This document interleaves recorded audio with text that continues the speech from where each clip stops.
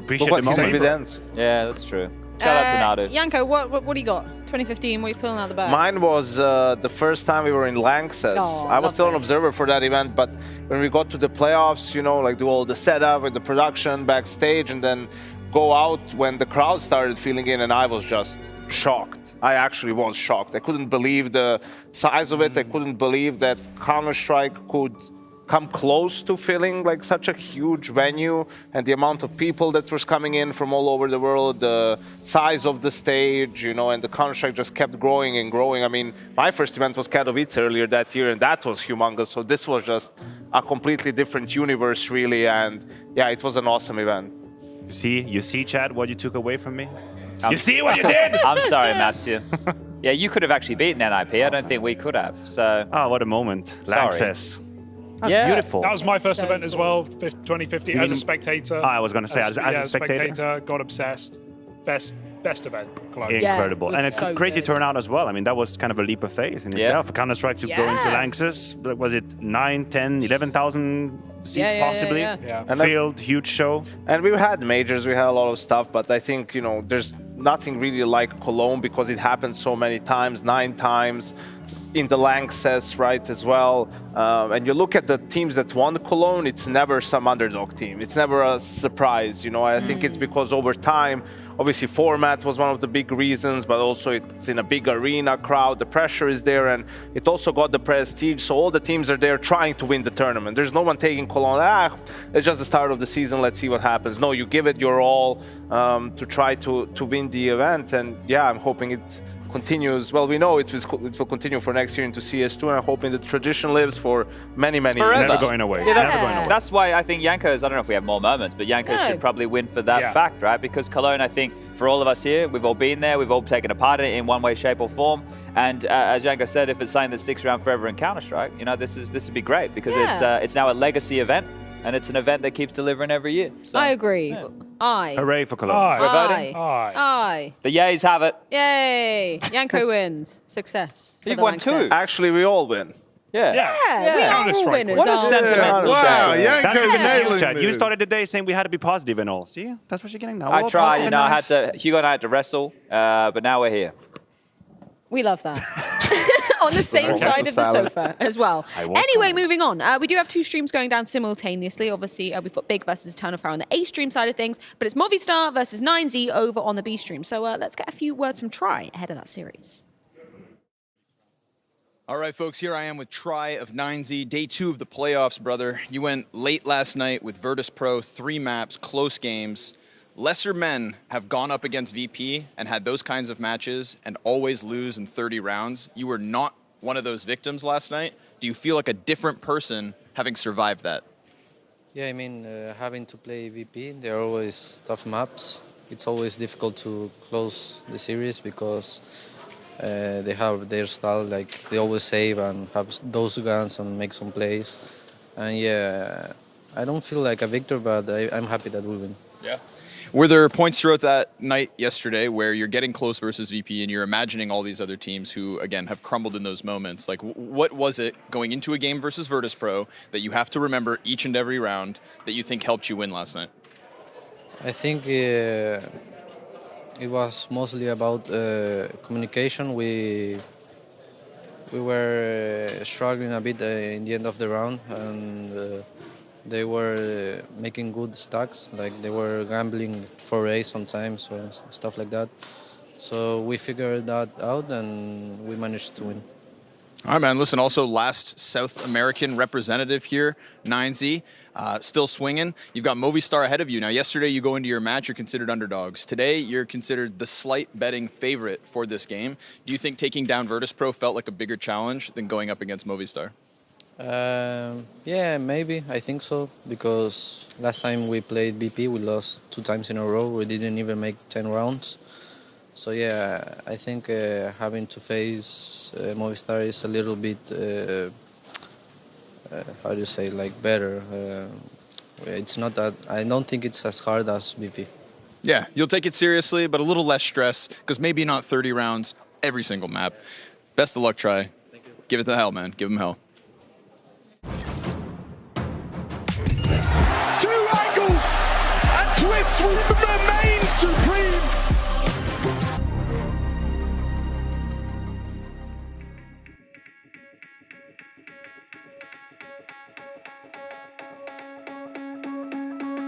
You owe everyone a favor.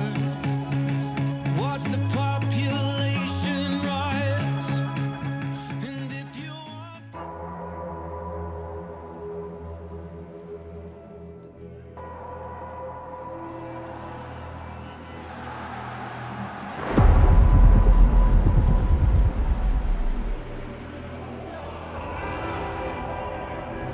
would they slow down? There's the flash, that's going to catch Crims out, they're going to push on through. MBK gets one, but Crims with a spray down, he gets himself the triple, and Fnatic are not done yet. Can you believe it? What a spray down that was. Apex is trying to stop them, but it's not going to happen. It will be overtime in the first map of the Grand Finals.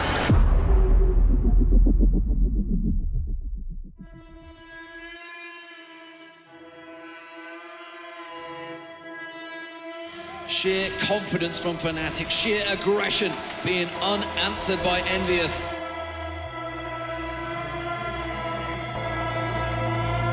And look at the guns, 4 AWPs.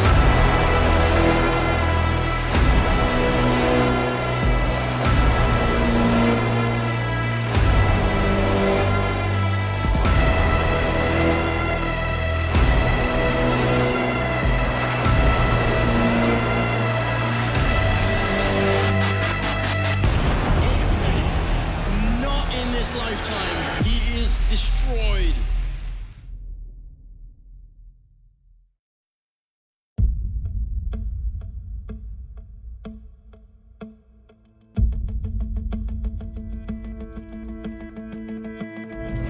"2015 was the prime of the famous Polish Golden Five, and the tournament in Cologne would be no different for Taz and his crew. At least not until the semifinals, where the Poles clashed with Fnatic.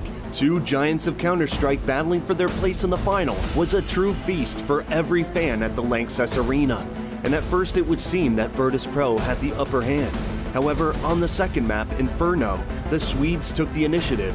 But even then, Pasha Biceps sent a clear message that you do not mess with the Bears. As Pronax finds Snack. Oh, Pasha! Elbow focus on! 4 frags in 4 seconds! You blink and you miss it! Jesus Christ, Pasha. Insane spray down. Big shout out to Virtus.pro as well. They played an amazing series.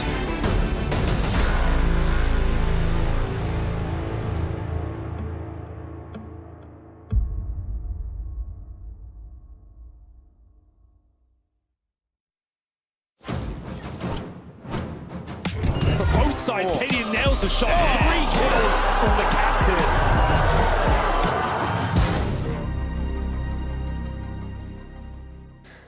All right, big Eternal Fire, first match of the day. I'm here with Sin. Talk to me. What's the feeling? Eternal Fire's been causing a lot of upsets throughout the group stage, and now obviously in the first round of the playoffs. It's going to be a tough match for you guys. Yeah, for sure. We've seen it from home. They have like a good run right now. Every match even 2-0, I think. So they're really strong right now. But other than that, we took our time at home, recover a bit, practice obviously, prepare for the playoffs. And yeah, we feel stronger than ever to come into this upcoming game. And yeah, feeling really good.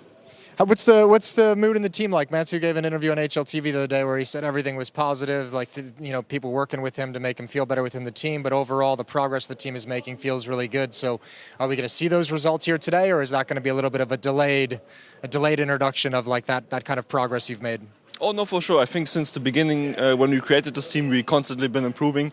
We had just this one tournament where we played with Stanin and IM Cologne because of roster luck. But other than that, I think we prove to ourselves in the practice games that we improve steadily game by game.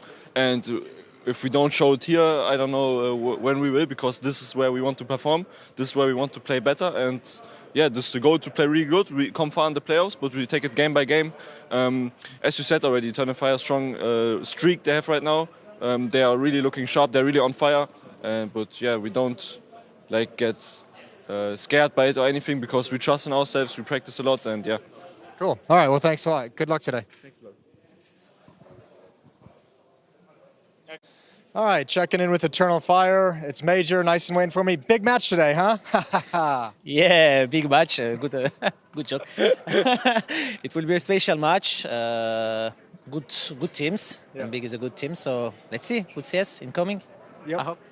Any kind of conversation that you guys have had, Xanterra's previously being on the team, it's probably a special match for him. Any conversation in terms of winning it for him, in terms of playing well and being extra focused to help make this match a little bit more special for him? Yeah, I think all matches are really special. Like, we played a lot of important match here. This is another important match, so we'll be focused 100%. Obviously, for him, it will be a little special for him, but we will do our best, like usually. We're feeling great, so let's see. You guys have already knocked out a couple of teams that we would have expected to have been in the playoffs. So did you expect this kind of performance coming in? You guys have always had like a tough time kind of breaking through to that top barrier, but this seems to be going so well for you. We're doing fine on practice. I think here in this tournament, we was able to show our real potential, what we're showing on practice, and we just did it on the official and on LAN. So I'm very proud of my team about that. But in my heart, I knew that we can do such a performance, and I think we can go more far, I think. So let's see. Cool. Awesome. Well, good luck today. Thank you very much, guys. Cheers, man. Big versus Eternal Fire. Two teams that perhaps we underestimated coming into EPL season 18. Big obviously netting their spot here after coming second in the group, only falling to ENCE. Eternal Fire, on the other hand, Harry, we were very impressed with that performance versus Astralis yesterday. Yeah, Eternal Fire have been legit as hell. They've been super exciting to watch, and I mean this matchup today is actually a really sick one, right? Getting to see Xantares taking on his former teammates in Big. This was a team that he actually reached #1 in the world with briefly over during the online era, very right? Important, During the online very era. important to outline that, Harry. Important stipulation there, but it still happened, right? Factually, that happened. It's true. So, I always think that's going to be a good rivalry. I think Xantares has been playing some stellar Counter-Strike, and his team have looked really good around him. And this is now one of those games where, he actually has, a vested interest in terms of, the previous relationship and really wanted to show off. We had Major on the couch the other day. He even echoed that sentiment. He said, for him, it's going to be a big game. But yeah, Eternal Fire have looked legit. I kind of really want this team to keep finding success. I really have enjoyed getting to watch them at this tournament. Did you feel like we got the best of Xantares in Big at the time? Do I feel like we because it was doing online. But I was going to say, I checked the LAN numbers and they weren't great. And I really had a feeling that this was one of the strongest and first case study of a player moving into English-speaking / trying German for a little bit. It just didn't work out. They were getting him German lessons, weren't they? I know. Yeah, that part's but you were far from the kind of contribution that we're having now. Yes. And this is great to see him and the kind of Counter-Strike he can play, because we've heard from Major as well, to our, not demise, but to our surprise, that he was very involved with the calling. He was helping him a lot with, what is it to do, prepare a game plan. We didn't think he was doing that. We thought of him as just the mechanical monster, and that's it. Turns out it's not the case. And now back in Eternal Fire, in Turkish as well, delivering the whole thing. I think it's a great story, because the big time was a disappointment for me. And he's not alone, right? The fact that it's not just the Xantares show, he has this Wakadia kid with him who's just seemingly come from nowhere. Even Woxic had a game yesterday where he started to look more comfortable, because Woxic has these situations where the nades are going everywhere and some of the shots aren't hitting, but then yesterday he started to feel the game a little bit more, which I think was good. But this is where I'm having a difficult time putting a lot of these teams as boxes. This Eternal Fire team is playing good. They looked good on Vertigo. There's a map where they got pushed yesterday, but still got it across the line. The scalps that they had, Yanko, we were talking about, Cloud9, they have good Vertigo teams. But I also, I'm having a hard time working out, okay, well, Astralis yesterday, what happened? That wasn't the same Astralis from Cologne. I don't know how to weigh it at the moment. I think once we get up against the big teams, that Eternal Fire and even the likes of Big, they're just going to get blown out of the server. I think we have to take into account the recent games as well. I think teams coming off of Group D are going to be a lot hotter. I think that is very clear for Eternal Fire specifically in that matchup. Taking 3 weeks, there can be an argument going home, prepping for a week, coming back to the playoffs, that could be good. Astralis with Group A, they had 3 weeks off. Yeah. Okay, and then they come back in. Eternal that. Fire beat everyone. They beat VP, they beat Nine, they beat Liquid. Boom, they go into playoffs. 1 day later, of course they're warm. I have a problem with this argument. Go on. If you're Astralis, and yes, there's been weeks when you haven't played, so you might take a little bit of time to warm up. You're 14-10 in the lead in a map. Yeah, there's you're warm. You're warm. That's it. You are warm. But you are winning this first map. Losing this first map has nothing to do with the weeks they hadn't played. No, I view it more to the benefit of Eternal Fire than to the demise of Astralis. And there's no extra preparation. You obviously don't know who makes it through. It's not like Astralis prepped for that game. But bigger group B, right? Yes. Bigger group B. B, And their officials, they haven't played any officials either since they haven't. So then the same topic, and they have players who are also young, same situation as Astralis. Crimbo, sure, he's shown that now he's looking like a great rifler for this team, but Sin and Process are still quite new. So let's stay on the topic of Eternal Fire just for a minute, because we've impressed with Xantares, impressed with Arcadia as well, but you've also been impressed with Madger's preparation. I was impressed with Madger. I think he's a great captain. He's not lagging behind really in the fragging department either, and it's going to be important for this matchup because we know Gobby and Tabson, how good they are with preparing against their opponents. And for Madger, I think he had a great game plan yesterday for Astralis' pick, which was Inferno. You know, they ended up losing the pistol, but they came right back with the force buys and managed to just ride out that momentum towards the end. This is actually the first gun round because of how the force buys went, and you will see Madger. This is, you know, the smoke around Broken Wall to really make it difficult for the CTs to fight early for control. The Molly adds to that as well. You can see how that utility is all to really just draw the attention of the CTs towards B while they want to do an apps pop. That's where he felt the gap is. You can see Voxic is eating damage. He's eating this Molly just so they can hit the timing for the apps pop. There's no one watching for this. There were 2 players lane, 1 long, and Vicadia then steps in with a sick double entry, and that's pretty much it. Device realizes he has to fall back. They're going to save the guns really for the next round so they can rebuy. So what does Eternal Fire do in the following round? Well, something very similar. Madger with the same smoke. Okay, the Molly isn't going to be there. It's going to be a flash. This is just so to make it look slightly different. Maybe they're going to do a default now, but no. They're again grouping towards mid. You can see 3 players on B from Astralis. They're expecting that change. They're trying to be 1 step ahead, but Eternal Fire is keeping it simple. It's pretty much all 5 players on mid. You know, the flash comes in, Device is trying to throw some counter utility, but it's just not enough. Major finds the entry kill, and even though he gets traded, and here Eternal Fire makes a little bit of a strange call to go all the way back to B and to fall back, but I think even here I thought they messed it up and they threw the round away, but they stayed composed because there was still a smoke to block them on B, laid by Borup right here, but you know, they communicate through it, they decide how they want to enter the bomb site, they keep their poise, they cover each other, and they'll get the trade kills, even though there's really 3 players waiting for them in B, although not in the site, and they close this round out as well, and that was the one that mostly sealed the deal. So a great job from Eternal Fire and Madger coming up with this game plan and his team executing it. And then being able to handle the late round like this was, I think, the difference between Inferno and Vertigo. Because on Vertigo, we saw Eternal Fire a couple times maybe overthink situations, second-guess themselves, go back into stacks from Astralis. Here on Inferno, they were able to convert it. Xantares finds Blamef, that's the huge kill. So that's a great example being found here for Major. So where are the takeaways for Big then? If we're going back to Group B, throwing our minds back to the 3 weeks ago that happened. Well, it's Crimbo. Crimbo sticks out, right? Crimbo sticks out for me as the biggest positive within the team, right? He's the best German. I worry about him becoming, we were talking about this yesterday. We have the same thought. Tabson 2.0? Yeah. I do worry about it. And it feels like it's a disingenuine thought, but it's not. I mean, I'm not wishing for Crimbo to leave this team immediately,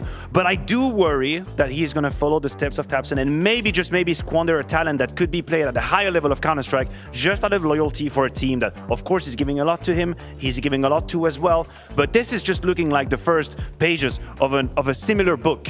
That worries me a little bit. Crimbo is way cooler. Like way cooler than Tabson. Yeah, he's got that chain. He has bigger aspirations. I'm sure at some time if he feels like, you know, he can't really get it done in Big because there's not a supporting cast, he'll be more than willing to go to an international team and search for his glory there. He's a good kid, man. We've had him come and join us. He came and joined us in Cologne. He's coming to some casts with us. We've played games with him, casts with him. You basically know him by the first name. He is like fully involved. What is his first name?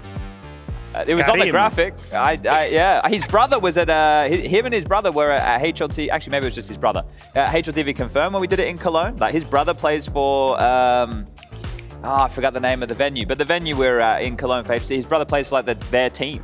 So he's a Counter-Strike player as well. So anyway, that was Runs just... in the family. I don't know why we're talking about his brother. He's about to play a match of Counter-Strike here. But Mantu as well, right? So they're speaking English in this team because of Mantu. Is that worth it for Mantu? I think he's for Mantu. For Mantu, yes, Mantu it's worth it. Is that worth it switching language? I guess, switching German to English, they've done it before anyway with Xantares and other players. Smooya as well. But it seemed like quite a...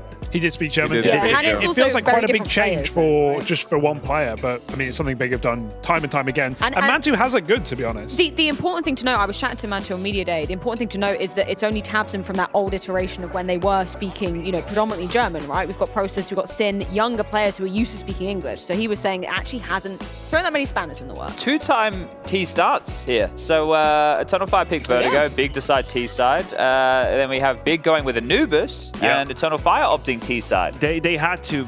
Ancient being a map that Eternal Fire throw the bin immediately kind of put Big in an uncomfortable situation. Yeah. They either picked Ancient or Vertigo here in Pro League. These were their go-tos, so you allow... Vertigo was going to come out anyway. Eternal Fire is more than happy to play it. I think it's going to be their 6th time they Great played scouts a map. they've taken on it as well. And then you go to Cloud9 and Anubis 9. there.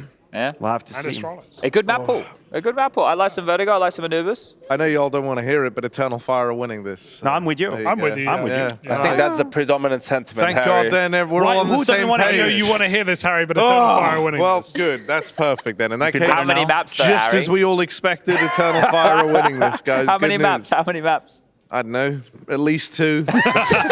No more than 3. Why don't you have any faith in Gob? Is it because we lost with him and Crimbo and Anubis? Might have shaken When my did you faith. lose? It When did might y'all be lose? heavily influencing my decision. It was only three or four nights ago. We were playing a CS2. So it me, still feels really fresh, all right? I'm not understand, quite I understand. over it, Matthew. I need to say. and we It's okay. only just lost as well. It was like 13-11 or something, wasn't it? Like it was pretty close. Yeah, it was close. Yeah. So it was a kill differential. What the hell was Holy that? hell. Another Was team? that- Wait, Or no, that was B-Stream. That was Or B-Stream getting ready. Movistar. All right, well, they need to calm Maybe down. 9Z. We're trying to do They a were getting death kinda segment loud. around here.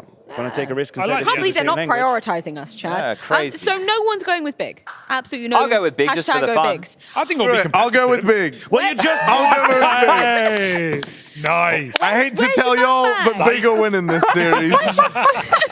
That was the right Harry, one. show the Harry. shirt again. There you go. The other side. And then if you do the other hashtag- side. Hashtag go big. There it is. There you Or go. hashtag go home. Go Gotta be big doing or one go of the two. home. There's also an image on the back, but I'm not going to rotate my entire upper torso. Well, they gave you merch 180 for degrees. free. Why are you not shilling harder? I'm wearing a jacket. I'm sorry. I'm sorry, Big. He doesn't take the Please bag, forgive me. Chad. And that's why he predicted Eternal Fire to win. I don't even No, know he has what both. Harry's He doing. has second- Yeah, I have both. He's I good, have you're both. safe. I'm playing both sides. so that I'll Broadcast never 101. lose. I literally have no idea what Harry's doing right now. I don't have. That means he got you exactly what many you of the wanted. time. Yeah, exactly. But, yeah, we've been talking This about. is all working. This is all working exactly. Tell you what, how I- Harry, you might want to concentrate on this. We've been talking about Mantu, adapting to German culture. So let's check in with him, see how it's going.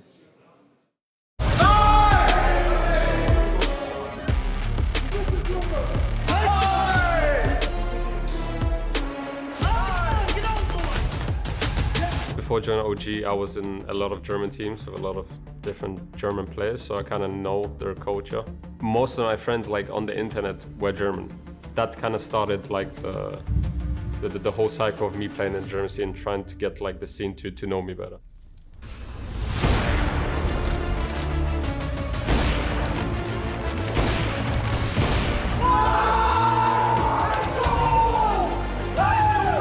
The communication part has been no problems. Maybe at the start we had to talk about like the spot names on every single map, which was important. But other than that, there's been no problem. When the team was formed and then we started practicing, we were at bootcamp. The main goal was to get Sin to Cool, to be the IGL, with Tapson helping him.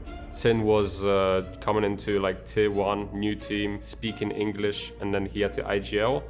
It's a hard task, right? So Tapson decided for now for Sin to just learn how Tapson is calling. But yeah, it kind of we just stick with it just because it's been so successful right now. Everyone knows what to do, and it takes some weight off Tapson's shoulders where he can focus on his game.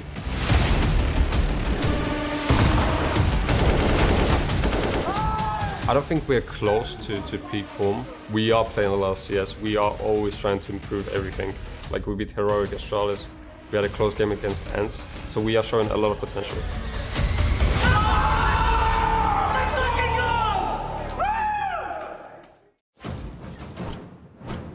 He's got a chance in this one. Makes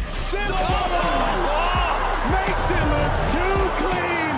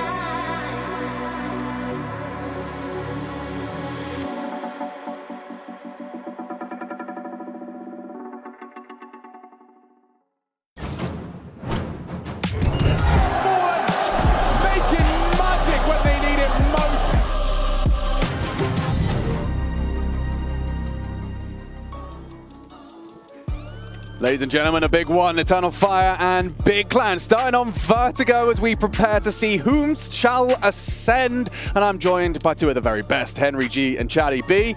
Gentlemen, we've got a series ahead of us here. I've got a lot of expectations, not only for Eternal Fire, but for Big. You know, really impressing us in their group stage performance. A second place finish, losing only to Ent. So we've talked all about it over on the couches. So why don't we talk more as we get this one underway, Henry Oh, G. yes, indeed. Berlin International Gaming prepared themselves to douse the flames of the undying Turkish torch here.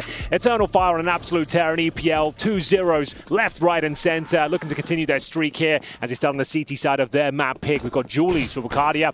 And in terms of the tactical setup, a lot of utility, Chad. We've got smokes, 4 flashes, Molotovs on the T side. It looks like they may be heading towards B. I think in these early stages, feeling out, is there any aggression across the map? Nothing from the Eternal Fire early probe. 4 players congregated on the B stairs. Nades at the ready. U2 flying over, and where's the go? Oof. Well, here we go then. Julie's to be tested first, and it's a complete success. He's on his own. A couple of kills there. Bucardia making light work of the first 2, and now has time to reposition. Process behind enemy lines, dealt with as well. This is an absolutely glorious start to the game from Eternal Fire. 5 versus 2. Make it 4-on-2 now. A chance for Big as they try and get themselves back in the round. Yeah, well, this would certainly boost your morale if you could recover and turn this one on its head. Bucardia's dual Berettas have done enough, you would think. But Crimbo, he's walking on in. There is a player on that A site. It was Woxic, but hidden. Model obscured by the boxes. Sin not trying to give up any territory towards the B stairs if they do come a-looking. But Bucardia, I think he's done enough. You'd think so. He's not, I mean, he's not overextending either. You know, he's not going to give them a way back in that they so desperately seek. Regrouping now. Crimbo's got a smoke and, oh God, no Kevlar on either of them. They're going to get chewed up by those Julies. Yeah, just hoping for a mistake right now. Seeing if any CTs will overstep the mark. Dropping potential one way here. The boost going through as well. Hoping that someone will go for that peak. They can bring a kill back in their favor. Their time is of the essence. They're going to have to push in eventually, and it's Grimbo to lead the charge here.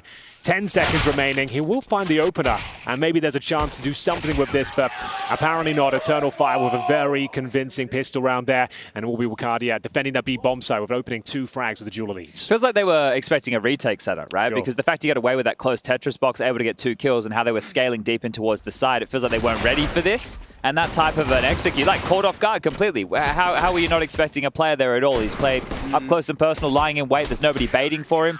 So it makes me feel like Big were expecting something a little bit different out of that CT side setup. I don't normally expect this on the second round these days. No bomb being planted. You normally see the full eco into the AKs in the third. They've gone for the force buy here in the second, Big that is.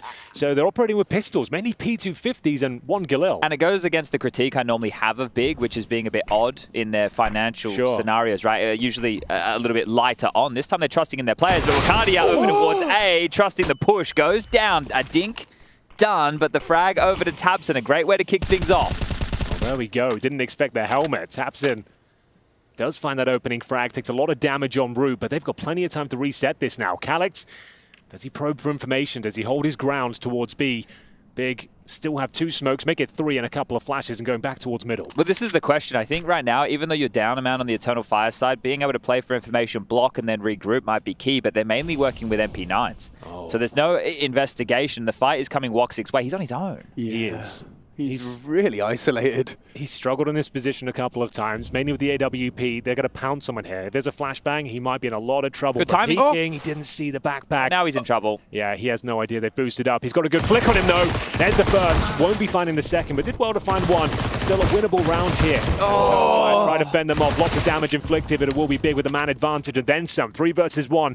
Big man Xantara is on the retake here. Certainly possible with the damage inflicted by his comrades, but the bomb's going to be planted. He'll have no kit and no utility to work with. Yeah, has to rely on his aim, has to find these quickly. They are low HP. Should save.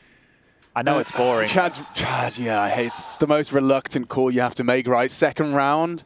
Yeah, and that just shows how badly this got out of control, right? Madja, I don't want to say showing his age, but definitely maybe showing the early stages of this series. That should have been a Before kill. You're going to say like dementia or something. Sometimes the older guys are not the sharpest. We put the crosser in the right direction, but not always on the head. There's a lot going on. Because right there, if he gets, he could have had both kills there in middle with the MP9s. Oh, it's tough, yeah. I mean, you can also, you could be critical of that Woxic push. Imagine if he'd just gone an inch further to the right, spots that backpack as you outlined, or here's that boost. Well, the fact he's completely alone, I know they're at a man disadvantage, but there's definitely better positions to play than dead out in the middle. Like I'm saying, play for info, so then you can group up. It's not about like playing together all the time. A lot of these situations, you have the advantage on the CT side holding angles. So if you're playing for info, then you get the info, then you go into a setup that makes sense based on what they're doing. Right? Instead of being committed to fights and you're likely going to get one and traded and then you've lost all the territory. Well, they'll have the Xantares M4. One bit of good news going forward, Eternal Fire giving up the second round force buy, big in the driving seat. Now they've got an AWP for Mantu. How the hell have they pulled that one off? Yeah, he invested it into himself. He spent every single penny of his hard-earned cash. Now, it was a product of picking up that MP9 and getting an extra $600 with it. Yeah, all right, that's pretty cool. A very early AWP, I'm sure will be influential going forward. But also risky to have out this early. Definitely having it against a buy that, I guess we may as well just, I know we're not into the gun rounds, but we're into the force buy wars. Famus's MP9's Deagles alongside of that aforementioned M4, so this is still dicey. So is he going to play for the sound cue? That flash needs to come out now! Forced to fight, burning down, Calyx cooked! But he does get one with it. Madja sets him up. Info onto Madja's positioning as well in the kill feed. Process has burnt him down, and they are progressing middle. So, Madja alone on an island here, waiting with the Desert Eagle. He has no further utility. It would take something glorious to stop this push. A rotation from Woxic comes through. He's actually got a little bit to work with here. The FAMAS at least, and it's now to Majors to actually set him up, try and enable this crossfire. And there's a chance. Not the best one though. Not going to convert the initial kills, and it will be quite easy pickings for Big so far. Mercadia can actually do something with this. He is behind the smoke right now. Xantares will have to do most of the heavy lifting, but piece by piece they are being taken down, and it's a pretty comprehensive victory for Big in the end. That's the force by pushback, and now the full eco is up next. Trying to set the vibes as well, right? Chad, can you speak to that in terms of, big game, playoff game, elimination at stake, first couple of rounds? You can see that was almost like, I don't know, kind of empty from Tapson. He's trying to make the sounds. He's trying to get the juices flowing. You want to just get the squad all feeling themselves. It is a feel-good moment, right, in the sense that now you've just broken them. So that round is worth 2. Yeah, I'm with you, right, in terms of the atmosphere with the younger guys. If you can get them to start making some noise, some of the problems can be if players, right, you're only making noise when you're winning, and when you're losing, it's dead silent, and then the silence is deafening. So for some people, they have an issue being able to regulate the highs and the lows. But if you're able to find a nice middle ground, celebrate when it's necessary, also, I found it when I was in-game leading, if the flow of the game's going nicely and I'm getting loud and pumped and the adrenaline's pumping, it helps with the calls and how I was reading. Definitely. But if it's going wrong, the opposite would happen. So it's a difficult balance to strike. Look at this. This is an awful lot of space. Crimbo's found a gap and then some. A gaping chasm as Sin does manage to find the rotation back. Woxic, he was supposed to be tending to middle, but caught on his return back. Deagle does nothing, just a stack now. Now, well, we have done a couple of games of Eternal Fire on Vertigo, and some of the things that we've highlighted would be the Xantares nades, but the only reason the Xantares HEs from the default box sniper deck area can come into play is because they play a bit more of a passive stance on the ramp. They might be jarring forward, they'll throw their smokes, they'll probe, but the fact that Xantares is, first of all, having so many HEs to throw from that position and doing so much damage is a byproduct of how much space they're giving over the Ts to execute towards A. Now, if I'm Big, I've watched that because we've seen rounds where those HEs have done 150 damage. Yeah. He's finished half of like 600 utility damage, so it's definitely something to be aware of, very cautious of. And I think Eternal Fire play a passive game on Vertigo in general. Like if you look at Woxic's just general setups, he's either just holding an angle middle, holding the back of the B side. He's never going for the aggressive picks, and I'm interested to see how that battle goes over Mantu, kind of the architect of that sort of playstyle, known for his passive setups here. Woxic quite the opposite, but I feel like Madja has almost forced Woxic in this more neutered playstyle.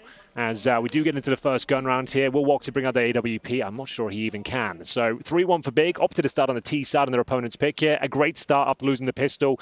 Tons of resources going forward as well. It's Eternal Fire on the back foot. They will not have the AWP to work with. It's M4s across the board, no kits, and no incendiaries as well. That's a big deal. Let's get into it then. 5th round of play. And Mantu's T side up, it was a quote-unquote risk. He's managed to keep hold of it. Sure. Same AWP in play. Xantares a stacked nade, or rather just a little bit of an attempt towards a ramp walk-up. Wakadia, we've talked about his presence on the ramp, T and CT. For now, just edging towards that short smoke.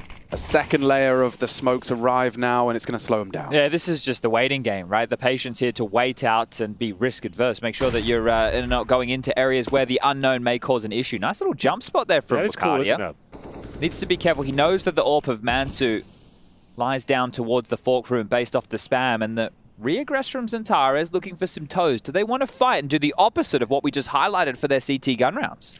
So Zantara is having a little peek through the sandbag, seeing if there's anything to be found. Not getting any information, though. Big playing a very controlled, disciplined default at the start. Feeding him the HE now. Just dropped back. They gave him one. It looks like they're going to go into the tried and tested method, but if it still profits here, I'm going to wonder, did Big watch the demos? Yeah, I mean, that is interesting, isn't it? You know you've been given this space, and now you dump your first wave of util. There's a nade right onto the two of them. Sin and Tabson tapped away at. And significant grenade as well. It makes two of them one-tap potential with the M4s now. So it's worth its weight in gold. And now we get ready for the final They mollied the position, Alex, where he would normally throw the HEs from. Oh, they did, and it's worked out wonderfully on the way in. Tabson finds picks on A while they simultaneously take the bomb into B. Just as easy as that, I guess. Well, that's a 5-on-1 as Woxer gets dropped as well. That was a huge miss, I'm afraid, from Calix. He had a couple of players on his screen, barely did any damage with the spray, and now just Wicardia will be holding in towards the sandbag position. Big have made light work of them here. Sure, they took a little bit of grenade damage on route, but it was hook, line, and sinker. Tabson makes his way in towards A. Teammates ready at B. A nice little split, and Tabson getting 2 frags. That was absolutely everything. Nothing Eternal Fire could do, and this CT campaign is starting to collapse. 4-1 down. In terms of loss bonus, it'll be established, but only be getting 2,900 into the next round. And if they save the AK-47, maybe a half buy, but wouldn't be a very strong one. Yeah, I think just a couple of upgrades, maybe some pistols, maybe some smokes to try and block with. If you want to block a few areas on the map and allow Wicardia to try and search with the AK. But look at Tabson, big smile on his face because it worked perfectly. I don't know what you did on Viva, insane. And the rest was inaudible. They didn't really do anything that insane. They walked into being a contact play. Calix spotted them from quad, missed a 20-bullet spray, and barely did any damage. He couldn't believe their luck. So yeah, it was kind of sick it happened, but they didn't really have to work too hard for it, I'll be honest with you. It will be a tactical timeout for the CTs here. There are fan cams. You want to get joined and stuck in there. It's going to be ESL.gg/fancam. And you can join the group. Say hello. Now, one of the things, and I've actually got Skybox working, Henry. Come week 5, we've sorted it out, mate. But one of the keys here was the passive nature that we were just discussing along with Eternal Fire's CT hold. It's kind of like on Inferno, not having banana or top mid control. Yeah. So they don't have ramp control and they don't have B lobby control. And that means that Big, if they've got their personnel and util split quite nicely, they were able to attack both fronts at the same time and win both fights. It's kind of insane. And it was a product of hearing those steps. You know, the ramp players heard 2 players walking back on A. They took the ramp space. And the poor boys from Eternal Fire were just flying blind. Look what it's resulted them in. Okay, you can't fault him for having a go, trying to tip the scales, but it has lost their only rifle. Yeah. Very aware of that prospect. Bear in mind, Eternal Fire yet to post even a gun round yet. Sure, we've seen M4s across the board, but there's no walks at AWP. And with those M4s, they didn't have a single incendiary or diffuse kit. They've been hamstrung. AK's recovered, but not for long. Woxer can't escape the bullet to process. He'll continue marching in towards the A side here. It looks like it's another comfortable round. Confirming this lead to another MP9 here on the bomb side. There's Major as well. He'll be taken out of the equation. 4 versus 2. Zantares and Calix. A chance, I suppose, but maybe not anymore. That's another shot from Process. And this poor old Calix remains a B anchor. 5-7 in hand. Nothing to do as the bomb is planted. Oh, this is a little bit startling because as the discussion was had earlier on the couch, we're talking about how good Eternal Fire have been on Vertigo, especially regarding the scalps of a Cloud9, a 9 in the mix. So we're looking at these guys as being pretty proficient. With the T-side start from Big, they've definitely come out setting the tone, exploiting a couple of the tendencies of Eternal Fire early, and there goes Calix. Well, at least we have a gun round now, Chad. Yes, and this is where we can get the measuring stick out, but I'm also, we're at the end of CSGO right now. We have a pretty good idea that this is the last CSGO event, and we mean it this time, I promise. But what happened at the end of 1.6 was things got pretty funky. Like, it became like more individual, like the high level understanding of the game was extremely high at the end of the game. Yeah. Whereas then the individuals, and you had like these weird like Nordic mixes. Like this is when Carrigan was playing on Fnatic with some Swedes back in the day. So everything became. Well, never mind. Let's focus on the gun round. We can do history lessons at another time. Yeah, because Process, he's just flashed himself straight up the B stairs. It worked wonderfully to keep Calix on his toes. The nade's safe from Sin. He's not taking too much damage from that first engagement. Oh, the second, however, here we go. Significant. Sin swallows 50 HP. And look how passive Big are. They're not in any rush. They have limited control of the map, sure, but if you allow the CTs to filter through their util, make traversing a whole lot easier. And Voxic, this is going to be a brave duel. Mantu on the other side of this. Yeah, he's quite tentative as well, so does confirm A ramp is at least clear at the bottom, but still plenty of time to... It's like clear for now, you know? Exactly. It's clear, kind of. As of right now, it's clear, but there are 4 players waiting to challenge here. The flashbang might come in momentarily. Needs to be very careful. Big miss from Woxip, but lives to tell the tale. Will be able to fall back, drops a smoke, and a follow-up AG. So they'll reposition here. Big trying to bait out some of that utility, but time is ticking away. We're hitting the 40-second mark, and Tabson makes his way up towards Ladan and have 2 players behind him in tow. So many nades left for this, but they've only got and all they've 30 done is seconds. Wait, right? Yeah. But that's the key. Now they can explode onto Eternal Fires. And Taras has held onto a bit, Madja and Wakari as well, but this is about to hit them like a truck. That flash doesn't do anything for the B players. They confirm it's clear. Deadgutons and Tares. It's Tabson with a big scalp. 20 seconds. They have to make the final commitment, and it looks like it's A. They're flanking into A. That was a bomb. Down on the floor. Woxic, a huge contribution. 10 seconds. Where is that bomb plant coming from? Someone has to step up. It's Crimbo. He can't get through the flames. Never mind the orb as Woxic puts it on the floor. Round 1. It's done. Wait. Oh, I thought there was a chance. It was going down. getting punched in. That was a really bizarre round there, but it's Woxic getting 2 big kills with the AWP, denies the orb, denies the bomb. But what the hell was Big doing? I don't know. Because Alex was bang on. There's 30 seconds left. Almost all of them have all of their nades, and then they just are running and attacking a site without using any of it. That was very, very odd. Yeah, one of the strangest rounds I've seen in a long time. That's going to take the wind out of their sails somewhat, and it will be Godby calling for the tactical timeout, probably trying to work out what in God's name just happened there at that point, but it will be the second round. Like we said, the first gun round for Eternal Fire, they have the orb, it gets 2 kills. It was a strange approach from Big for sure, very passive up until the point they chose to go for that mid-split, but it's absolute pandemonium, couldn't get the bomb planted, and the wheels well and truly fell off. I just feel if they had grouped up and executed on either of the sides together, at least the bomb may have gone down. Yeah. Like that was, especially with how things have started for Big, that is just a little bit perplexing. So I can understand Godby wanting to take the timeout to have the chat, just say, listen, boys, that's uncharacteristic. It's not a problem. Just don't have it happen again. Yeah, let's relax a bit, shall we? Let's not try and execute with 30 seconds and no map control. We'll see what the next round is in store for Big as we get into round number 8 here. Bear in mind now, Eternal Fire really do have everything they need. Diffuse kits, grenades, and here's Sin. Trying to open things up. It's a pretty standard opening for Eternal Fire, dropping the incendiary down. Trying to deny access, but Calyx is aware they could have got past the flames here. Smoke towards the steps. Calyx vulnerable to a Molotov in this position, but a smoke to protect him for now. Good flash as well, send them back in. Really nice. Yeah, it's a real standoff, isn't it, between the B players on the defaults. Well, even what Big are doing to make sure that the players fighting for stairs can't take that early fight, there's a flash that they're throwing as leaving spawn. So you through the skylights? No, they're throwing it outside of the map. Yeah, okay. So that anybody who's going to go aggressive towards B lobby is getting blind from that angle as well. So even if you wanted to play like anti-flash turned away from the window flash and you were looking out here, thank you very much, J-Raz, or Bastion, whoever's doing it right now.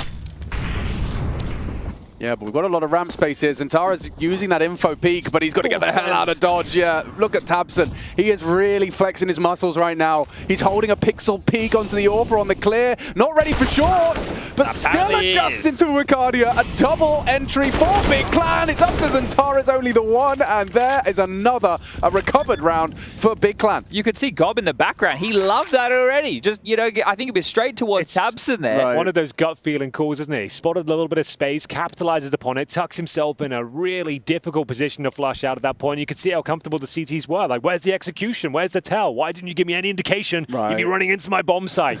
And then a few Molotovs land, and then it's just perfect. Once again, Tabson cracking things open. Sin knocking down the injured players as well. And Process will find Another kill here. Just Woxic and Swarm. They seem to know exactly where he is. A jump around the corner. Woxic would do well to get one here. Doesn't want to be baited out, but there's the dink. And it will be another very clean, convincing performance from Big. Isn't that naughty right there? Nice. Really nice way to play it. Oh, and that just is the course correct from the bit of the gaff that they made in the previous. So back to winning ways. Got very happy. And we all know what this feels like, right? When you're on Vertigo, when you're on your CT side, you're sitting short, and then suddenly the comms come through. He could be sight, could have slipped, could have missed him. Gob loves it, absolutely. Well, he just took the timeout, right? He just called the timeout, and then look at that, right? He loved it. He took the call. Well, if you're going to play super passive and give them all this control, they're going to start punishing it, right? Like, if you're going to allow them to get that close to the bomb site. So let's play that logic game for a second. So what's the response going to have to be from Eternal Fire? Full ramp control. Well, they tried having Woxic a little bit more inquisitive with the orb. That didn't really work. He couldn't establish that control. So what are other options? Deep ramp smokes. We call it the Hampus, the deep yellow smoke, to push down and try and hold on to that space. But if Big are just going to wait out your nades, you'll have to drop back at some point anyway. So is it a mid push? Is it a B push? Where does it change? It will have to. Yeah, it's interesting. Oh, that's a nice beheading to start off proceedings. Process. He's just playing aimbots right now. Sure, Ricardia eventually slices him down with the dig, the cleave. But this nades and a great shot from Zentares. There shouldn't be anything more. He does get to fire off one more bullet, but it's not to the head of tabseN. So you can't establish B lobby control. You haven't established A ramp control yet. Well, what are we aiming for here? Do you try and bring out double orbs? I think they probably will. They probably have, what, Madra on the secondary orb. But this Woxic has to be a little bit more active, although he just doesn't seem to have the confidence with the sniper right now. Well, and that's what we kind of need in this match, especially if they're going to be doing contact or these drier kind of swings and pings, swings, because they're trying to take advantage of how passive you're playing. So, but this is the game. Now at this point, Big go, well, there has to be an adjustment. They have to change something. So we're going to change our play. Now do we see Big go for an all-in? It could just be a 4A play with them going up the ramp and then all the bells and whistles with the nades. They could go straight into a B lobby control with a B execute. They've already shown their proficiency with that, so the options are endless. Nafany, take up that early ramp control, have the AWPer not knowing.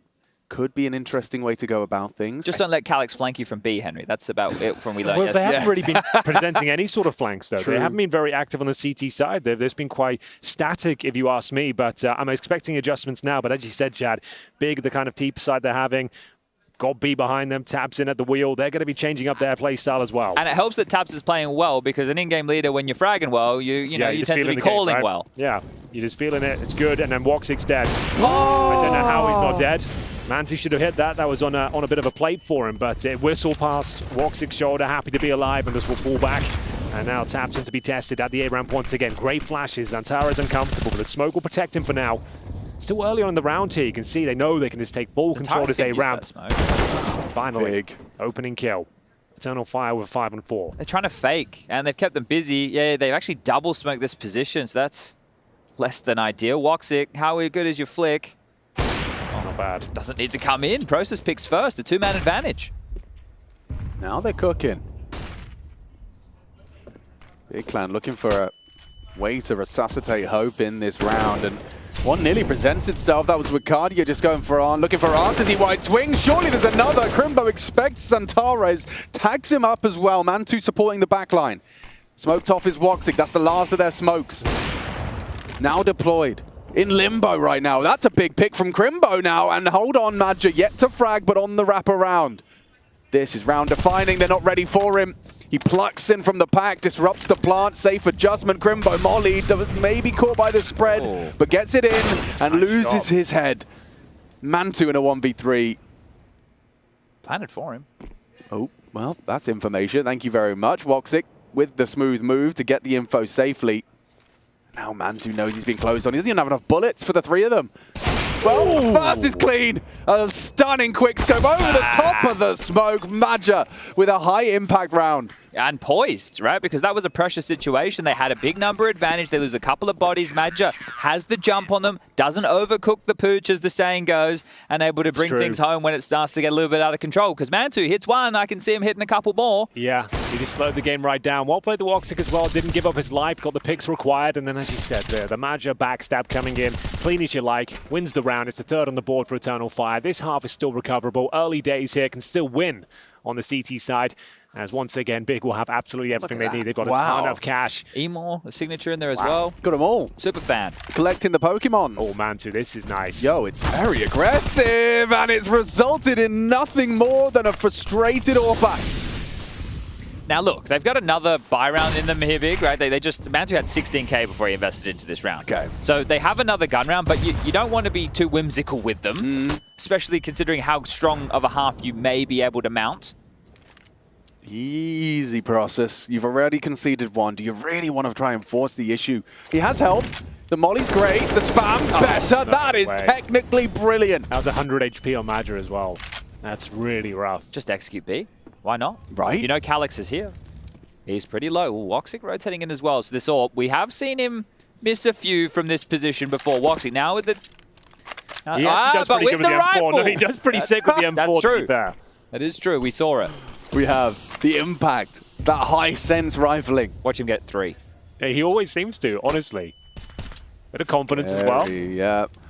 And bear in mind, every single member of Big is outside B. They are finishing up here. It's going to be Calyx with first contact, but completely flashed, low HP as well, presumably Problems dead. now. Now Woxic needs to find one. The reload is awkward. That he pinned, painted into the corner, and now Wakadia will pull one back, but the bomb has been planted. Can he find much more? A nice position. Does manage to get the dink off. They're very low. Needs Antares to arrive at the scene of the crime, which he has. They should be able to pull this one off. You think so? Considering just how low they are, 21 points of health. Sin alone as it currently stands. They're on their way in. There is a kit present, even a smoke as well. You'd think this is a lock-in. Wakadia smokes the bomb. They have low HP, bodyguard duties, holding the defuse, dead on the first. No time now as Antares can't find his targets, can't even find the bomb. He's backing away, and Big Clan have saved up and secured an 8. They lost Mantu to start, but another recovery. God be happy with that. Oh, wow. Yeah, that insta-kill from Sin on the diffuser, just instant, right? The smoke, you think it's great. The tap trying to stay out of the line of fire. It was 4 bullets dead. Done. Dusted. And that was after they already had the number advantage. Crimbo surging in. I loved it. This was the way back into the 4-on-4, but it's the Crimbo push. It was Wakadia here trying to tuck tail, just get spammed straight through and taps. And this one looks great for the stats. Yeah, well, there it is, the default plan. He's still at the reference point of the bomb site boxes as well. Instant connection with the AK-47. That was the rounds Antares just didn't have the time to work with. Oh, what do we got over here? 8-3. What's going on the B stream? 9Z taking on Movistar Riders. This must be 9Z's pick. A Spanish-speaking derby, I suppose. It is also 9Z's nuke. 6-6. And they couldn't pick it yesterday against VP because VP banned. I still can't believe they beat VP. That is the one that is sticking with me. Astralis losing to Eternal Fire. We've been impressed with what we've seen from Eternal Fire. But 9Z beating Virtus Pro, I'm going to have to go back and try and dissect that one with a fine-tooth comb. All right, then. Well, it's a half buy. A strange one, actually. Eternal Fire with a large loss bonus, but focusing on the SMGs here. Woxic will just get the PT50, no Kevlar, saving up the orb going forward. So Big got some open runway here as Maja trying to get a bit of information towards T-Spawn. Flashed off the angle, though, and back towards the A ramp we go. Big marching up as they have the AK-47s. Everything they need. Good Molotov to push them back. Everything they need. If they just execute, it doesn't need to be dry. Doesn't need to be the, these contact plays. Actually use all your nades this time. Eradicate those risks and they turn away from the flashbang. Should be able to play that in a second as well. Good no counter problem strike. at all. Yeah, and you can see Mantu, knowing that this kind of round, he's got the rifle this time. Doesn't need the AWP in this sort of affair, and they're handling it very well indeed. Another smoke for good measure. Woxic can do absolutely nothing with his P250, and it will be Big posting their 9th round here on the T side of their opponent's pick. Now, they chose to be on the T side, Chad, as well. That's a pretty bold move, but it's the first game of the day, first map of the series. A lot of teams are doing this these days. Well, I feel that also you're quite in the head of your opponent immediately, especially if a few of the little moves that you had made were countering your opponent. And that's where, for some of these teams, it can really start to get stuck in your mind. Well, I can't play normally. We can't do the normal thing. They're going to be ready for it. They're going to counter it. Where in reality, they might have a couple of things that they're looking to identify and pressure, but they're not looking at your entire game. Yeah, I really liked when they were talking to Elige and how one of the things that he contributed towards Complexity, who have had an upswing in performance, was making his teammates not see his opponents as these kind of, gods of the game, not seeing them as humans. And I think that could be linked to what you're talking about is a little bit of feeling like they know everything. Well, they don't. They don't. They have certainly done their homework, but it is a simple game when you boil it down to the crosshairs on the head type beat. And there's certain things that you do in certain scenarios that are strong moves. That just are. They're just good moves. They're just good plays to make. And this is where then it comes down to the finer details. Sure, you can put yourself in the best position, you can set yourself up with the perfect utility, but you still have to be able to execute and hit that shot. All right, well, let's see if Eternal Fire can start landing a few of them. No one really stepping up in the fragging department, I have to say. It's been a pretty underwhelming, flat performance so far from Eternal Fire, but very good from Big. Reading them well, adjusting their gameplay. And again, AKs across the board. That was a mid-molly he just burnt in. Wow. Yeah, he's gone down to 28. What the hell just happened to it? It must have only been a... Oh, Santara. You're in so much trouble, mate. He's dead. The side's open. They're playing forward, and Wakadia tries to get something done, but that's it. That's round. Look at all the nades now that they can layer in. Smoke off elevator. Nades towards heaven. I'm holding on. There's a chance. Ooh, Sin got spammed. They haven't naded to deny. The old grenades. They're not in a hurry, Hank. They're not. Oh, yeah, no. You forgot about the grenades. There they are. It's worked. It's made it a 3-on-3. And with the damage done to Sin, perhaps that's sure. The smoke's perfect, actually. Sin can just hide behind that retake smoke, drop back towards the site. Process a power position. Bit of an all-in maneuver, though. Don't drop off. Oh, he's going to spam the bomb. Madge is already getting low on HP. He seems to have spotted him, jumping away. Spammed on down. Process caught by Woxic. The trade is there. Another smoke on the bomb. Crimbo's responsible. Strafing through. Path of Just. It's only Sin, and he's low. Get him, Woxic hits the shot, and there is a fourth. Eternal Fire, they hold on. It's going to be damn close. This is going to be damn close. They've only got it across the line. Oh dear, oh dear. The 10-seconder. Oh, there it is. The HE grenade. Do bring it into a 3 versus 3 and make that retake possible. So there it is, Eternal Fire managing to post yet another round. It's only their 4th. They'll have 2 players survive as well. There's Tabs just about getting that plant down. Excellent utility deployment there from Eternal Fire. Very scrappy finish. Double smoke on the bomb. Going to make things very chaotic indeed. But penultimate round now, ladies and gents. As we get into it, it's going to be AK-47s now and the AWP for Mantu as well. They couldn't play their passive A defense and they both get caught in Limbo and A. And somehow they still win the round. So great recovery. No, Wicardi's fighting the Nafany. This is brave. Super brave. Yeah, Molotov will force him away. He thought he had an advantage in that, and they do. Look how stubborn they are. Zantara's forward as well. They will fight for ramp. They will fight for it here and now. Starts to spam. Caught by the AWP. Maybe they overlook the sandbags. Awkward from Wicardia. And run down as well. This is just a nice walk in the park. I'll be honest, some of these rounds that Big have lost, there is a chance for them to get frustrated and go, oh man, we had a number advantage and then we lost to the retake. But the fact that they then went and won the follow-up, it washes that away immediately. It's like, well, there was a moment for us to start getting upset because this half could, if they lose this one, 9-6, possible. Now they can still get 11. A very good half has been posted. Yeah, it's only $2,900 as well for the final round here. Eternal Fire need Calyx to survive if possible, but the hunt is on. They've got so much money on the T side, they can justify throwing a couple of bodies at this. A nice smoke, to be fair. Calyx might be able to do enough of this one. He can at least retreat as Mantu. Lying away behind the smoke. We have got Crimbo in towards T-spawn as well. He should be done for. Got B, waits on as Calyx finds yet another. Will they take him down? Finally! Calyx is dropped. All 5 members of Eternal Fire eradicated. Got B's loving it. And round number 15 is up next. It's absolutely fine. They lost a few players there. They've still got $7,000 per player and Eternal Fire a breaking point. This has got to be having you feeling deflated, right? I mean, with this being your pick, to be on the CT side and to have won the pistol. You won one of your 4 rounds was a pistol win. You just feel empty inside. There is a slight comfort that they've also shown some proficiency on Anubis. Yes, so with that coming up next, you're not completely dejected, but you'd love one before halftime. Big nade, he says. Here they come. And it's a push down. Eternal Fire trying to force the issue here. They've actually done a pretty good job. Even trades for now, but Ricardi in an awful spot. He'll be dropped as well. That's 3 players removed from the A-bomb side. We've got Process good push finding from space in towards B. Yeah, you're dead on there. He's making this very uncomfortable. Even though they don't commit towards B, it's convincing. And even more so. Beautiful shot there as Calyx is removed. And there goes Zantara's whole day. So let's take the bomb. Plan it nice and safely and secure that 11-round haul. And that's the beauty of the 5 fingers of the fist being equally as aware of what's responsible and required of them. Process, just by holding W, just by taking a little bit of forward space, it left the Calyx decision-making tree very limited. When Tabson's yelling, they're pushing A, 4 pushing A, and you're the B anchor, you have to react accordingly. And there it is, Sin, bullet through the brain. 11-4 to Big on Eternal Fire's map pick. Don't go anywhere. Quick break, and we'll come to our conclusion of Vertigo 51 floors up.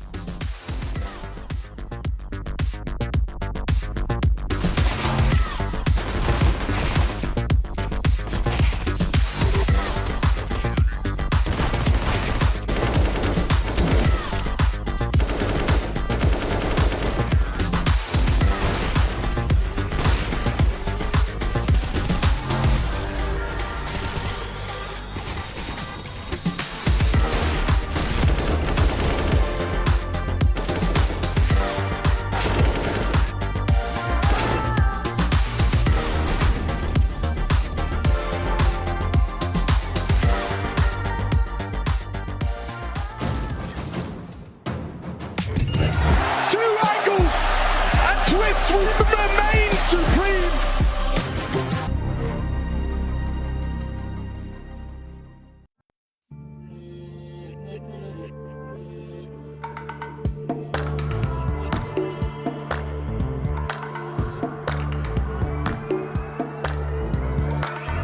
I was sure that it'll be easier to clear you from my mind. Struggle with dusty corners so we'll fill with faded bombs.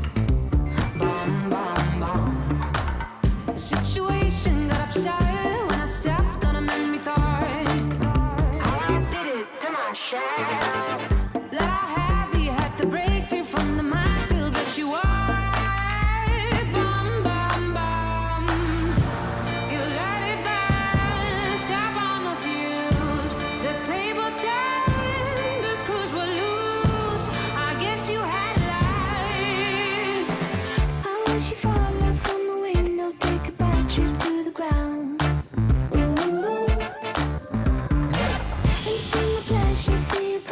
Just before you break a bone. Oh, you're reflecting, I'm deflecting, burning tires to move on. Too many noises, clash the choices, future came and left like ghosts. No more messing, no caressing, heavy penning on the walls. How I did it to myself.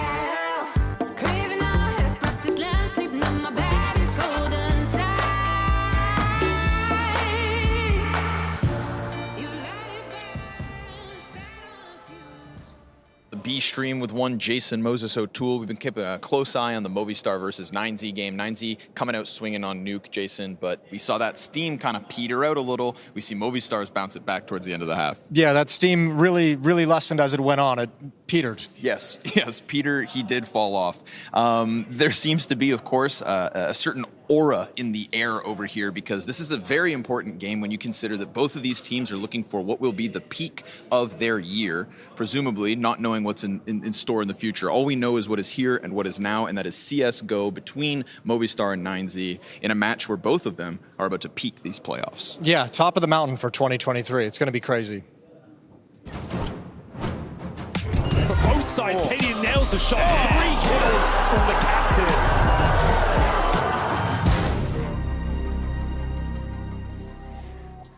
The dawn of a new day. Day 2 specifically of the playoffs. We've got Big taking on Eternal Fire. The second half is upon us, ladies and gentlemen, but it's 11-4. Eternal Fire, the streak could end here. They've had a great run so far in EPL, but that first half left a lot to be desired, I have to say. They are looking weak, flat, and we'll see what they can post here in the pistol round as they kick things off in their T-side campaign. Now, boys, they have got 2 HE grenades on the T-side right now, as you might expect. Now, Chad, where would you be deploying those? Sandbag Xbox or maybe? headshot? One of the two, and I think they're going with the tried and tested. Wakadia rush A and shoot them in the head. Yeah, it's a strong flash. It's a strong nade right on the nose. Tapson's gone with Wakadia. What a great strategy. Him off the premises. Such a good strat.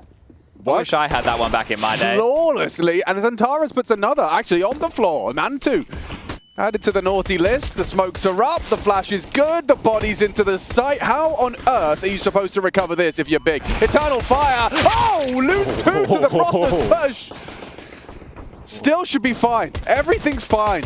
Should be fine. The bomb is planted. Sin is low. They have no kit for now, and Crimbo, he's rotating in from the elevators right now. Bomb's already ticking at some pace as well. It's terrorists tucked away behind sandbags, ramp, and short. They're going to have to touch the bomb to convince them to leave their hidey holes, but we'll see what happens next. Might just be saving the armor on Crimbo. God, that flash is so good. You could see that the way the the options were limited, and yeah, nice shot on the way out the door. Yeah, we might be able to highlight that, Alex. Let me see if we can bring this up for everybody playing at home. So look, there's some fun functionality. If I can pull this off in time, let me get her playing. Let me get her going. Here she comes. Okay. We're going to try something, are we? We're trying. Okay, so take a look. We're playing this now. This is just this is in spawn. Should be fast forward. Here we go. So we see this a lot from Madrid. He comes to this position, he breaks the windows, he lines up his flash, and then this flash is going to go through the skylights over towards A. So you see this landing, and the process will get blind here, and tabs running towards sandbag. So they have to respect it and drop back, and that enables them to try and isolate these picks at the top of the ramp. You see Madja throw that an awful lot. There you go, highlighter, perfectly done, and we're back into gameplay. Nice. But yeah, Madja will throw that a lot to facilitate Wakadia. And he's an absolute demon at that A ramp. Maybe a speed demon. Yeah, he is an absolute sicko. This is his specialist position, it seems. T-side ramp on Vertigo. Wakadia will find boatloads of kills here. So watch out for him and his AK-47. It is going to be the force buy from Big. Need a conversion this time. Can't be the force buy loss again with the pistol win Eternal Fire. If you want this to be a map, you have to convert this round. No two ways about it. That is the full investment from Big here. MP9s, Julies, Deagles, and the SMG starting to do damage now. Process will find one. Zantara's on the return, though. Still convinced that they're going to finish up towards the A bomb side. There's a bit of a stack here. Still 3 CTs residing. Another smoke deployed, and Sin might want to recover that MP9 if possible. Does so. Flashed in. What a great setup. Some team play out of Big Clan. Is this really going to be another Eternal Fire fumble in the second round? They fully committed to ramp. Big Clan are here. Another body dropped. If they can find a second, it's Ricardia, who's got a way into the site. Woxic responsible for the plant. The bomb needs to go down. Mantu looks like he's lined it up through the smoke. Still uncomfortable now. Mantu and Crimbo looking to really break hearts here for the Turkish side. Ricardia doing everything he can, tooth and nail. 3 frags so far from the young gun. Should be fine though, Alex. Bear in mind, Mansu as the AWPer, saving a bit of cash, doesn't have the Kevlar, just a Desert Eagle. I say just. It's still a serviceable weapon for the task, but it doesn't have anything else to work with here. Waiting for an opportunity, hoping for a mistake as time ticks away. So does the hopes and dreams of winning this second round force by Chad. I think they've done it. They pulled it off. And thanks to the wonder child, Wakadia, because without him, this would have been the game going down the gurgler. Because if they lose another, can they get the AK? Is he coming over? He might go down to the bomb. Is that what he's worried about? Yep. All right, got the AK. Does he survive? Yes, he does. All good. Everything fine. All calculated. Yeah, in the last second as well. He timed it to perfection. I don't know why I'm questioning this guy. He's a revelation. He kind of had to, right? Because the bomb would have blown it off the building. So you just had to go for a risk it, I suppose. Risk it for the biscuit. But yeah, some great shooting from him. This was the most important of the bunch. Set them up pretty. And, well, with this... Hold up, Mantu. Yeah, he's got a Galil. Where are we going with this? I'm not really sure. I guess you could send your teammates in as cannon fodder. That looks to be the case. Go towards the A ramp. He sits at the back and there's hopes for a couple of picks here. And the pistols to cause distraction. But it will be the A ramp where Eternal Fire at least probing. We've got maybe a boost coming in, the 3-man setup. I believe this is called the Trace. Guys, you got to cancel it now. It's a very simple solution. So when you're both on the head, you go 3, 2, 1, jump, and then the bottom guy lets go of the crouch key. He stands up, and then when you're on top of his standing head, then the other guy crouches, and then the rifle gets on top. Yeah, obviously. That, however, right down the pocket. Poor lads, Madja and Wakadia, worse for wear. Yeah, bear in mind, this is essentially an eco as well, and that makes things incredibly uncomfortable. They've got that safe Galil as well, so this round's not a foregone conclusion. That nice grenade has set them up for a couple of kills at the very least, I would say.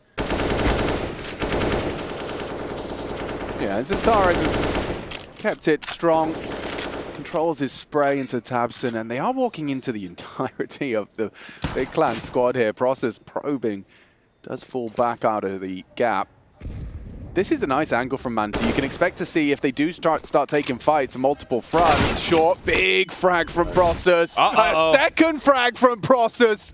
Eternal Fire up against an eco, just sidearms, and one saved rifle. It's Mantu on that saved rifle, and he's caught out by Woxic, jumping into his jaws with that Mag 10 to secure it. Still, though, every round so far for Eternal Fire is hanging on by a thread. Well, the thread is still intact. That's the headline. They post 3 rounds in a row here. They're back online. They're back in this map. It's their pick. Their T-side campaign continues here. Big looking to post their first round. And Mantu at least will have the AWP here. They've got M4s, and their buy is actually pretty good. They'll have one defuse kit to go with it. That's on the back of Sin, so watch out for that.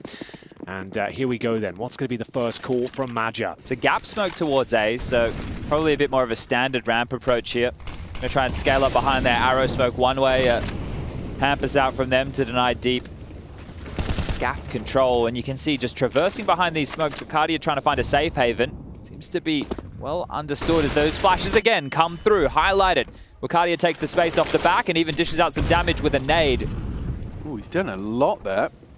But fighting tooth and nail. High angle, getting pushed, getting swung, covered by his teammates at Xantares and Wakadia, getting the job done. Really important fight for Xantares to win. They're letting Wakadia essentially overextend to bait them into that type of a fight, and it actually paid off. And then look at the door that's been thrown wide open. Madja, this is a dream. Who's responsible for this? Well, no one. How is nobody looking? Look how comfortable it is onto Sin. He's dead. 1B. This is a wide open runway for 8. Oh, it certainly is. Madja will find his second kill there. This is a beautiful round from Eternal Fire. They do well to lose it at this stage. 4 versus 2. Mantu is alive and well, though. AWP in towards the elevators. Madja, though, hunting him. Looking for that triple. The hat trick should be realized here, as he does convert. Very nice. Created those frags himself, essentially. After the opening pick from Xantares, he finds that mid-spacing and completely destroys him with the backstab. And Process will be found as well. Lovely round from Eternal Fire. 4-0. Do you think that the reason that mid gap was so open was due to the fact that Eternal Fire have been very all in on their ramp takes prior? Yeah, well, they had had conditioning. There's at least like 3 players here that Tabson at least knows of 2 players when that happens, right? So the thing is, you want to try and they were attempting to reset up to take back the ramp control to grab that space at the same time as Madja was taking the gap, right? So there's always going to be something open if you're trying to take space back because you have to group up. So the person's responsibility for both of that was Crimbo. When you see somebody like Diha from Enstuart, he'll play window or CT spawn a lot and essentially sell B. Crimbo sold mid, right? You know, that was his choice, and that's going to happen. He's hoping a teammate rotates back after they get info, so a little bit unfortunate, but another partial.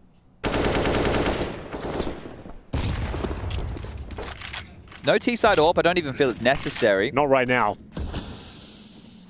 There comes a problem where Mantu's dominating and maybe they'll have to bring it out, but it's going to be Tabson up first. Lovely scout to find there. Wakadia has been moved early. No one can trade. The smoke will force them to actually explore their options in towards B. And guess what? Crimbo with smoke in hand as well. Waiting to get an inkling of information here. Drops the HE instead. Doesn't do much damage. That's the cue for Madja to start finding some space Rotation's here. coming back over though, Henry. You can see... Oh, they've got a lot of it. There's rest of big on the way. There comes that smoke. Trying to buy some time, make things uncomfortable. Madja needs to make the decision. Do they continue with this push? That's to be a resounding yes. Xantares leading the charge here, looking for the opening frag. You know he's going to deliver. First headshot found, and the smokes are very, very effective here. CT struggling to find any footing in the round. Madja will get the second, as one by one they start to drop. All right, Xantares. Just take a reload, would you, mate? How much damage he's doing. the Glockeneer there. Just what are we doing, bud? He just didn't stop shooting. There's, I mean, 50 bullets leaving him before he finds a reload. Now, if Tabson could find an opening like that against Wakadia on a gun round... Yeah, that would be great. There's some cause for Big to get back into this because it has been 5 consecutive rounds on this T-side campaign for Eternal Fire. This is where they like to do their best work. That A ramp is a real problem. If you fight them for control, like more often than not, they're going to blow your head off. They've got too many heavy hitters. It's the AWP for Mantu towards middle this time, trying to shut down the presence of Madja on those backstabs potentially. And Wakadia, we know he's the master of the A ramp. So much confidence. The whole round built upon his entries. Every maneuver to try and shut him down, and he's greeted with another AK-47 headshot. He'll fall back for now. So is it back towards middle? Up the ladder, potentially. Seems that way. Mantu posted on the AWP passive line. He's not actively contesting the cross. Does he have fallback options in this? This is a B split smoke for elevator that's being thrown. So expect them to explode on a mid to B here. He's gonna get one. The second, not so easy. Tucked in, still delivers. Wakadia on the swing cut down. It's Sin in support, and Big have completely shut this down. Mantu could have another here. He will. Oh. He hunts for Xantares, gets him down, and a clean round delivered by Big Clan Zorpa. Great stuff from Mantu. I think I was saying they were going to explode. Well, they actually went ahead of it on contact, so straight into the AWP couldn't have been a better weapon for the job. The fact he gets away, gets another, and then even gets stuck back in. So Mantu's just showing great range there, holding a line, under pressure, and taking a fight. Well, at the point when the second person's immediately swung you, you just have, you know, you're going to have to stand and bang. And he does. A brilliant delivery for Big. And that gets them, just as you highlighted, 5-0. A nice conversion of the pistol. Makes it a competitive half. And now Big Clan have been given one back by virtue of their AWP Mantu. That gives him a lot of freedom now going forward as well. He's already established control towards middle. They'll have to at least use more grenades to approach that position. He can start changing his spot up now to start dominating that A ramp with the AWP if possible. But with 2 seconds remaining, just match up. He's done well to at least take Crimbo down with him. Wasn't a completely clean round there from the Big side, but they will hold on to 2 AK-47s. A very welcome addition to their CT defense. And his Mantu, as you mentioned, great job here. You'd think he'd be dead. Calyx should have had him, arguably, but couldn't spray him down. The smoke was deployed, gets 3 in total. And we will see Eternal Fire give it their first round on the T side here. But as you can imagine, they've got more than enough. Interesting enough, Woxic still not operating with the AWP on the T side after losing the round in a heavy fashion to Mantu there. Just going to keep operating with the AK. Yeah, if he's not searching for fights and doesn't have a point in the strategy, I don't mind this. It makes it easier for Magic to call. This time with some pace, Wakadia real fast. Great guns, looking for the fight immediately. Yeah, but he's eating that flash so bad, so damn blind. Woxic ate that nade as well. I can't quite believe how much damage he's taken. And there's Tabson's head on Wakadia's screen. Tabson gets one before he's shut down. Wakadia's struggling to find the head of Sin. Not as clean as what we've seen, I would say, but good effort. Didn't quite connect this time, and it will be a 4 versus 2. So that's the problem with that strategy. You can send him in off the leash, but if he doesn't hit the shots, it does leave you with not many more options. Yeah, especially if your teammates don't control gap for you. Like his entire... what they've said to him in that scenario is, Wakadia, you just kill the ramp guys. You kill the guy's crane. What we'll do is we'll make sure they can't push out gap and kill you from behind. And, well, that's essentially what had happened. His teammates are disintegrated in the back. That's one of the things. When you look at him, he is laser focused. And this is when you know what the team is trying to set up for that moment. What they're trying to achieve with their util is certain fights. And that's what Wakadia's job is. Yeah, but that's twice now we've seen for the Big Clan MP9, the Tabson MP9 and this one, where when Wakadia is going through those motions, there's something that disrupts it. And this time it was that lovely and easy find. All right, Magic, have you got anything left in this round? 30 seconds.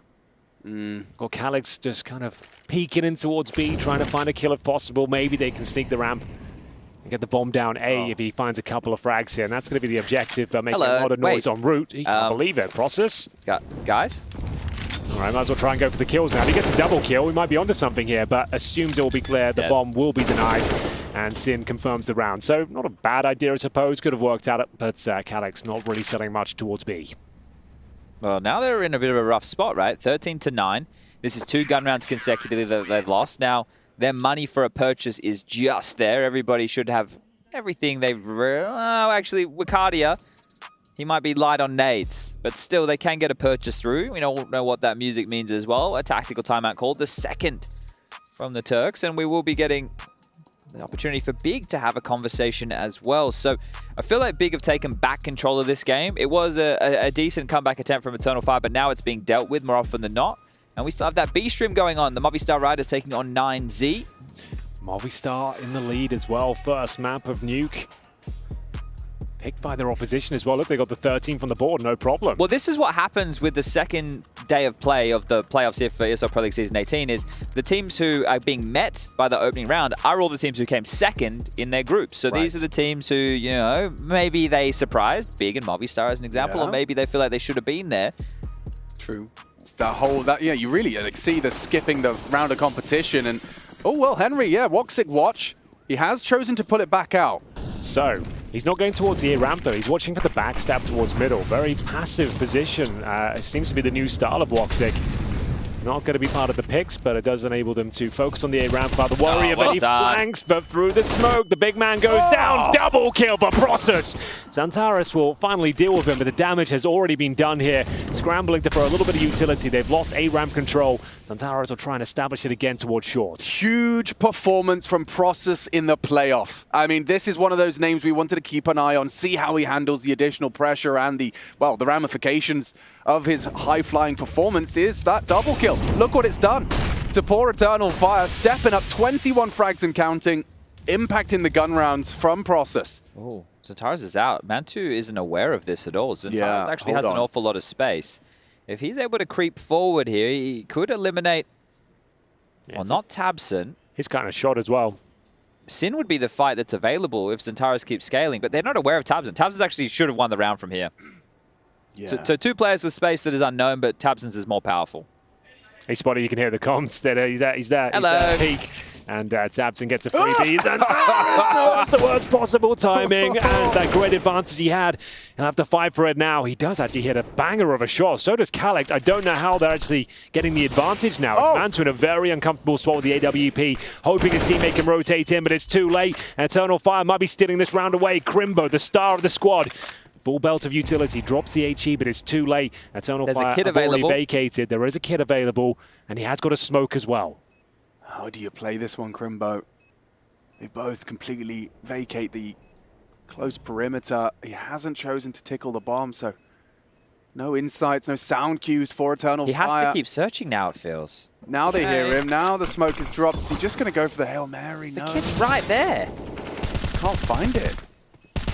He's just going to have to give this one up. You can see the kit there, yep. Yeah, running away from it now, and it is going to be an Eternal Fire round. You felt like after the kill on Woxic, that was supposed to be it. That was a 5-on-3. The Frosters found them the huge advantage there at the start of the round, but Zantares, he fought for this one tooth for nail. Not the cleanest round, wasn't via execution or strategy, it was just brute force. Zantares making it work. Even been caught with his pants down, the smoke out, he still delivered the performance required. But it felt we were due a Zantares impact round like that. We've had one or two from Wicardia where he bailed them out in a few scenarios, and now to see him pull that off when necessary, just as it was looking very dire.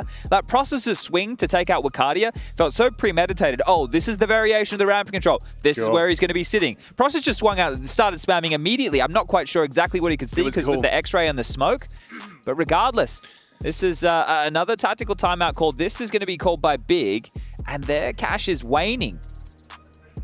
My oh my. Crimbo's opted with a MP9. He's not having the best game, is he? He's at 9-13. So maybe, just maybe. Yeah, okay. So a bit of a half buy here. A light investment at the very least. We have got a couple of M4s taking themselves down to about $1,500. Loss bonus is at the 4th stage. So next round they get $2,900. So it's an okay buy. That is enough. They'll have something to work with going forward. There'll be more concessions, but Eternal Fire with some open runway once again. Wicardia trying to open things up. He's had mixed results in the last few rounds, but here's that boost once again. Now going to see Process up top. He's ahead of the one-way. Yeah, this boost is designed to catch any crane progressions. He's looking at the boost, spotted now by Tabson. He's just trying to get aggro, I think, for the boost. Oh, getting aggro, all right. Whew. Did some damage on that wallbang. He comes off worse for wear. And I think that will humble his progression. It's too low of a HP to be the first man in now. He's been actually dropped the AWP, so that... Nade. Perfect nade. Oh! That really stings. They stick around, though. There's 2 players taking max damage from 1 HE grenade. And Process will stay in the tower. You're right. I guess that's a very good point. They won't be considering it now. They think they flushed it out, and he'll still get the kill. And it's a 5-on-4 in favor of Big. Gives it a go. Confirmation of presence. There's awkward moments coming. The flashes, the pushes. It still looks good for Big. Zantares tries as hard as he might to hold on. Only Mantu and Crimbo left. Back is turned. An opportunity for another from Zantares as he's holding on for Eternal Fire up against his old team. Yeah, he's going into 5th gear now. Zantares has had enough. Hold up. This HE's still in play. And Calyx is low. Yeah, and Calyx has the bomb, and there's only 15 seconds left. Oh, he's going to nail it. He's killing Calyx for sure. No. He times it to perfection. Oh, I think he still plants regardless if the nade gets hit. So the bomb's down. So it was a great idea, but Zantares should win this. Apparently not. Crimbo from way downtown with the MP9 eviscerates Zantares from the boost boxes. They steal the round away. With a couple of M4s, a few pistols, and a pesky MP9, Crimbo has been very quiet so far. He had 9 frags at the start of this round. And it absolutely is. It all comes down to this HE and then the follow-up burst fire from the MP9 there. Beautiful stuff, just what Big needed. An injection of a cash, and actually on touching distance of this first map now. Wasn't Zantares the one who smoked the bomb then? I don't know. I don't think Crimbo through the smoke, did he? We have to go back in the archives. That's all right. We've got the archives right here. I'm having a look. We can try and speed this one up. Yeah, okay. Find out. What color was the smoke? It's a T smoke. It is. Yeah, Zantares threw the smoke on the bomb. I guess because he was so low, he didn't want to be taken down with 10 seconds. I thought Xantares was okay. I thought he was alright on HP. I thought like he could have just tried to 75. Yeah, look. He's on 75 against Crimbo on 100. And the mid-range he throws the smoke on the bomb and then just immediately gets swung by Crimbo. I thought you meant when as they were planting, he threw it there. So the bomb was already down. Yeah, and then he's like, I guess he wanted to come and play close behind the smoke, but we knew that Crimbo had an MP9, so it was the better weapon for the job for that type of fight. And then Crimbo used a long range and just obliterated him. Mad. That's. I mean, I thought that was about to be Eternal Fire regaining control, regaining the momentum. And look at their buy now. Oh, it's messy out there, Chad. MAC-10s have been deployed. Woxic and Calyx operating with very little here. It'll have to be a set piece. There's no two ways about it. Frothy cappuccino. We're going to need a full execution towards the B side by the looks of things here. It's the only way this sort of round will work. They need the MAC-10s to go in full send, and Woxic, he's setting the grenades, and now that does make me a little bit anxious. I will be honest with you. We've seen a few blunders from him with the utility, but this looks to be absolutely fine. He's deployed his smoke. Flashbang's going in. It's Crimbo to defend. Yeah, and Crimbo has got himself 1.5. It's still Wakadia, though. Swinging through with a second headshot. The site open for a plant. And this is exactly what the doctor ordered, the remedy to their woes. And this is a very interesting boost when established. It will give Xantares a power position. Likely looks like a save here. You've got to put so many of your pennies in.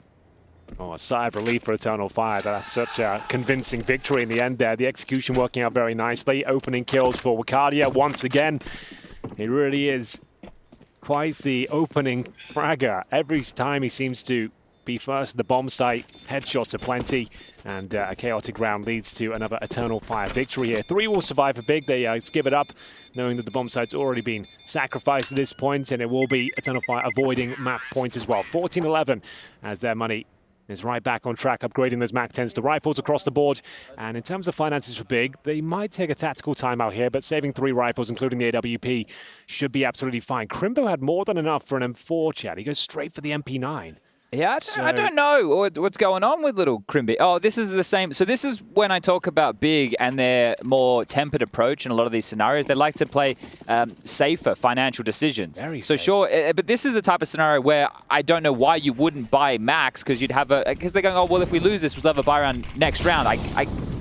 They're essentially saying we can win with this. But it's like, well, wouldn't you just win with everything? That's my school of thought, but obviously, yeah, everything you're saying is true as well. It's just different ways of looking at it. You want Crimbo on a rifle, if you ask me, but we'll see whether this grenade connects. It certainly does on both sides of the coin. Process will get a double, though. Takes down Wakadia once again to open things up. Tabson on the hunt as well. Prowls towards the A ramp. They'll have a difficult spray ahead of him. Xantares down to 1 point of health in the 4-on-4. Yeah, it puts a lot of pressure on the B player here. Crimbo doesn't want to go down. They're advancing towards his position. Let's see if that MP9 works out for him. Yeah, Was it the best weapon for the job? Oh, just hard cleared. B side open. Round likely lost. Look at the util. You're not getting back into that site. No, certainly not. It's another save. Try and find a weapon for Process if possible, but yeah, Eternal Fire. Another streak here. They started off the half of a 5-0 start. Big had a couple of interesting rounds. It's been some chaotic ones to say the very least, but again, we'll have to save. Process will find the AK, but it is going to be 14-12. Anyone's map at this stage. Eternal Fire looking much better on their T-side campaign. Woxic, I don't think, has posted a frag in this second half, unfortunately. So he's just holding the flanks, the extremities, hasn't been part of the battles, but that AWP, not really if we want to have a broader conversation outside of Eternal Fire in this matchup, Woxic's position will start to come into question if he's not finding impact, especially if you have Wakadia and Xantares who can frag. Yeah. You need an AWPer who can frag. And then you have that's your star trio. That's how teams and it's work like he's these days. forced to play this playstyle. We know it doesn't suit him. Everyone knows it. The way Carrigan used him, Carrigan understood the type of AWPer he was and could put him in a position to get the most out of him. But that's Carrigan we're talking about. So, look, maybe it's someone who we should talk to here at Pro League to hear just how you should use a Woxic. Because, you're caging an animal right now, and it's somebody who, when he is on his day, you unleash him. But how do you even find out if he is on his day if you're not setting him up? So that's the curious part. He's a momentum-based confidence player. Yes. And you need to build the game around him. He wants to be the star. That's his whole thing. That's his spiel. For better or for worse, that's his personality. And if you, neuter him like this, you will get nothing out of him. Sure, he'll hold the lines and do what he's told, but... If they still win, I guess it's fine for now. Exactly. They're still winning. It's fine, but it might eventually get found out. It's Maja with the opening frag. It's a big one. Right one. back in the action. Yeah, I mean, he's really done a world of good for the Eternal Fire campaign with that. Cross is brave to try something early, out the short swing with the util supporting, but the Eternal Fire, they're going to be within 1 round now of returning to a competitive scoreline. So we see this before. We spoke about the gap that Madja walked through before in middle. It was Crimbo's responsibility to watch mid and B, and you can see how much he's tasked with here. He was just in window watching mid. Now he's limped out of smoke towards B to block the stairs, and he said, listen, boys, mid's not my problem anymore. I need to focus towards the B side. It's too quiet where you are. There's assembling boost on either side. Was that jump heard? Yeah, now that's definitely heard. That's a lot of noise. Is this not an all-in position? Crimbo, he's been here so often, so commonly expected, surely. Supportive util, very effective. I mean, the jig is up. Yeah, it really is. They know everyone's outside at this point. It is commit and hope for the best. They're getting flashed off, tethered by bullets, but Wakadia somehow, some way finds the opening. They're taking so much damage on Ruba. Here comes the full commitment. Big spray from Sin. Not quite enough. Bear in mind they're low. It's up to Captain Tabson now. He's multiple kills on entry. Can't do it. And Mantu, no chance in this retake. He is so far away. It's unbelievable. Eternal Fire have done it. Another round on the board here. It's going to be 14-13. And Mansi will just have to hold on to the AWP. Loss bonus, as usual, $2,900 for the CTs going forward. So, Chad, those financial decisions they made earlier enables another buy here. Yeah, that's true. Mantu will be able to drop an M4. Prosus, Tabson, and Crimbo will all be able to buy themselves. And Sin will take that dropped rifle, as mentioned. But a good entry from Madja. He's been calling a good game, but now getting stuck in for some early fights. A great trade out here. This is the more important of the lot because, as Henry mentioned, they could have all just been mowed down with a multi-spray there. So important trading from Eternal Fire. And even though they flubbed their little jumps, made a lot of noise there while Crimbo and co were being disruptive, still pulled it off successfully. Doesn't really matter in the end. They still win the round. And Mansu will live to see another day here. He survives with the AWP, was looking for the wallbang towards the end. Oof. That is important considering Sin's finances. It's facilitated a nice full buy. We got to see a timeout here. Yeah, take the final timeout from the big side. Just talk through, because sure, you lose this round and you have to save again. You get the max loss bonus 3,400. Oh, they're doing it again. The old cheeky sort of half buy. This is what and I would love to have Maniac and Yanko talk, because this, you're right, Henry, like it is people's, there's multiple ways to skin a cat, right? Yes. So the people are just trying to work out. You loved this last time, This Hank. was cute last time. That little pixel gap, you just see those tootsies crossing over. Not if you're playing this angle, though. But giving it an attempt anyway. Sim spots them out. Some significant damage on the 5-7. Crimbo got the double and away. He's feeling some scrutiny. Drops the smoke defensively. They are wounded right now. 2.5, not even that. 2.1 players remaining for Eternal Fire.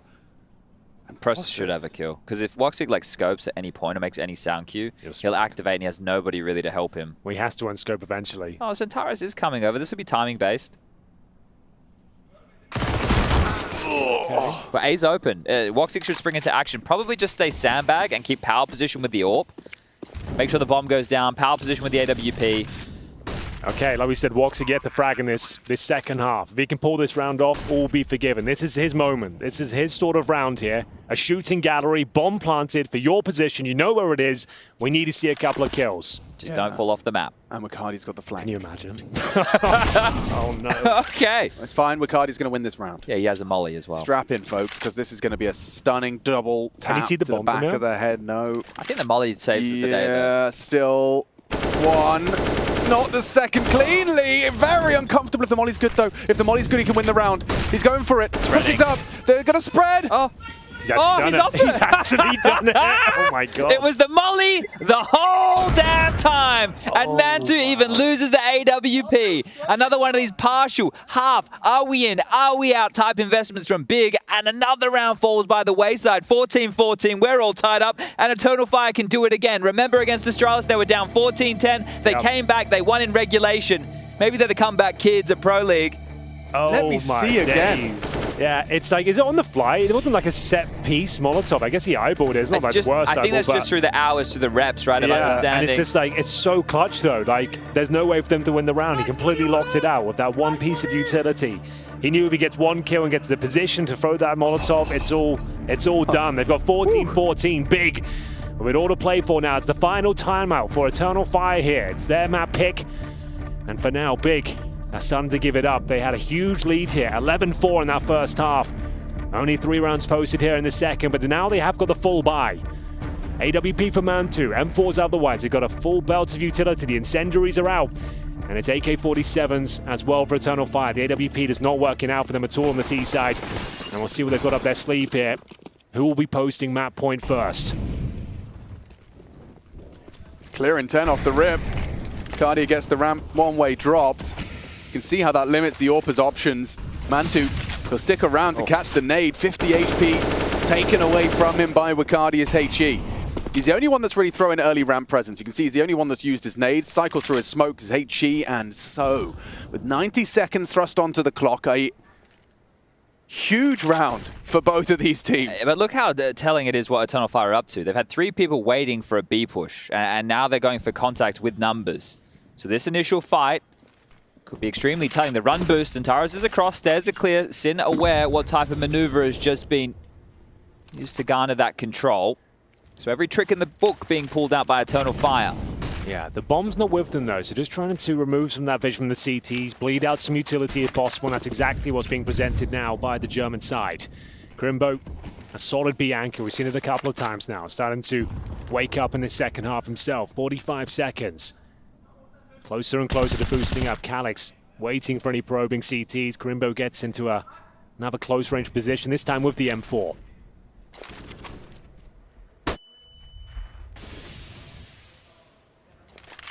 Just threw some flashes towards A to enable a Wakardia peek. So essentially trying to put big in the darkness that they had to experience. 20 seconds is going to have to be a hit now. Yeah, but they got the bodies here, at least they did! As Calyx flattens 2 of them, clears out Grimbo, another! It's all up to Man2's AWP! He's missed his chance, he's dead as well. 15 is theirs, if they could just punch in the code. Madja gets it down with a second to spare, and Big Clan alarm bells are ringing. The topic of discussion from the first half, the passive play of Eternal Fire that was being exploited with the contact plays. Eternal Fire just forced that through util, took B lobby, forced back ramp, and then in the late moments, execute, and it's Calyx coming up clutch late. Those 2 kills, huge. Massive kills. It was on the CT side against Astralis where he had those flanks, he had that ace, those massive impact rounds are needed here. He goes down, maybe a multi-kill comes through. Calyx has saved the day, and 15 is secure. Process, you might even lose it all because this hunt is on, and that rifle, gone! 15 for Eternal Fire, just 1 more. 11-4 in the first half, and they run it right back. Astonishing, isn't it? 11-4. They've done an amazing job here. They're about what a 12-3, resurgence. the CT, sorry, the T side of Vertigo. It's wild. 3. And it will be the final big timeout here. All to play for. This game felt like it was done and dusted after the first half. Big were just in cruise control. No problems ahead, but lost a couple of crucial rounds, a few sloppy clutches, and now Eternal Fire 1 round away from picking up the map. What a recovery would be, and at least there's cash. There's the maximum loss bonus, and they've been quite frugal with their investments, so they will have an AWP. 1 M4 for now, an MP9 for Crimbo, and we'll see what else they can muster up as we enter round number 30 here, looking to take us to overtime if possible. It's going to be a very difficult round for them. It takes some mistakes from Eternal Fire, but what have they got up their sleeve? Maybe they go for that knockout blow and have a fast A-ramp play. Well, as long as they don't get in a skirmish, Henry, that's the thing you want to avoid with these MP9s and FAMI in the mix, right? Just don't get into an early skirmish. Use your weapons, use your util. Madja, completely blind. Hail Mary, mouse 1 there. Just do a short that's going to do a chunk of damage. That's a lot of damage. Centaurus and Madja, half HP for the rest of this must-win round. If they want to finish in regulation, they are making no secret of their early presence towards B stairs. But that's what I was saying you want to avoid. You want to avoid that early damage. You don't want to just be running into the den of these lighter weapons and util, but they've stomached a lot early. They now slow it down. Wakardia's been dropped to smoke. Jump spot from Tabson. Don't think he saw anything. Now he does, definitely. Spot this. Nice, he did. Get away from that one just in time. Throws one of his own design, and it's Wakardia that's low. Even lower. 3 of them have been really chipped away at by the HEs here. Big Clan making a lot out of a little. He's going to clear him. Oh, not far off. Wakardia hidden in the smoke. Saved from the spam. 50 seconds. And Wakardia's got the whole team coming for the clear. I like that smoke, but Process does too. Finds the gap, finds the head. They have to accelerate now. 40 seconds, otherwise it's OT. Oh, Man2 Smoked off, could still find one through the smoke though. It's Crimbo Sin. I think they've done enough here. 5 versus 2. Xantares fighting back. He's joined by Calyx as well. They're making it work, Alex. The Molotovs are deployed here. Calyx needs help. Yeah, but they don't have a bomb. Chad. He's absolutely fine. He's got this. 15. Someone's got to pick up the bomb, lads. Xantares only got 1 HP. There Calyx it is. has got the headshot. Xantares hits another. They know where he is, but they have to plant. Get the bomb in. They? And they just headshot their way to victory. Makes no sense. They should lose that round all day long. But as I said, Xantares and Calyx, the old tag team duo, managed to make it work with brute force. The sledgehammer at the end breaches through, and Big give up the map. Unbelievable scenes. Is that a 2v5? Yep. A 2v5 to close the game? I can't. I don't believe it. Why do you doubt them? Overtime was a guarantee, but look at us now. Eternal Fire take the first map of this playoff series.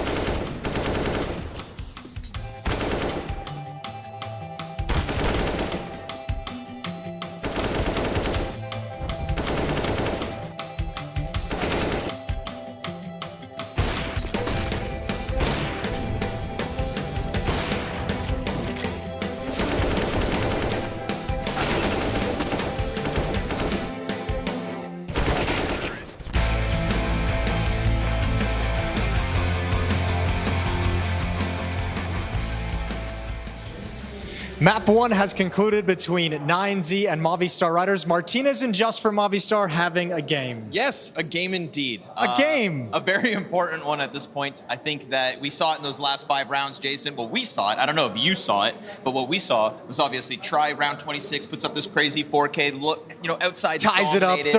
13-13. And then, as you'd expect in a game like this, where we're talking about teams in uncharted territory, we get one of those weird little half-buy wins. The momentum comes with it. These 2v2s to close. Just super tense Counter-Strike.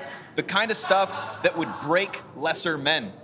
But Movistar, 9Z, they got here for a reason. They're not lesser men. Truly tested already. And I think that right now, we'll see if 9Z have what it takes to get back.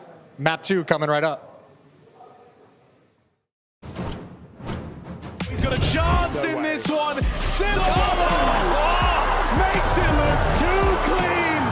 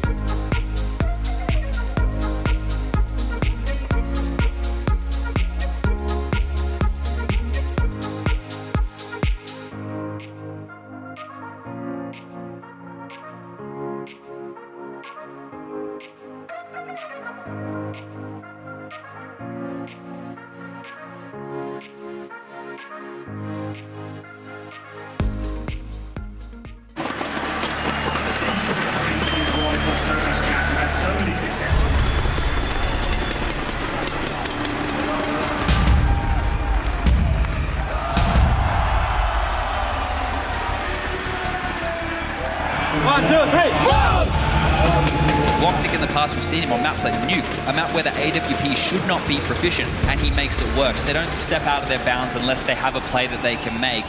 Is he really going to take this fight again? It's Creep versus Orb, and precise as always. It was 6 in a row, and he's got 2 in a row. 4! Sam jumps into the jaws, and Watsick, he's so damn hungry here. And he's got 5! It doesn't matter where they come from. And Woxic is a beast here in Odense.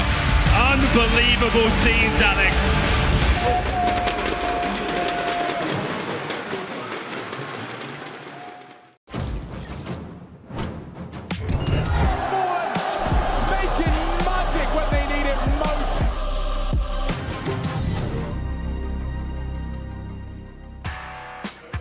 An 11-4 first half. It ain't the most dangerous lead, and Big feel the full wrath of that. An incredible bounce back from Eternal Fire, and equal as incredible as it is, Matthew, it was fucking crazy. And I think that last round epitomized that in full force. Yeah, what an incredible comeback from Eternal Fire, Freya. Once again, coming back from a 14-10 deficit. It was the case against Astralis on Vertigo, and they have done it again.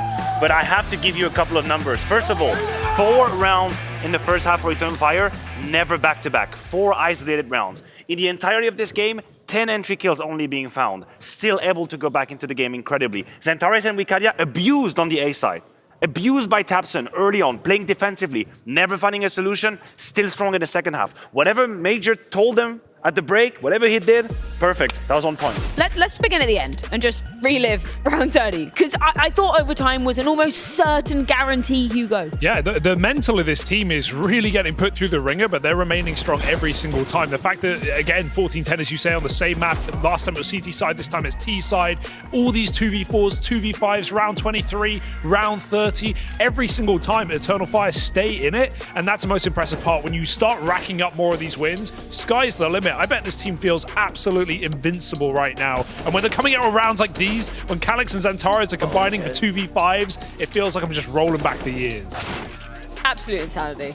I can't believe they got away. And why wouldn't they feel invincible if you're going to win rounds like these to close out games, come back from 11-4 on CT side out of all things of Vertigo? I think, you know, anything is possible for Eternal Fire. Yeah, you mentioned round 23. Let's bring that one up as well, because it was just disgusting work. Well, Matthew was talking about they only got 10 opening kills, still won the game. Like, this is another round where they could start in a 3v4, I think it's fair to say, right? And also looks like a weird situation with Process being tucked in, but Xantares just turns it on, right? Couple of great kills. The aggression, that's what I love, the aggression for him. Oh. He turns it back around, but then it's actually, in this sort of a situation, Crimbo tries to get it done, isn't really possible, and I think that sort of started the run for Eternal Fire. We even had that 1v3 from Wicadia as well on the A side. Like, again, he keeps showing us sky's the limit for this young player. Yeah. 18 years old. He has a crucial flank coming in through CT when the bomb's planted. He loses his teammate in the site, and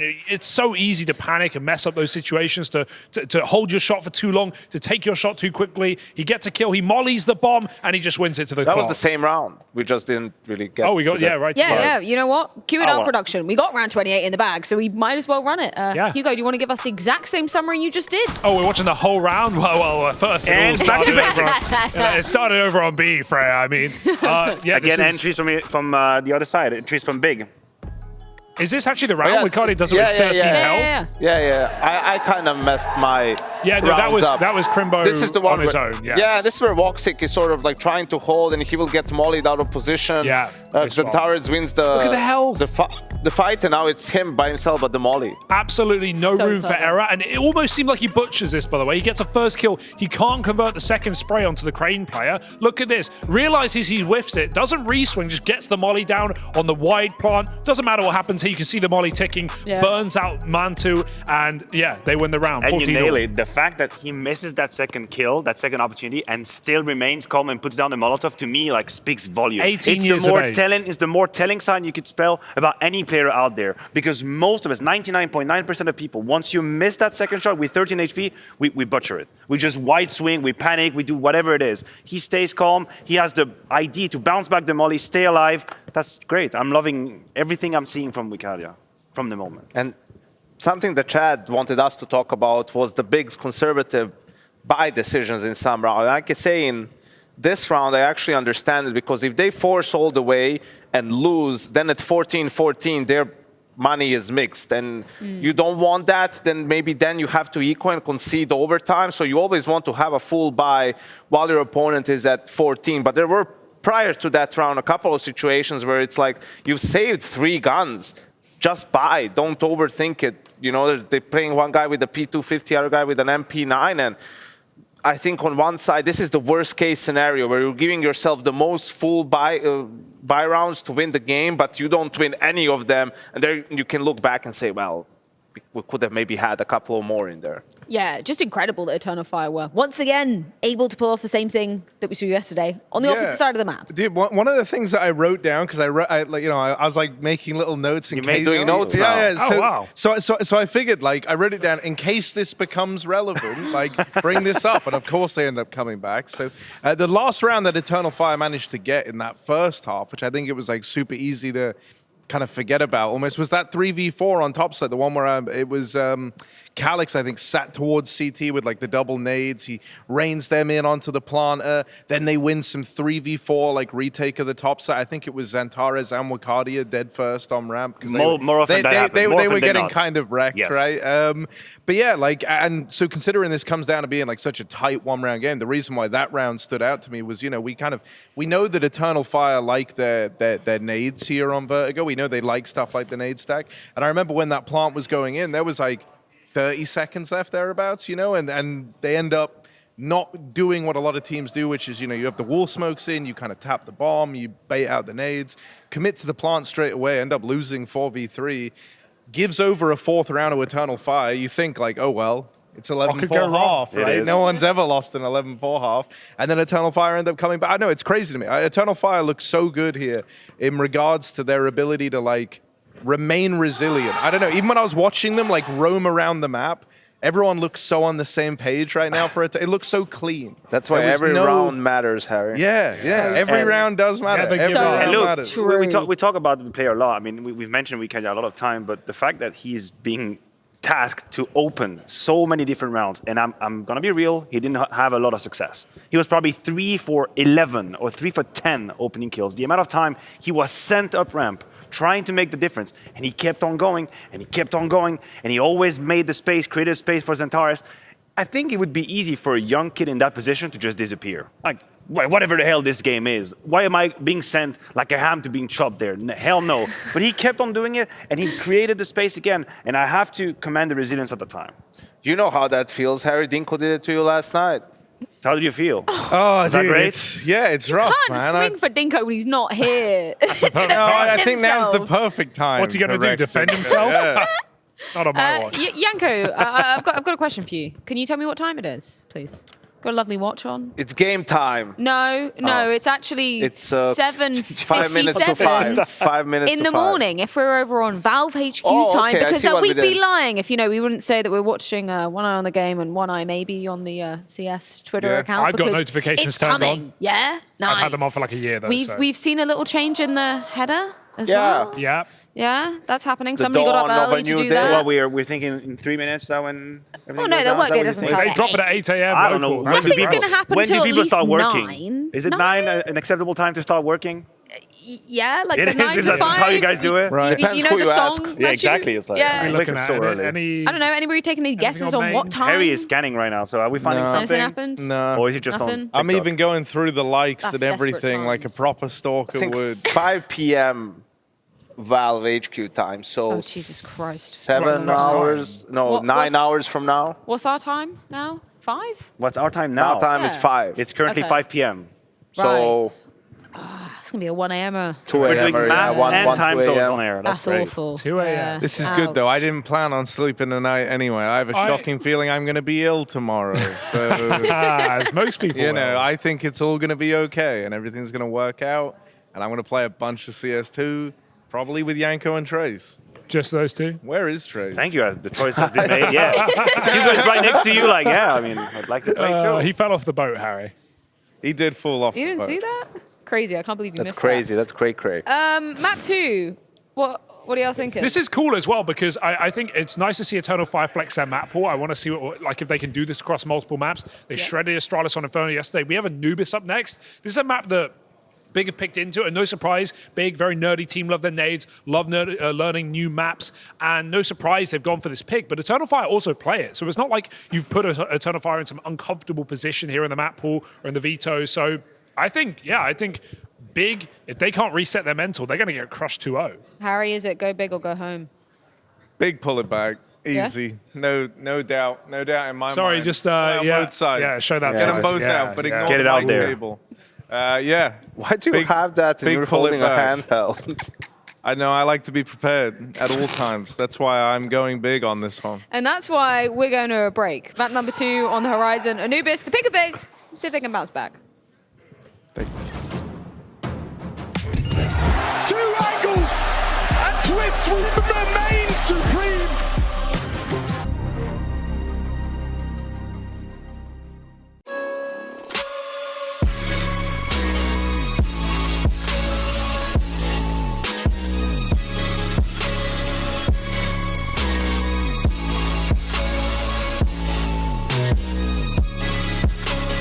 You love it, you wear it.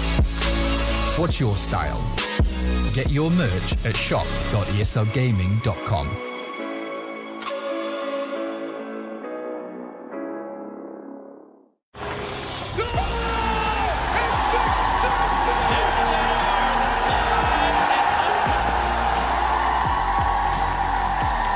Let's rip the Russo.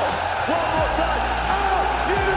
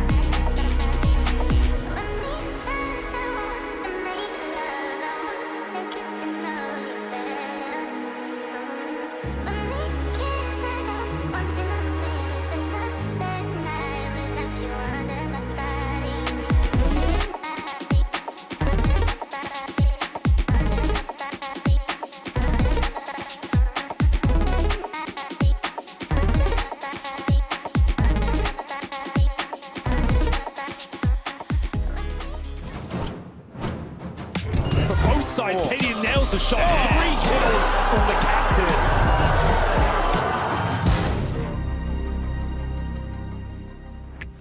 Greetings, weary travellers. The playoffs of ESL Pro League Season 18 continue. And it's been a journey, hasn't it? Bloody hell, it has. It has. I feel like, I've seen things, I've done things I never thought I would. There's been archery, there's been gymnastics. There's Mimery. Memery, yes. Counter-Strike, a little bit of that as well. We saw Hugo, of course, starting fights with people. And we're ready for the second map. Trace will never be the same. It's crazy that him and Hugo got into a massive brawl before the playoffs and Trace won't be on the broadcast. But Hugo did win, so congratulations, Hugo. Yeah. Didn't think you'd win the 5, but good to see you've got it in you. A jiu-jitsu champion, Hugo. If people wouldn't have thought so. He's a grappler. He's got that grip strength. Like a young Mark Zuckerberg, I would say. Yes. Yeah, same sort of energy. Just joking, Hugo. Oh, he's going to feel so victimized by this as well. He's not. We love you, Hugo. We love you, man. Now, Major, he nature called, and we will be calling all the action, but not in the bathroom. So he's back now. He's sitting down, and he's ready and raring to go, because you can't start a game of Counter-Strike without your in-game leader. No. Yeah. Famously, yeah, that's a good point, actually, I suppose. Making good points, he is, we do move over to the pick of Big, though. But bear in mind, at Anubis, this is where Eternal 5 do some of their best work. They win this map, they play it a lot. They've got their own interesting approach, and now they actually have all the grenades to go with it as well. This hard-hitting team looking for another 2-0 here in the playoffs. already taking down huge names en route for EPL, and considering their 11-4 deficit in the first half, an amazing recovery on Vertigo, 16-14 in their favor. Can they keep it alive? Can they keep the streak going, Machine? Yeah, I mean, a 2-0 at this stage of the competition in the playoffs. Big Plan, second place in their group. You know, this is their first game of the playoffs, not for Eternal Fire, already taking down Astralis, add Cloud9 and Liquid 9 all to that list. They've taken scalps across the board of that top 15. Julie's on the T side, Chad. You don't see that too often. No, and especially with some... Oh, okay. On the hands of Zantares is where I was going to go. Honestly. All right. Odds heavily favouring Eternal Fire here now. Oh, I want more of that, please. Yes, indeed. Tabson with a one-tap son onto Calix. Ricardia spotted out on the dark side. We've got Chev and J-Raz with all of that observing goodness, catching the frags as Mantu adds another. Good grief, he's seen a lot. Zantares has seen at least 3 back of B. Yeah, and he's got a chance of his teammate. It's going to be Magic, who could sneak through the smoke just like that, but he needs multiple kills, too much on his plate to deal with. And Woxic left with the Julie surrounded, no chance for him. Beautiful shots there from Tabson. It's Mantu with 2, and a solid hold at the B bomb site. God, B's absolutely bloody loving it. And that's because they just got their first pistol of the series. So, you know, they lost both over there on Vertigo, but what was the follow-through was the Force Buys, right? It was the second round Force. Yeah, especially in the first half, right? So that's right. Eternal Fire won the pistol, then goofed the second. Yes. I'm there now. They almost did it in the second half as well, but Wicardia saved them with a massive 3K. Oh, yeah. Wow. So, no bomb planted.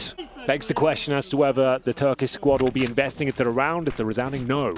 As we see Glocks pretty much across the board, they'll be buying up AKs in the third. So, objective here, bait out the utility, maybe get a kill, ideally get the bomb planted. We'll see what they've got. Do you think Chev would ever use the mic in Rush-esque fashion? I think so. Just to Chev's say a hi? lovely man. I think he could do it. I think he could pull this Hello, off. guys. Hi, Chev. Hey, Chev. Hey, man. Honest answer here. Was I giving you some difficulties in our 10-man last night on Anubis? Were you struggling to get the space you normally would? No, I was bad last night. Oh, you were bad. Okay, I wasn't good. You were just bad. I see. Okay. Alex was saying, you know, he felt he was holding his own over towards A main Chev when we were playing Anubis. I have 2 times entry on A side, but sorry, Alex, for this. yeah, well, 2 out of 15. I'll take it. Only 12 now. CS2. Oh, yeah, that one, yeah. But, Chev, how did Rush leave the place? Did he leave it clean for you? No. They put me some cake here, and plenty of cakes kicking around that desk. I'll be honest he's with you. cooking. You know, There's always baked goods around Rush's desk. That's true. All right. Well, good. We got Chev on the ones to the zeros, and J-Raz alongside for the ride as usual. But good to hear from you as we are about to get into the gun rounds. Let's see, Eternal Fire. What do we got in store?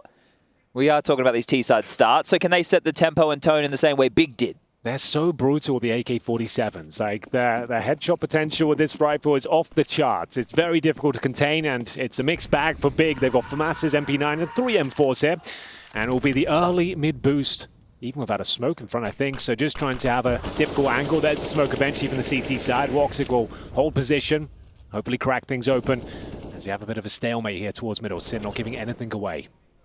Yeah, powerful boost from Woxic. Just poised over the top of the smoke in case anyone does dare look for info. But upon the fade of the smoke, it looks like Zantares is just going to go walking in. So, yeah, using this sharp end of the spear, Zantares yet to frag. His first could be imminent, though. That looks good, doesn't it? Got an opportunity towards the camera position, taking prime real estate here. The CTs are none the wiser. And Corp with the grenade in hand, Sin taking down a 46 HP, but gets the information that mid has been compromised. Smoke towards the temple side of Connector, and they're committing in towards A. 3 players, full send through. It's Mantu that gets dropped first. Yeah, and it's up to Crimbo now. He needs a multi-kill. 2 will do, but nothing. Back, baby. Wicardia announces his presence, map 2, with a sensational pair of frags. And it's just won him the round, just as easy as that. He's so clean with it. Every single interaction, it's a one-tap headshot. Nothing can stop this man. Especially not Mantu or Crimbo. They go down with nothing, no damage inflicted. And it will be Eternal Fire posting their first here on the T side. Beautiful round. Yeah, I mean, if you could just put that in a bottle and open it at the start of every round, I mean, that worked out so wonderfully for them. It was a very passive hold in mid that round, though. I'm sure that's not going to come that easy every time, Chad. No, I think the bonus round definitely played into that a little bit. So when we do see the good guns come in to play, we'll see how much that chops and changes. Bomb to go off, round to be posted, and just to keep people up to date, we do have Connor and Jason giving B-Stream updates, and well, I'll give you one of my own. The B-Stream has now made its way onto Anubis for map number 2. You can check that out, twitch.tv/ESL. Who won the first? It was Movistar. Okay. I think it was 16-13, something along those lines on Nuke. So now they move into Anubis, and that one might be a 2-0. There's the action. You can see they're 5-2 up for the Movistar Riders, about to be 6-2 up. Today will be the last day of consecutive streams as we move into tomorrow, which will be Thursday. For all of these playing at home, we get into the quarterfinals Thursday, Friday, semi-finals Saturday, and grand final best of 5 Sunday. Might have a new game to play as well. Who knows? Who knows? No way of knowing for sure. As we'll see grenades exchanged towards B main. It's a relative success there. It's going to be Tabson, though, going for the wild spray. Preemptive shot through the smoke. There is a dirty little gap here for Process. Molotov landed his front door, though, have to reposition. And now he needs multiple kills. They do commit, but they're actually peeling away, which is absolutely fine. There's plenty of the round still available to them. They have 1 smoke within their ranks, make it 2.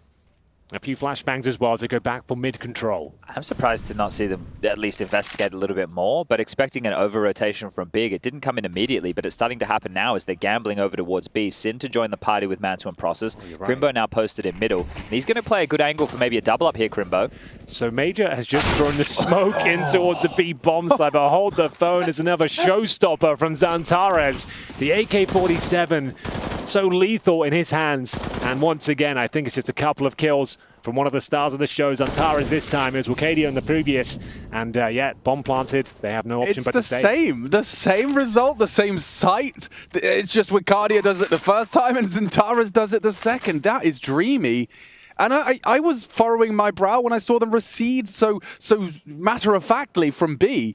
But it's worked out so wonderfully. Yeah, I'm surprised to see the rotation late from Big, especially when it quieted down. But in that moment, they might be expecting Eternal Fire to have Madja saying, all right, what utility do we have? What second wave execute are we going for? We can double pump this. And then that smoke landed on site, and it's just enough to keep your heels dug in. Yeah, keep your, the inquisitive glance. Yeah, and it's Madja who's not part of the pack. He's throwing that smoke, making this call as well. That's beautifully played round. How many rifles can they rip away? This is an important chase. Oh, you're right. This is a serious hunt. At least one. You're going to be checking the platform position out. There's the first. That will do. You just want to keep them as weak as possible. Cost them 1, but they'll only save 2 weapons going forward here. That was the Zantares opener. This shot as well, just disgusting towards that camera position.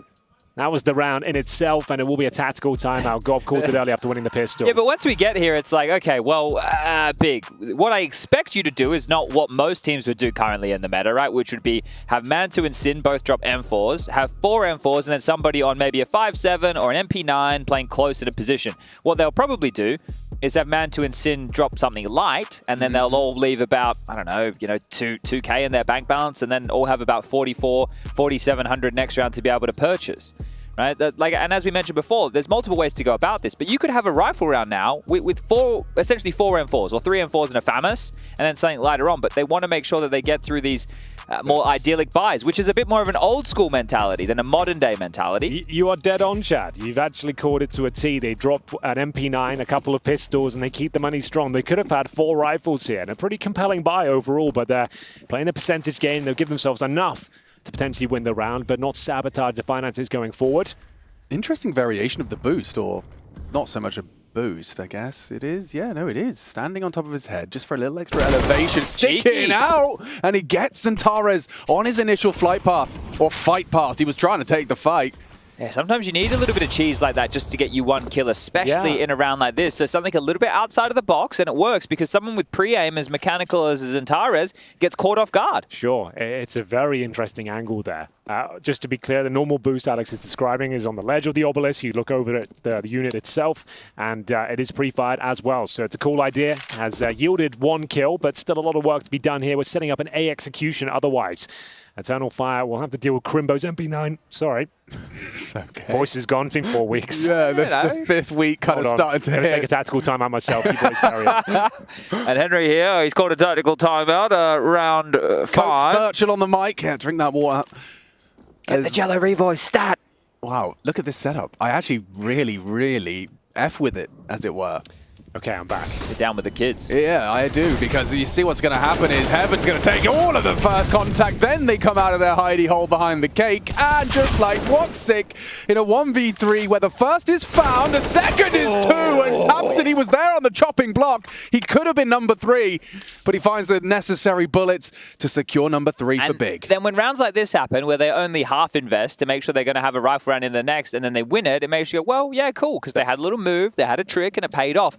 The opposite is they all just die. This kill doesn't come through. Xantares rips his head off, and it is a round that just falls by the wayside. And this is the polar opposite of that, so great hustle.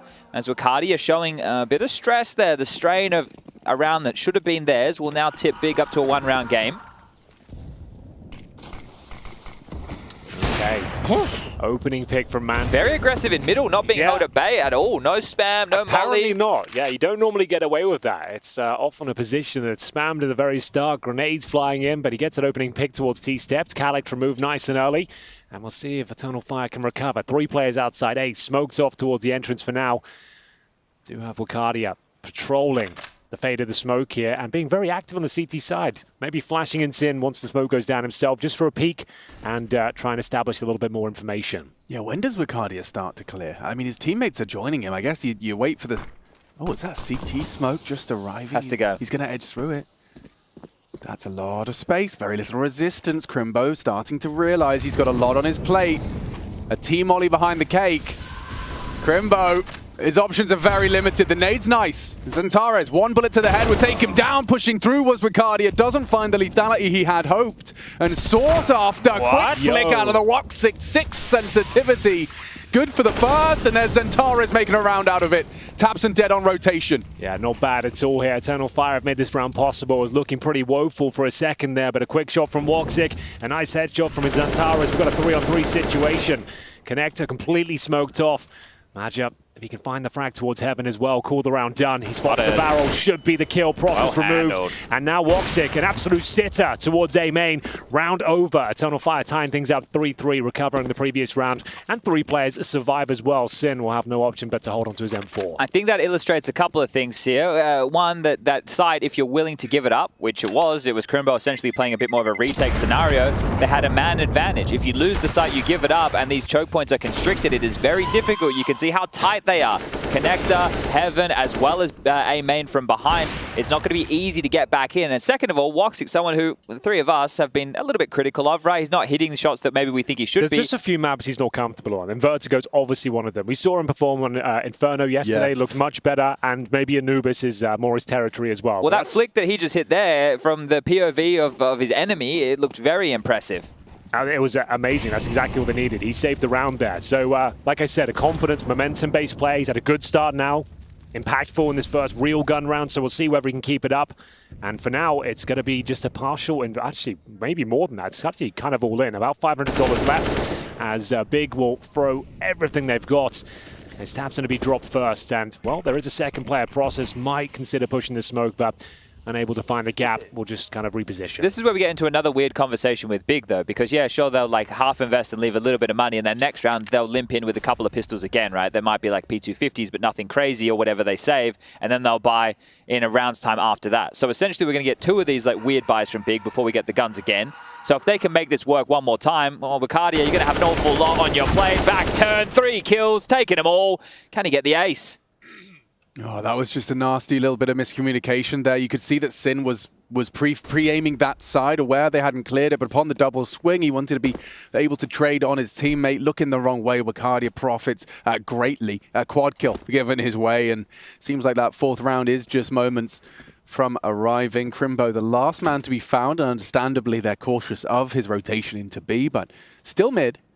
And a locked-in round. Maybe this would be a good time to shout out everybody who's been watching along the 4 weeks of Pro League. Now we're in week number 5. A bunch of you have been using the hashtag ESL Pro League. You've been letting us know how you've been watching. You've been showing us pets on your bed. You've been showing us if you've been in the car listening to on the radio. We had a bloke in a truck while he was listening to us commentating. We got a fan cam with a hammerhead shark onesie. You know, you guys are doing it your own way. Every single one of you, and we love that. We love seeing it. Chad, have you got a favourite moment of this season? I did really like Alex's first rendition with the Mimery. I thought that was great. Yeah. that was inspiring. But there have been a lot of fun moments. I think for me, just day one, the Mac front flip is always going to stick out of my mind. That was an amazing Pro League first. We've never seen anything like it. I like the 2v2s. You and I are playing against some of the pro players that never surfaced. Yeah, None that's of the true. We did 3 sessions surfaced. of 2v2s and never really made it. But they'll be on like the DVD extras maybe. Yeah. So they'll come out later. Good to see a couple of 30-plus-year-old men taking on professional Counter-Strike players and still giving them an okay run for their money, I would say. 35 plus, I would say. I just want to make sure it's clear. Sorry. I'm only next year for me. I'll join that club. It's not a great club to be in.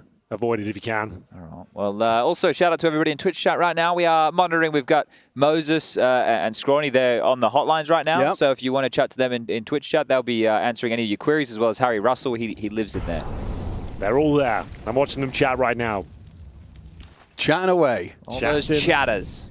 Well, we've got a B main push here. The flashbang will be deployed. Guardia might be in trouble here, but he's very aware of his prospects, and yeah, he's going to start mowing them down. He just needed a second to recover, and he'll start delivering the goods. On for another ace here, and he gets it this time. All 5 kills for Wakadia. He's looking so good in ESL Pro League. Continues to deliver time and time again on his first ever LAN. First ever LAN and looking comfortable as ever. Eternal Fire, they've found themselves a real diamond in the rough, and I'm not sure how much rough there is left because he is looking sharp around the edges right now. Look at him go. And I love the extra detail. Not only did he handle that first flash from Tabson, looking at the floor, hiding his model, takes the fights, but also just waiting, playing anti for his teammates. Flash and Tara sets him up for the multi-kill, and now it's Mantu. Onto Woxic, and aware of another, trapped in limbo, hiding behind the pillar. Misses his chance for the double kill. And so Eternal Fire will still have 4 pieces to work with. Mid responsible is Sin. Tara's probing. That's just group up, execute A again. It worked so well for you last time. Give it another go now. It is still just Crimbo, the only man residing. But more utility has been limped through as Manager has different plans. Up close and personal towards Dark and going to time this smoke. The deep one opens up many avenues. Can either creep through, expected. No way. Come on now, Chad. He's one of the 35. Well, he's not quite, but he may as well be in the club, Henry. He's just absolutely smattered a young gun. How has he done that? Through the smoke, the crosshair was waiting for him. He's got the great screen and comes out on top, brings it into a 4-on-4. Pressure now to the other in-game leader. Taps him with the AUG, not the best weapon for the job. Scopes in on Xantares, gets a face full of lead. The bomb will be planted, and I don't think they have any grounds to go for this retake. Once again, we'll have to save on the other side of the map. Wakadia is not happy with it. The hunt is on, and he seems to be ready for the first. Crimbo takes him down.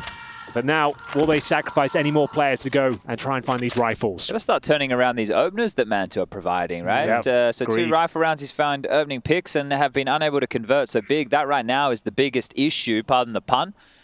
Quick shout out to Get Right. He's tweeted in and he said, my favorite moment is when you guys talked about star signs. Oh, that was good. Yeah, Freya and Harry going absolutely deep down the rabbit hole. That was when we had Mercury in the studio. In retrograde, I believe. Twas. But the stars of Eternal Fire shining bright tonight. 12 for Wakadia so far. 4 in a row now as well. And in the first map, as we discussed, they won the pistols, had a harder time with the lighter buys, but here now they're just looking very comfortable. Again, in a lot of men disadvantageous situations. That's where I wanted to go with that one. And still looking very strong. So this is forcing the second tactical timeout of Big. They will be able to get something that resembles it. But this is it again, guys. Sin and Crimbo can drop a silenced M4 each to Tabson and Process. And then you can have 4 silenced M4s, an AWP, and you'll be a little bit lighter on with the util. It just means you have to do something that is either more heads up early and fighting, or more passive as a unit and let them take the space and be able to capitalize without nades. You can't play a standard round. Big, please just buy. Why do you keep doing this? Yeah, you're right. It hasn't Why do you really, keep doing this? Like, in terms of the way they're losing right now, it's just losing the 1v1 duels, right? That's essentially what's going on. Every time Wakadia or Xantares has a chance to find a headshot, they're delivering on all fronts. If you're stabbing each other in spawn as well, Chad, that's certainly not going to help. Mantu down to 70 before the rounds even started. Don't love to see that, but we'll see if he can recover. He goes towards middle for now, and Xantares, he's there ready and waiting. Will be molotoving the double doors to kick things off. Mantu kind of locked in that regard. Flashbang as well, and he's actually burning. Oh no, he's just giving a stop! Oh, it's horrible. It's a double doors molly. I thought it was as well, but it covered everything.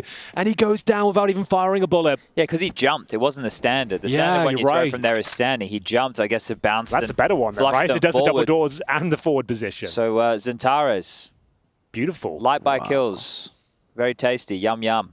Yeah, but I mean, for Big Clan, they're thanking their lucky stars, I guess, that you do have another buy to fall back on, because this one's just fallen flat. Why is Zantares like the utility master now? Like, But that's all we seem to everybody talk but about. Woxic knows how to use the Yeah, nades that's on true. Eternal Yeah, Fire. Like last fair game, enough. Henry, you brought it up. With the amount of nade damage that was done by 4 players on it. I was Did hoping Woxic you had saw 0, right? Yeah, I saw Everyone you else pointed out. had like 500, 400, 300, 300, Woxic 0. Like, it was just- utility that damage. is a shame. And that's how everyone else had so much more, Alex, because Woxic is selfless. He's donating That's his right. nades to other people to use more proficiently. I like this setup in Dark. It's not worked out well for them on the whole. Trying to keep hold of rifles, they lose it all. There is so much cash. I think Magic, yeah, he had close to max money there, 16 grand prior to the buy. Calix still got 13k in reserve, so... Quite a shift in demeanor for Big as well. There's that molly spread that Henry highlighted. We can't go anywhere. Like, what can you do as well? And Zantares absolutely clotheslines the second player as well. That's a demoralizing round. Like, it's like, okay, I've got the position in the middle. I spotted his shoulder. I'm going to... Oh, I've died to the Molotov. No, Okay, it's, and you've died as well. One mid, Okay. one mid. And you're just like, yeah, we probably should have been aware of that. He did a good molly, I suppose. And we are going to see at least a full gun round here. Does he live if his teammate didn't knife him as well? Yeah, that's a good point. Yeah, it's 70 HP. It actually contributed. Oh, no. That's a really good point. They didn't take a timeout. They've already used 2. You can't use a third timeout in the first 10 rounds of play. Oh, my God. That's such a good point. How tilted would you be if you probably get away with it? It would have, you would have had one Or at HP, least. sure. You could have taken a fight. Yeah. Oh, my. Incredible. Kind of needs to be now, doesn't it, for Big? Already a map down in the series, albeit a very hard-fought Vertigo, but this Anubis is slipping away from them. This is their pick. CT side is hard. It's certainly not, beyond saving. But when Zentara's on the warpath, and this is your passive mid setup, Sin's just jiggling to drop the smoke to defend A side. Well, this is the full turtle, right? This is like what you would do on Nuke if you didn't want to fight like ramp, you drop players under. Right. You didn't want to fight yard, you're playing passive. On Anubis, you turtle up and you're kind of just playing the smoke defense, a 3-2 split, and right now starting to investigate when it's too quiet. 40 seconds. This turtle's got hands. Madge is winning all of his duels, by the way. Like, he's delivering in every facet of the game. Madge is my goat, Henry. What's that? Madge is my goat. He's your goat? I'm actually kind of with you, to be honest with you. He's calling That's a good game. Oh, between the wickets! Where did that bullet disappear? Okay, Captain can save it, though. Okay, no. Okay, we need an investigation into the missing bullet there. That we need a full slow motion. Don't know if my... Go on. No, I like that. Investigation. Get stuck in. We need to let him off the leash a bit more. I don't think my NCIS, or it was just CIS before. Or was it CSI? It was CSI. That's the one. Yeah. That's the one. Look, crime scene investigations. I don't know if we'll see where the bullet goes. Wow, it looks kind of pretty. I don't know. I like what Skybox has done with it. But Where's yeah, it gone? But where did that? Oh, you actually have done quite well there, Chad, with your Skybox. You can actually see We exactly. could have a look at this. If Yeah, we could can we? bring up- That's really if we cool. could bring up Caster 1 on the pip for everybody. Check this out. Look, you can So follow the bullet. This is Man 2. This is in Skybox Live, and this is the bullet that he's fired, and it's just going past both Mr. Zentares and Woxic here. So you can see he has just taken a shot just to the side of their hips. That's where the mystery bullet ended up. And then he dies.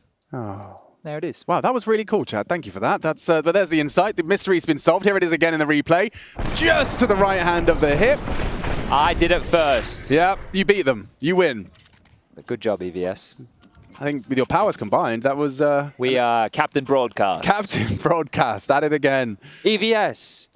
OBS. Casters. And then all your rings in the producer, center. With our powers combined. So bear in mind, we are. Big won the pistol and the second round follow-up. They have posted a single round since then. How many Currently kills on have a there been? 6-round streak. The top end for Big is 7 kills on process. And Henry, it's since Woxic's on- turn. This is Woxic's chance. They push middle. Let's go, He's bro. got the first kill. He's got the AWP. He's pinned over towards the boat. He's got the read as well, Chad. If he holds his nerve, he's got another. Let's go. That's the round confirmed. And he's actually on for a third. How is he reading this? How does he know? Oh, he's got him locked in, though. They know where you are and process. A dead man walking. Calix confirms it. Lovely control onto Mantu. It's Wakadia. Keeping it clean. Likely going to clear you. And Tapson. He falls as well. This is quite the T-Hall right now. They are running away with this game, with this series. Is it really another 2-0? 999, the Germans are saying right now. This cannot be the way it goes down, Henry. I agree. This is flat. This is uninspired as Woxic helps himself to that first pick. It was the same angle Mansu tried before. Reads the play of the push towards middle, gets the double kill, secures it, and it's alarm bells now for Big. A double AWP setup. Mansu and Crimbo, not known to be an AWPer, will be struggling with the second sniper, hoping they can prop up the A defense and just have one player that side of the map. Big grenade. Does do a lot of damage, and that's big as in a lot. Gargantuan. Not the Berlin International Zantare's plan. version of the Molotov. This time a smoke obscures his peak. Oh, even the nade though. He's done everything he needed to there. I'm going to do the Zantare's version. I think so too. That version's a bit outdated. Especially because the only option, if you want to spam the smoke, if you wanted to try and fight for middle, you're eating a HE to 50 HP as well. You just have to give it up. Oh, this is a B play. Magic's going to throw some U2 in from Canal. I imagine it's just the molly. Does he want him molly dark to flush them forward? Just going to fight. Here they come through the limp smoke. Nice. Process this time grabs the first, locks them at the door. He's done a lot for Big Clan here. Process stepping up. 4 bullets left, needs the weapon. As the push, Madge is ready for it. Oh. Controls the spray. Crimbo's gone. The double AWP now just a single. Oh, you can fake this. They're going to over-rotate because the A-Ank is dead. They know Madge is low. We're going to try and find that kill if possible. There was a chance. Magic could have got that kill. Can't quite control the spray. Yeah, but Zantare's maybe overlooked here. They just looked away. Tabson, he investigates deeper. He finds it. A 2-man advantage for Big to recover. Must win round with this kind of a lead. Woxic, he's going to be caught out by the process. Flash, push, lovely work. Traded by Calix and held by Mantu. There's a nice find, a necessary find at this juncture of the game. Well, double AWPs retained, so brought through. I imagine Crimbo will get lobbed across the second of these again for his A adventures. It does free Mantu up a little bit, and they will be able to buy completely around this. Where the same to be said on the other side, but not happy with 9. We'll see Eternal Fire take their first tactical timeout. 11 is on the table, and as we saw in map number 1, it was not enough for Big on their T side of Vertigo to be able to close. So is 11 going to be enough for Eternal Fire? That's probably the conversation now. So, just to note as well, Crimbo considered one of the hottest properties in CSGO right now, upcoming star of the German scene. He posted, I think it was 15 frags in the first map, 30 rounds of play, bottom of the barrel for the team now on 3. Hasn't been his series here, and bear in mind, this is single elimination. Like 1 game, 1 showing, and you're out. He'll be gutted because his Pro League performances and the group stages, I should say, were phenomenal. He was so good. He was on that winner's couch each and every time, big smile on his face, MVP awards coming out of his ears. And now on the secondary AWP with 3 kills. Likely to see aggression here. Since just thrown out a spawn-based smoke. That might be for T stairs.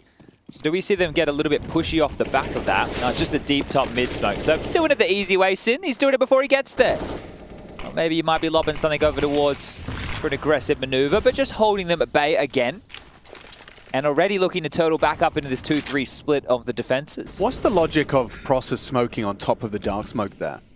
Let me go and see which variation they've got down here. Like he was staring at a smoke. It just arrived from the T side. And he threw out a little deeper one of his own. I think one of the plays is if it's they can get lost in it as well. But the one that they throw that lands deeper, I guess he's just hoping that it goes, okay, well, yeah, we don't want to invest in it. There's too many risks. But ooh, look at this space. It's, I mean, wide open. Crimbo, okay, so he's holding it with the orb. That's not a bad line, is it? But now Zantares has slipped across. We need to see someone cheat back over to help him. But can Crimbo say with authority that nobody's gone temple? He can't, so that means Tabson needs to stay literally in spawn. You got no answers, Dark. So it's just 2B. So they forced a rotation. This is smart macro play. Just by the virtue of Zantares mid find. Oh, 3 in Dark right now. Gosh, look at that. Such a congregation of the... Tabson's here in time. Whole squad. He's just throwing a smoke. And he just tags Zantares. Leg shot. Nice from Process. Only the one! Tabson caught quick switching across in the wide angle. And a 10th round comes home. It just goes from 0 to 100 right there. It's quiet. We know we've lost territory. And next minute, all 5 players are bombarding this B bomb site. So a great little change up from Eternal Fire. If they can take away these weapons, which now they know where Crimbo's AWP is, it's going to be great guns going into the final round of regulation. So Good shots from Crimbo. Won't have an effect on the overall outcome. The money is not really a factor. It's last round coming up next. They can hunt, but it looks like they just don't want to give AKs over. I guess that's a good point. Both players in towards the beach, and will be Crimbo and Sin holding on to the little they have. The AWP, more importantly here, they certainly won't have the double orb going forward. And this is an amazing shot from Xantara, as you might expect. He gets legged in the process. It's unfortunate for Mantu, but then they pounce, leap all over the bomb site. It's double digits on the T side here, hunting for that 2-0. And my God, I think they might pull it off. Contrast of old teammates there as well. Yeah. Just returning to that storyline of tabseN and Xantara as once upon a time being together in this big roster. Yeah, that's true. I saw a great, I think it was Maniac who was looking at the ratings from Xantara's at big LAN events, and you saw his big results. And definitely a very clear upswing in his performance. Now he's communicating with the Eternal Fire boys in his native tongue. A lot of shouting next door. There is so much going on. Someone just won a big round. I think it's currently 9-9. It looks like there's a bit of a clutch scenario going on the B stream. Well, Crimbo back on the M4 this time. This is an all-in, is it not? He's hoping they walk past him, and they have. They have. Oh, no! Is that the stinker? Nothing working in his favor. Oh, it gets worse. Sinfully blind. He's dead too. Mantu, he's held on to it. They won't commit to the smoke now. My goodness. If they just run canals to B right now, they'll beat everybody. Yeah. Process is still worried about mid. tabseN and Mantu, like, are we sure it's not A? And they are walking, so not wanting to be too hefty with these sound cues. Process is back in time. He has a smoke to block with. He should probably be deploying that ASAP. I think tabseN dropping down from window is going to be the linchpin here. He'll have to drop down now. Oh, it's just a bit too late, you're right. And Woxic aware of it, that's it. Before his feet touch the ground. Yeah, that's beautiful. That should be enough here. Mantu with what? No kit. AWP has to drop himself. Here I come. Woxic's got him, and there you have it, shooting fish in a barrel. 11 already for Eternal Fire. 5 left, 5 away from advancing further in the playoffs and knocking out Big Clan.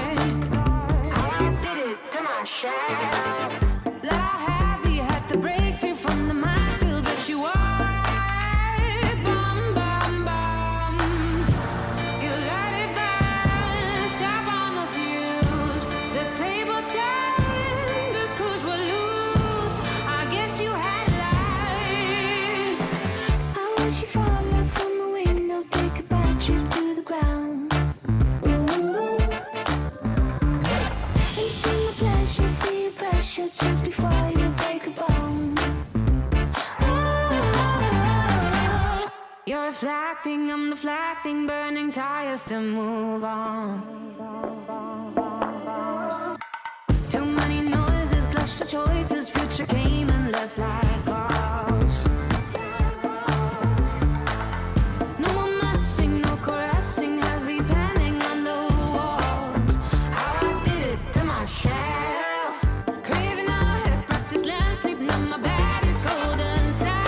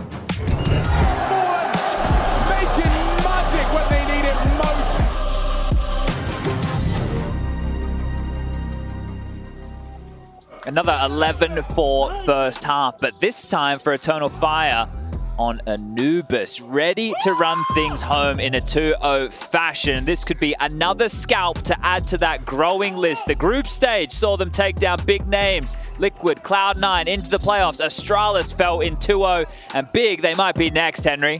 Well, it is called the most dangerous scoreline in the world for a reason. We've seen it once, will we see it again? That is the big question now, as the Germans will be making their way over towards the A side of the map here. They've got 3 flashbangs, 2 smokes, no Julies on the T side, surprisingly. And we will see the first interaction here from Crimbo towards A main. He has had a rough series so far, and it continues. Walker gets the better of him with the P2000. Should be out of there with the dink, but he wants a bit more, and he gets a face full of lead himself. But fortunately, does survive.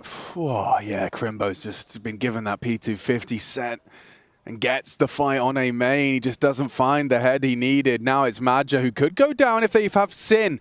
Poised to succeed here. He just turned away. Madja's back is turned as Sin. Taps him once. 1 bullet, 1 kill. Now they're isolating these A defenders. It's only Calix. He's cut down by Tapson. This was a must-win pistol for Big Clan. And Zintares and Wicardia, though, these guys are not to be underestimated. Safe from the flash, swings on out, knows one of them might be low. The damage inflicted a long time ago, and it's nice from Sin. He secured themselves a 5th round. So Big get both pistols in this map now. Of course! So it's kind of wild when you see 11-4 halves go down and the other team with the ones winning the pistols. Yeah, like, true. Like, and these are the rounds, like, I remember years ago having this conversation and people are like, yeah, pistol rounds, it's 50-50, it's a coin toss. And I always sit there and I go, well, I don't know how much I completely agree with that, but when I dig into the sentiment more, I kind of feel on the like there's so much variance in it that what they're saying is like anything could happen, right? So with these pistol rounds, I guess Big will take both of them, but they need to kind of soothe the camp. I think it's a bit rough over there considering how some of those rounds were falling to the wayside, especially number advantage scenarios where Mantu was finding picks with the AWP and they were still losing. You can't have any more of that. Well, it's going to be the second round force buy from Eternal Fire. A difficult one to put away, but Big have got the firepower on their side at least. AKs and Galils going for the brute force approach rather than the tactical incision. We are going to see them head towards A once again. It's SMGs and a scout for Woxic. 4 players make their way towards A main, and star of the show, Wicardia. Oh, he's actually beat them to the punch. Crimbo might not be aware of it, but a good recovery. Flicks to the head. That might be the most important kill yet for him. Yeah, no, that's a big confidence boost. You can see Gob specifically talking to him, or at least giving him a big nudge in the right direction. This is a powerful angle from Madja. Crimbo, it's not on his flight path. Couldn't work out where he was getting shot from. It should be fine, so long as you get the trade. Sin, however, dead as well to Zintares. They do convert off the flash and push. Hard round to win for Calix. Yeah, there's a scout there. That's not really going to get him too far. Maybe he can land a tag before he has to kind of kick open the door with the dig. Oh, no. Who is this? Who is that brave soldier? Trying to keep the fight, bring the fight to Calix. Love the reposition. He's not ready for heaven. And so Big Clan, they will get that second round conversion. All right. Okay, trying to bring some energy. He is. Gob. Yeah. He's trying to focus on Crimbo. They need him to come online. Well, we do see the tabs and tilt, right? Yeah. We know that it gets to him. I don't know who's meant to be the hype man over there for Big. If there is one, I guess it is going to be Gob B, the absolute veteran, the beacon. German Counter-Strike, and one who's slated to be that for the future is Crimbo. So this would be the time to see him come alive. When the chips are down, when backs are against the wall, this is where big players' names are made. Yeah, well, he is the Wunderkind, you know? He's got to step up. Henry has some German in him. Okay. Got a little bit. And Zantares, the opening frag. This round, not an open shut case, it would seem. Yeah, indeed. Yeah, nicht so good. And it's just Woxic here. What weapon has he got? You assume barely anything. A P2000 at the back. If he gets 1 kill, he's a god. Love! That's some damage, to be fair. But that's all they'll find. Round for Big. 3-0 has been found. No problem. Cardia's just going to try and get the hell out of there. Didn't even get to use his flashbang. Teammates dead on arrival. God, the 9Z game is full of some loud mouths. It's Movi, definitely. I mean, they have been riding such a high, right? They say Pro League is special to them. I remember their performance in the groups was very inspiring. And yeah, they've been pushing the limits of what Spanish Counter-Strike can achieve. 9Z are the ones who continue to push what I understand about Counter-Strike. Like watching these guys play, some of them, like Buddha, for example, he's got 20 kills against Movistar Riders. I'm going to be honest, I don't think I've been impressed by much of what Buddha's really brought to the table as a player. I thought he was pretty average, to be fair. But look at him go. And Mantu, he is responsible for that dark peak as his teammate progresses. Flash for the A main progress. Wicardia will turn that and actually mantle forward. I like his moves. And that's a good start from Madja. Yeah, just what the Doctor ordered. Nice opening pick. Looking at their first round. They got a 5-on-4 to kick things off. That double AWP setup has been kind to them this tournament. Madja makes it work. This time towards Dark. Removes Process from the equation. Still plenty of time though. Bomb, top of middle for now. And Sin and tabseN will start exploring their options towards that very position. No one there for Eternal Fire. It's wide open. Wicardia will be watching it from the camera position. Woxic patrolling towards... Has to commit for this. Yeah, nice shot as well. He's actually played it perfectly. Peels off, doesn't overcommit. They've got a 5-on-3. Surprising not to see him take over mid duty, so Wicardia will stay on this jiggle for info. Calyx and Taras could consider investigating Dark with Madja posted towards long. It's a run boost, yes it is. So up and over. Wicardia's mouth did not look like it moved, so there is... The gap needs to be acknowledged, but tabseN's already passed. Yeah, Madja's not going to be going for this kind of hard clear. Bomb's going back to B. tabseN can work. This is a 3 versus 5, Henry. If they so recover this... He's still covering the angle. He's just assuming Spawn is They know it's open. They know it's open. Wicardia's watching yes. Yes, you're right. Well, they're just selling Calyx here. Calyx is being sold. He's going to die. No, he's away. He's absolutely fine. So all the space means nothing for tabseN. 15 seconds. He has to kill both Dark. And that's the first. The setup is systemated, and he's managed to find it in time. A couple of seconds to spare. They've disrupted. And a 3v5, now 3v3. And 2 AWPs for the retake. I don't think this one can happen. Yeah, no kits. The run boost across the sideline. That is going to leave a mark. That one is going to sting. What a great start to the round from Eternal Fire. Now there's going to be levels of frustration. I'm taking an ear cup off to listen to the conversation. Yeah, well, that's remarkable. It is tabseN that slips the net there behind enemy lines. It didn't look like he was going to do anything with it. They were aware of the prospect but couldn't confirm the information at that point. Everyone on high alert, but it's towards Dark. He finds the first pigs. Calyx gets dropped eventually, and then all hell breaks loose. And as Chad mentioned, with the 2 AWPs in the retake, just not feasible. And Big continue their streak here. They're actually looking like they might be able to do this one. That's going to be their 4th round in a row. Madja opening things up. Woxic got the 2nd kill as well. You think that's the round over. But tabseN all the way around the world gives himself a couple of kills towards Dark. And you can see they're not looking too frustrated just yet. A bit of a smile there from Zantara. It's a tactical timeout just to discuss what happened there. But they still have cash. They still have the double AWPs. So not all is lost. It's just a bump on the road. You say a smile from Zantara's, but for me, that was like the smile from the "this is fine" meme. You know, like it's the kind of the dog trying to have his cup of coffee. But I'm really baffled as to exactly how effective that run boost is. It's not a move I've seen all too often, but when you are playing a passive setup in the A site, it's a fantastic way in which to kind of completely destabilize the setup. I think it just, it definitely is a way to punish this, but I'm curious as well. Like, I'm trying to watch it back on the timing and to see how much Wicardia will have seen. Look, like, yeah, can we cut to you? I don't know if we've got time. 9 seconds on the strat time, but yeah, you've got a freeze frame there. Interesting all the same. We might be able to get to it if we get to a tactical timeout in the future. And, well, there is a possibility for that, especially if Big can win this round. So how much further can the Germans push this T-side haul? They know there's a double AWP, right? They're well aware of that. They need to be. So an execute is a very strong option. Ooh, Madja, this is an all-in.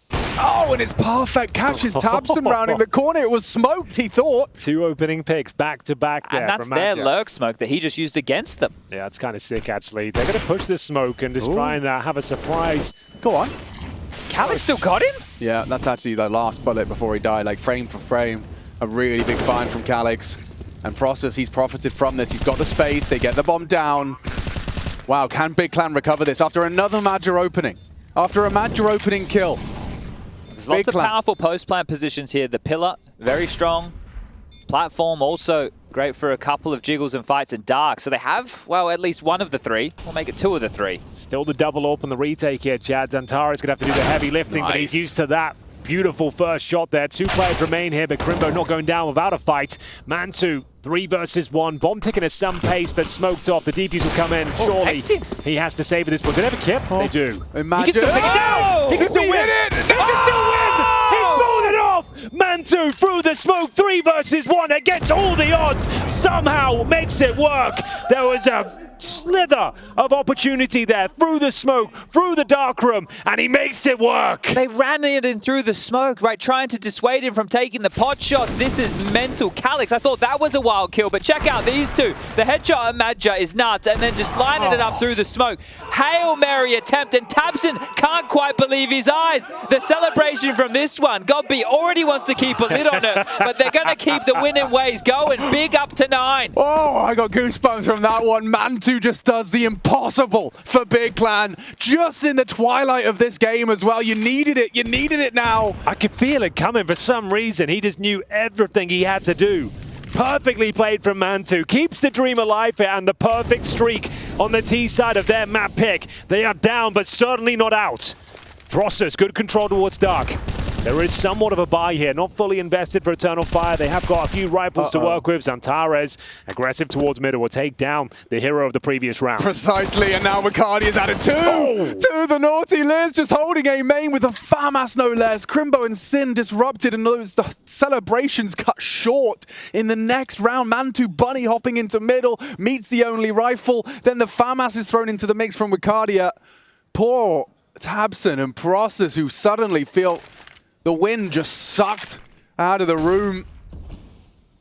Process is trying to find Wicardia. Support has arrived in the form of Zantara. They double P. Great shot. Process didn't get traded.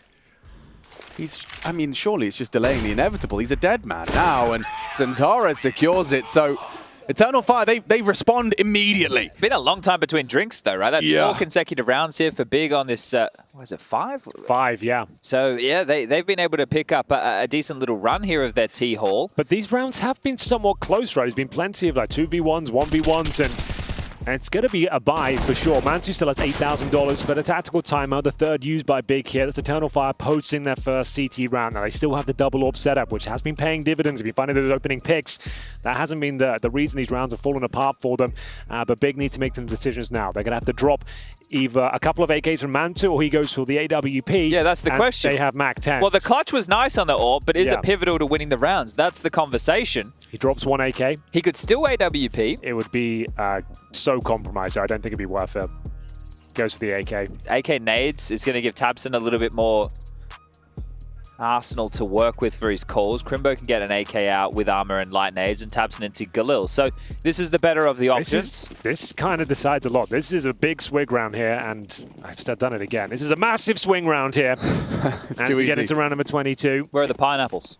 And at this point, if Big give it up, they're in a world of trouble. 39 down with no loss bonus at all to speak of. Yeah, well, the AWP is there. You got to get past Woxic. You better have a good flash. Good. I'm more worried about Wicardia. Oh yeah, he's still there as well. Supportive util to keep Woxic safe. Well, do you commit now that you know there's 2 main? Because the AWP likely has a friend. And now that you've been dissuaded momentarily, do you still want to continue with this? It looks like they do. Apparently. Towards Fountain. Hey, they're going through. No one there to receive it. CT's dissecting the bomb site, dropping smokes of their own to allow Wicardia to focus on the cake. They're already through. Another. Oh no! Sin couldn't finish onto Woxic, and now a 4 versus 3 emerges. Big Clan desperate. It's Big from Process. A second headshot onto the swing. Zantara is deleted. This is a powerful angle. There's no way Madja's ready for this. Madja doesn't hit this, can he? There's no way. Dead. And another on the plate. Calyx cut down to just 13 HP. Round 1. Big Clan fighting to force this to 3rd. My God. It was the full commitment there, Chad. The execution comes through. Wicardia didn't get the information. They'd made it towards the cake. He did a good play, making him actually possible to get towards the bomb site itself, but Sin so quick with the AK. A double kill comes through, a beautiful second shot, and Big must-win round. Step up, they find double digits, and that's surely sabotaging the finances now. The CT side averaging around $2,500. Loss bonus will be at 29, so if they save the AWP, which looks likely, they do have somewhat to work. It'll be a tactical timeout. That's the moment there. As soon as Wicardia goes down, Process absolutely body bags them. Nice positioning from Crimbo as well. Needed that. Yeah, no. Straight back into the double orb setup as well. Oh, yeah, well, during a tactical timeout, that gives us a couple of extra seconds to tune in with Jason, who's going to give us a quick update on that B stream. Sounds intense over there, mate. Yeah, actually, we're over here in a little bit of a viewing area going on. We had Movistar sitting right here, got G2 behind us, got a big clan over here, but 9Z Movistar, a little bit of a comeback happening, Connor. Yeah, man, that 7-round streak, that's the noise you guys heard behind your match going down. That streak fizzled out, but they just closed it. The 8th one put up. It's 9Z with map 2 in the bag. Damn, that one's going the distance. All right. We might have a bit of that happening here on the mainstream as well if Big keep these up. Thank you, gentlemen. Nice fist bump. Get back into things, lads. It's round 23. A big find from Process into the A site has given them the 10th. Cash being rather exhausted now. It's humble, and that's a spawn smoke from Crimbo. Is there a plan around this? Yeah, that covers off Dark, right? So it'll lock Calyx in. So you can see this. Calyx chooses, do I want to play in front of this and be committed to Dark to the fight? Or do I want to play B side? Because now they've thrown a front site lurk smoke as well. There are a lot of questions over towards B available here for Eternal Fire. They must be feeling a lot of pressure, especially with only 2 defenders. The rotation point of Xantares is coming back. Madger's on his AWP. He's been doing well with that. It just forces out a lot of utility early. You feel under pressure. You have to block. You have to drop something so you don't get isolated. So they've already gone through a couple of smokes, a couple of Molotovs. And they've still got 4 Molotovs, or rather 3.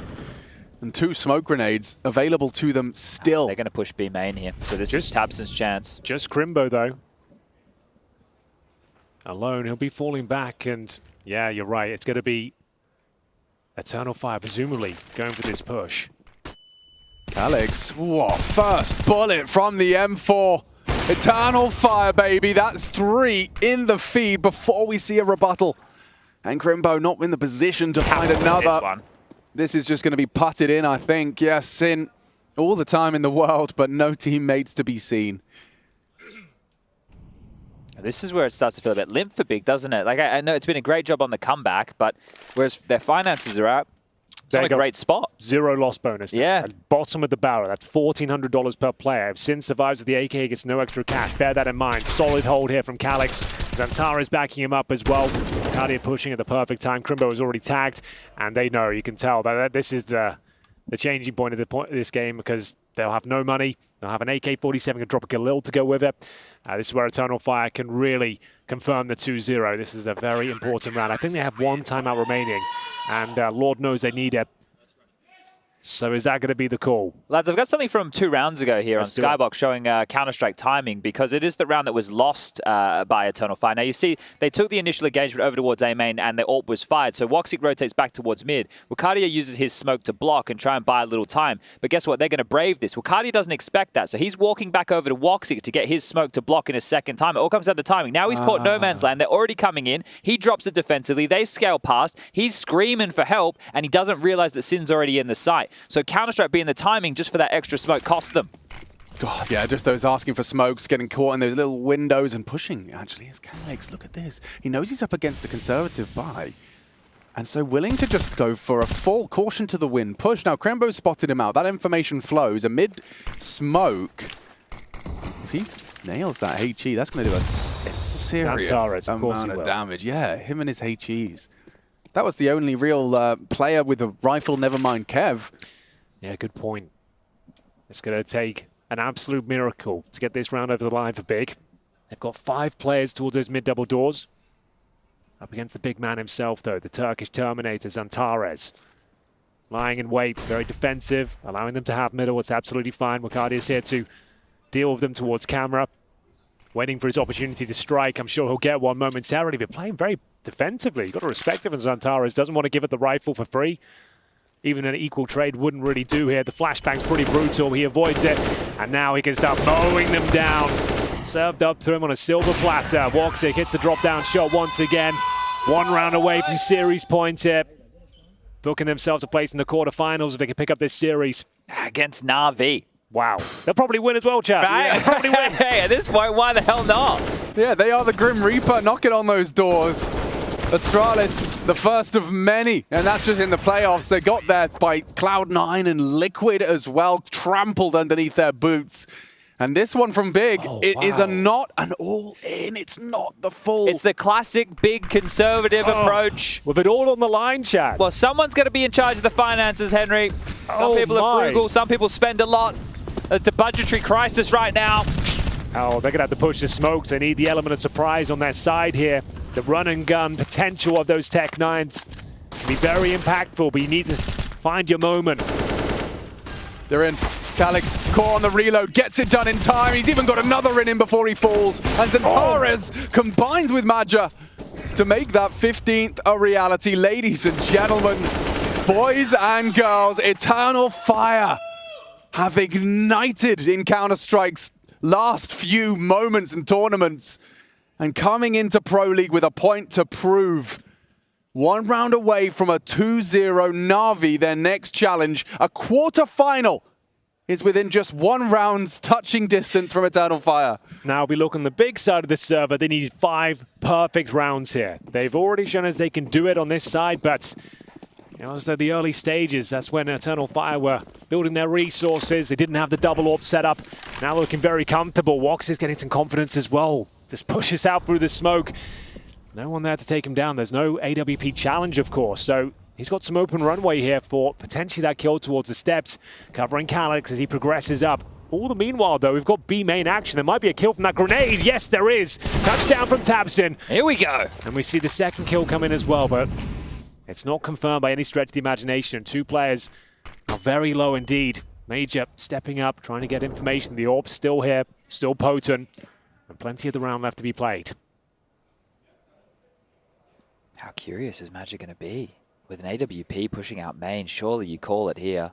You wouldn't. You don't expect Magic to be taking a move like that, but with Voxicon to sin with that's the chance bomb. of Magic now to push. The bomb's loose. They need to get it back. Yeah, so now attention's drawn. A missed shot. Now he pushes. Now he times it to perfection. It's a 2-on-2. Big. They got all the openings. It's 40 seconds. They need to make their way around the world. And Zentares has it. He has the AWP line. He's hit the AWP shot. There's only Tabson. He doesn't have the health for this. He doesn't have anything. Eternal Fire again. Form is temporary, but the fire is eternal. Another one in the bag. Quarterfinals booked in. Na'Vi up next. The type of rounds that they were winning as well. Very impressive stuff. The tippy top of the scoreboard. Zentares joined by Wakadia. The duo we did not know we needed from Turkish Counter-Strike. And they enjoyed the win last night. They should enjoy this one a whole lot more. Quarterfinals, baby. The streak continues. Cloud9 2-0. Team Liquid 2-0. Astralis 2-0. Big Clan 2-0. This team cannot be stopped. They are in championship form right now. Can they go all the way? I think there's a chance. Why the hell not? Let's get on the Eternal Fire hype train. This is what we love to see. The couch sitting by, ready to break down this one.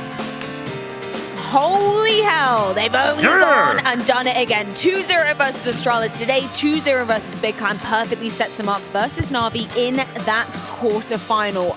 Not a single map dropped during playoff chat for Eternal Fire.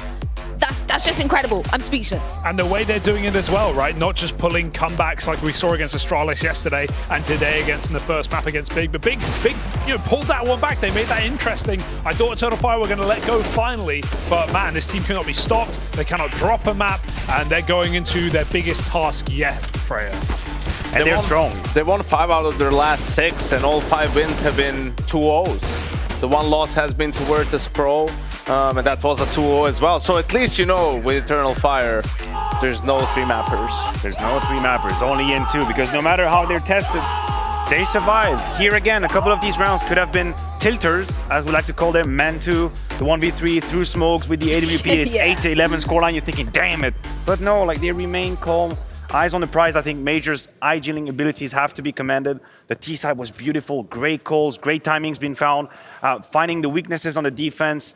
This is a team that looks extremely in shape currently. There's so many different elements of Eternal Fire that have impressed us, right? Like you touched on Maja, it's an incredible IGLing throughout the entire duration of this playoffs. And then we get onto the individuals, like Zentares, we have to give him his flowers again, because he shows up on both these maps and top frags again. Like, this man's unstoppable.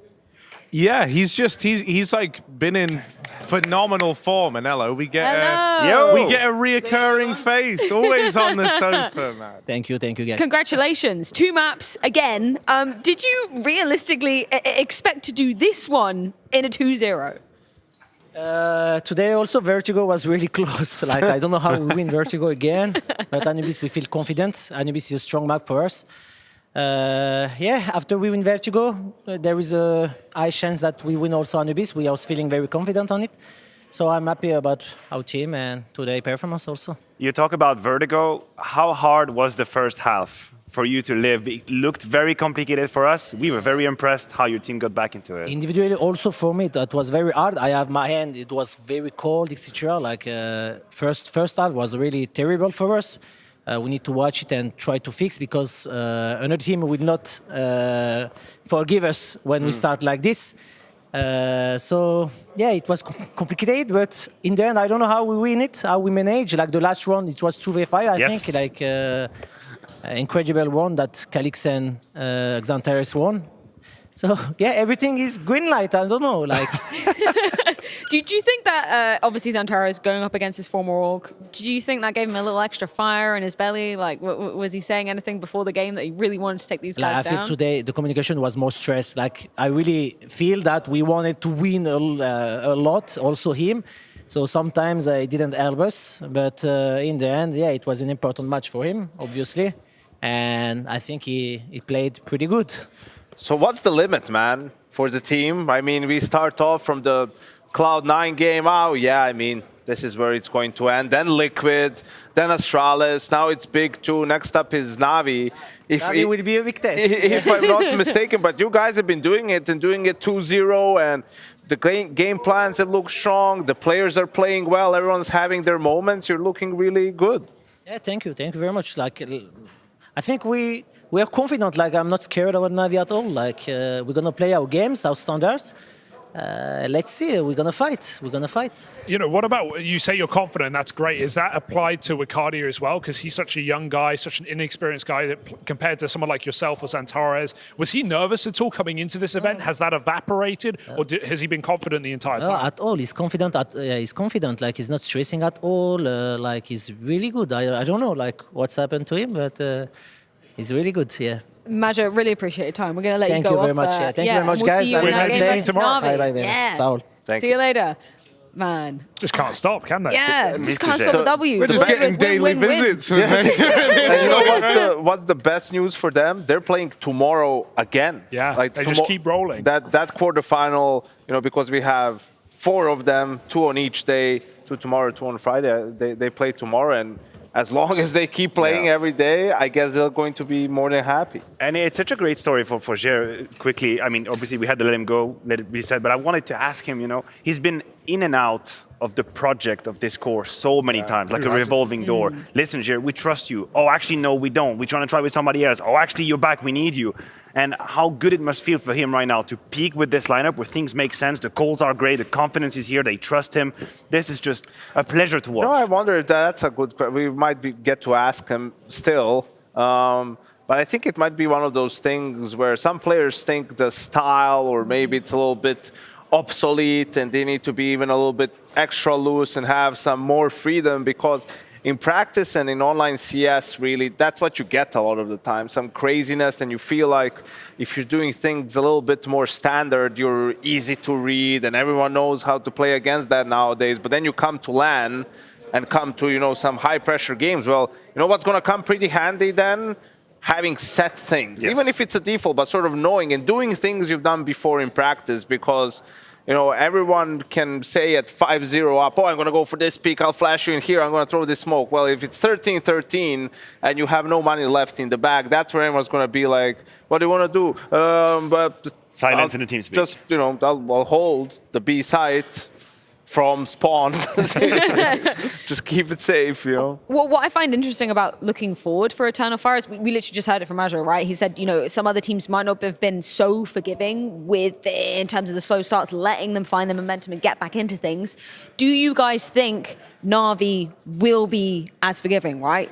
I think Na'Vi have looked even better than I expected in such a short space of time. Obviously, we think back to that phase game where, you know, they qualified for the quarterfinals from.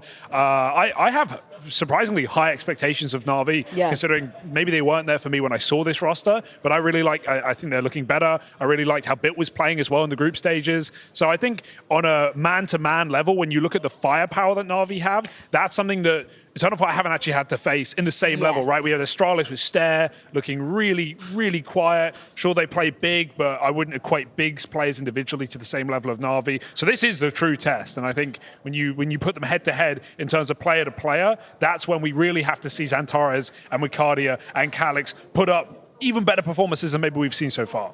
Yeah, I mean, the thing though that is still wild to me is like it feels like Xantares is just peaking right now. Yeah, like, and I didn't have that like That's on crazy. my bingo card for 2023. I wasn't like, oh yeah, gonna be the This is year of Xantares' year. Xantares. Like that's an obvious one.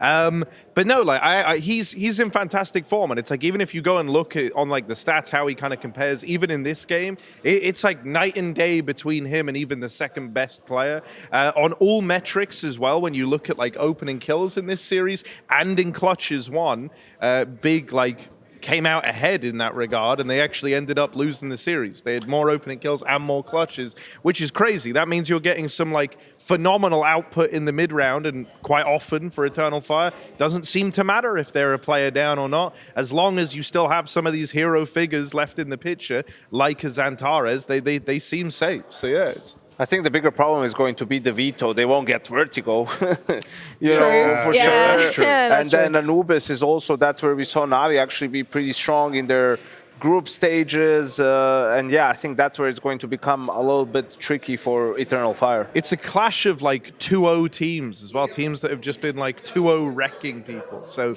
maybe So a what do you three-mapper mean? there. Maybe a three-mapper. Well, maybe if anything, it should be a 2-0 for someone. Yeah, I still, know, though. right? I know. I hope it goes the fun other way, which is all three. Well, I hear if you say Xantares' name 20 times on the sofa, he actually comes up in our Air Force Aim High. So let's see if we are indeed right. Oh, actually, I'm wrong. Who is it then, production? Wrong Who again, have we of got course. this time in the Air Force Aim High? It is Wicardia. Oh, giving it to the young We gun. didn't say Xantares enough. No, we didn't. We I said only Xantares, got up But to we'll be eight. saying this guy's name for a long time, I think, right? Like the fact the match just says, like, oh yeah, he's not even scared. He just, comes to, the first land of this size for this guy, and he's just chilling, 2-0 to top 20 teams like it's nothing.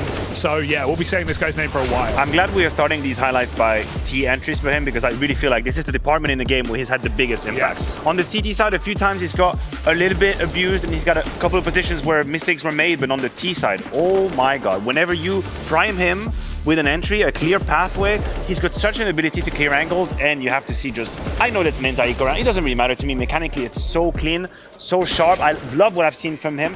Some work on the CT side needs to be done, but this is already, considering the importance of the game, that's clap clap. Clap, clap. I don't know, Wicardia it's like a fan. small I like clap. it. No, I a like mini it. clap. I mean- 2 claps at least. 2 claps. That guy in the middle is clapping with you there, Matthew. And now he's gone. Well, moving on. Moving on swiftly. Yeah, Something. do you think they have what it takes to take down Na'Vi then, considering Na'Vi coming in, this will be their first game in the quarterfinals? I think they do. Don't look Is at me. this where they meet their limits? Harry, you're up first. Literally couldn't tell you where the limits are for EF. They Good answer. probably should lose to Na'Vi, but there's been other opponents that they probably should have lost to as well, and they've constantly surprised. So yeah, I don't know. I actually feel quite good for Eternal Fire. Nice. I think they're kind of riding the higher momentum right now, and everyone's just full confidence all the time. I think Major was pretty lucid and on the money when he says other teams will punish us for the start we had on Vertigo. And if anything, this has to be like a case study for them. Like maybe people got a little bit stressed, overexcited by the consequence of that game. It was a bit too passive on the CT side. They let the game come to them. They got absolutely destroyed first, and then they woke up. Then there was a couple of rounds. There was a couple of moments where they started playing Counter-Strike to a better level. Against a team like Na'Vi, you let them go up again 11-4. Might be harder to come back, but use this as an experience. Make sure you enter the game with a different mindset. There's a flip side to that coin, that Na'Vi is one of the teams that we saw it is prone to frustration. Sure, not in this tournament, not much to get frustrated about when you're 2-0ing every opponent and then book a spot in the quarterfinals, but we'll see, right? If they start losing to a team like Eternal Fire, is that where the emotions start flaring up again? And we do see some interesting buys and whatnot and interesting moves on the server. And will they be able, have they evolved enough as a unit to really overcome those small hiccups and still grind out a series? Well, on the flippity flip, as quickly as Big Clan do arrive, unfortunately, they're leaving. So let's get a few exit words. All right, I'm here with Tabson. Apologies, a tough loss against Eternal Fire, red hot Eternal Fire. In these situations, I know frequently you kind of run through your head of all the things that could have gone better, that could have been played differently. Is there any moment in this series that you reflect and really stick to that you feel like that's where you lost control, the turning point of the game against you? Yeah, to be fair, I think like if you close out Vertigo, it would have maybe been a little bit different. We would have maybe had more happiness during the game or positivity in general, but overall I feel like they deserved it way more, and especially on Vertigo closing out in this lead, we felt like, especially in the first half, hey, we have them, they're very, very tense. It never felt like this before, and unfortunately we couldn't close it out, so that's how it works. You have so much experience, and obviously with all the positive things that have happened, these tough losses do come around, but as the kind of leadership figure of the team, what's the kind of message you give to a squad where the conversation from Mantu had been all the progress you'd been making and there was a lot of excitement about where things were heading? What kind of message do you give to the team in these kinds of situations? Yeah, obviously at the moment we just need to reflect everything what we did, what we have done as well, and of course, like we improved a lot, and I think it's a positive sign, and we can take a lot out of it. And like obviously there's not much to say right now. We cannot cheer us up. Everyone is sad and disappointed about the results, but obviously we will just looking for it because we stepped it up lately a lot, and we are content that we can just beat as well as some teams. Eternal Fire is very good at the moment. They beat a lot of teams, also 2-0 everyone, and can happen. It doesn't feel so bad to lose against them, but you know it sucks still. Yeah, that's Counter-Strike for you. Well, thank you for your time. I know we're going to be seeing you guys again soon. Thank you. Yeah, unfortunately, big to see the end of the line here. Connor, you've joined us from the B stream side of things. Yeah, I've been hanging out over there. I wanted to get in on this action, though. I mean, Eternal Fire, man. It's a pretty big result, Freya. Yeah, hell yeah. Be left alone. I don't know. B stream's so lonely, guys. I missed this. I missed you. Yanko, specifically. It's a little bit mean for Moses, but okay. All right.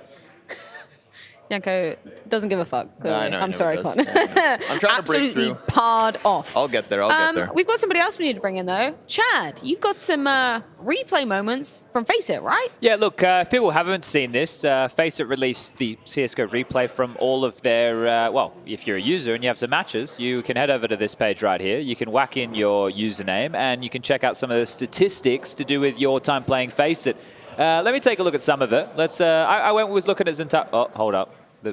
It's lagging gone right now. Give me a second, guys. The whole. It disappeared. It was just working fine. You know, I was just going through. I had everyone's profiles. That's all right. Loaded Sometimes up. you know when you really I can't need click to or anything right now perform, because it's on the screen. things go wrong, and you just. But that's a very good tease. It's a good tease for people. I'm sure they're going to go there, check their journey wrapped up. The whole page is actually just crashed. You've got to update your Chrome. The whole Chrome. It's true. I can't do that right now. So if we could take this off the screen, so I could activate Windows just 2. minimize it and then try and open it again. That would be. There we go. There you go. All right, cool. Let's try again. Let me find another Chrome tab. Hugo, Harry, did you try this already? I did already. I went through Harry and mine. Are you each other's best mate, best buddy? There we go. I wanted to know that. We also have, this is really weird, we have almost identical stats, other than like obvious what. So for whom is that weird? That you have the same stats. I don't know. His headshot percentage is crazy high. Mine's not. I'm a sprayer and I like AWPing. So you know, I don't get headshots like Harry, even when I rifle. He's a different beast. Everything else the same. Kills per round, util damage pretty close, clutches, all of that pretty close. You're nodding your head, Harry, in agreement. I'm trying to analyze the reaction to see if he feels. How does he feel about he that? He didn't act disappointed, but the numbers don't lie. Exactly. That's my point. Reasonably close. Within reason. Mine are. Yeah, what about the yellow? He has more than me. Yeah. Enemy splashed? 1,000 more? Or? Well, he doesn't. Guys, we're back. We're back. Chat is back. It's kind of working. It's kind of working. I'm trying to get your profile soon. So this is everyone's favorite Shine Monashi. As we all know that he was, you know, the tippy top of the leaderboards around here. But some of the other fun stats that you can find out with all of this, like what do we got here? Armed and Dangerous economy overview. Earned per round 2.8. Lost per round 2.6. Was your guys' numbers pretty close to that, Harry and Hugo? We'd have to check. I don't remember the numbers of the money.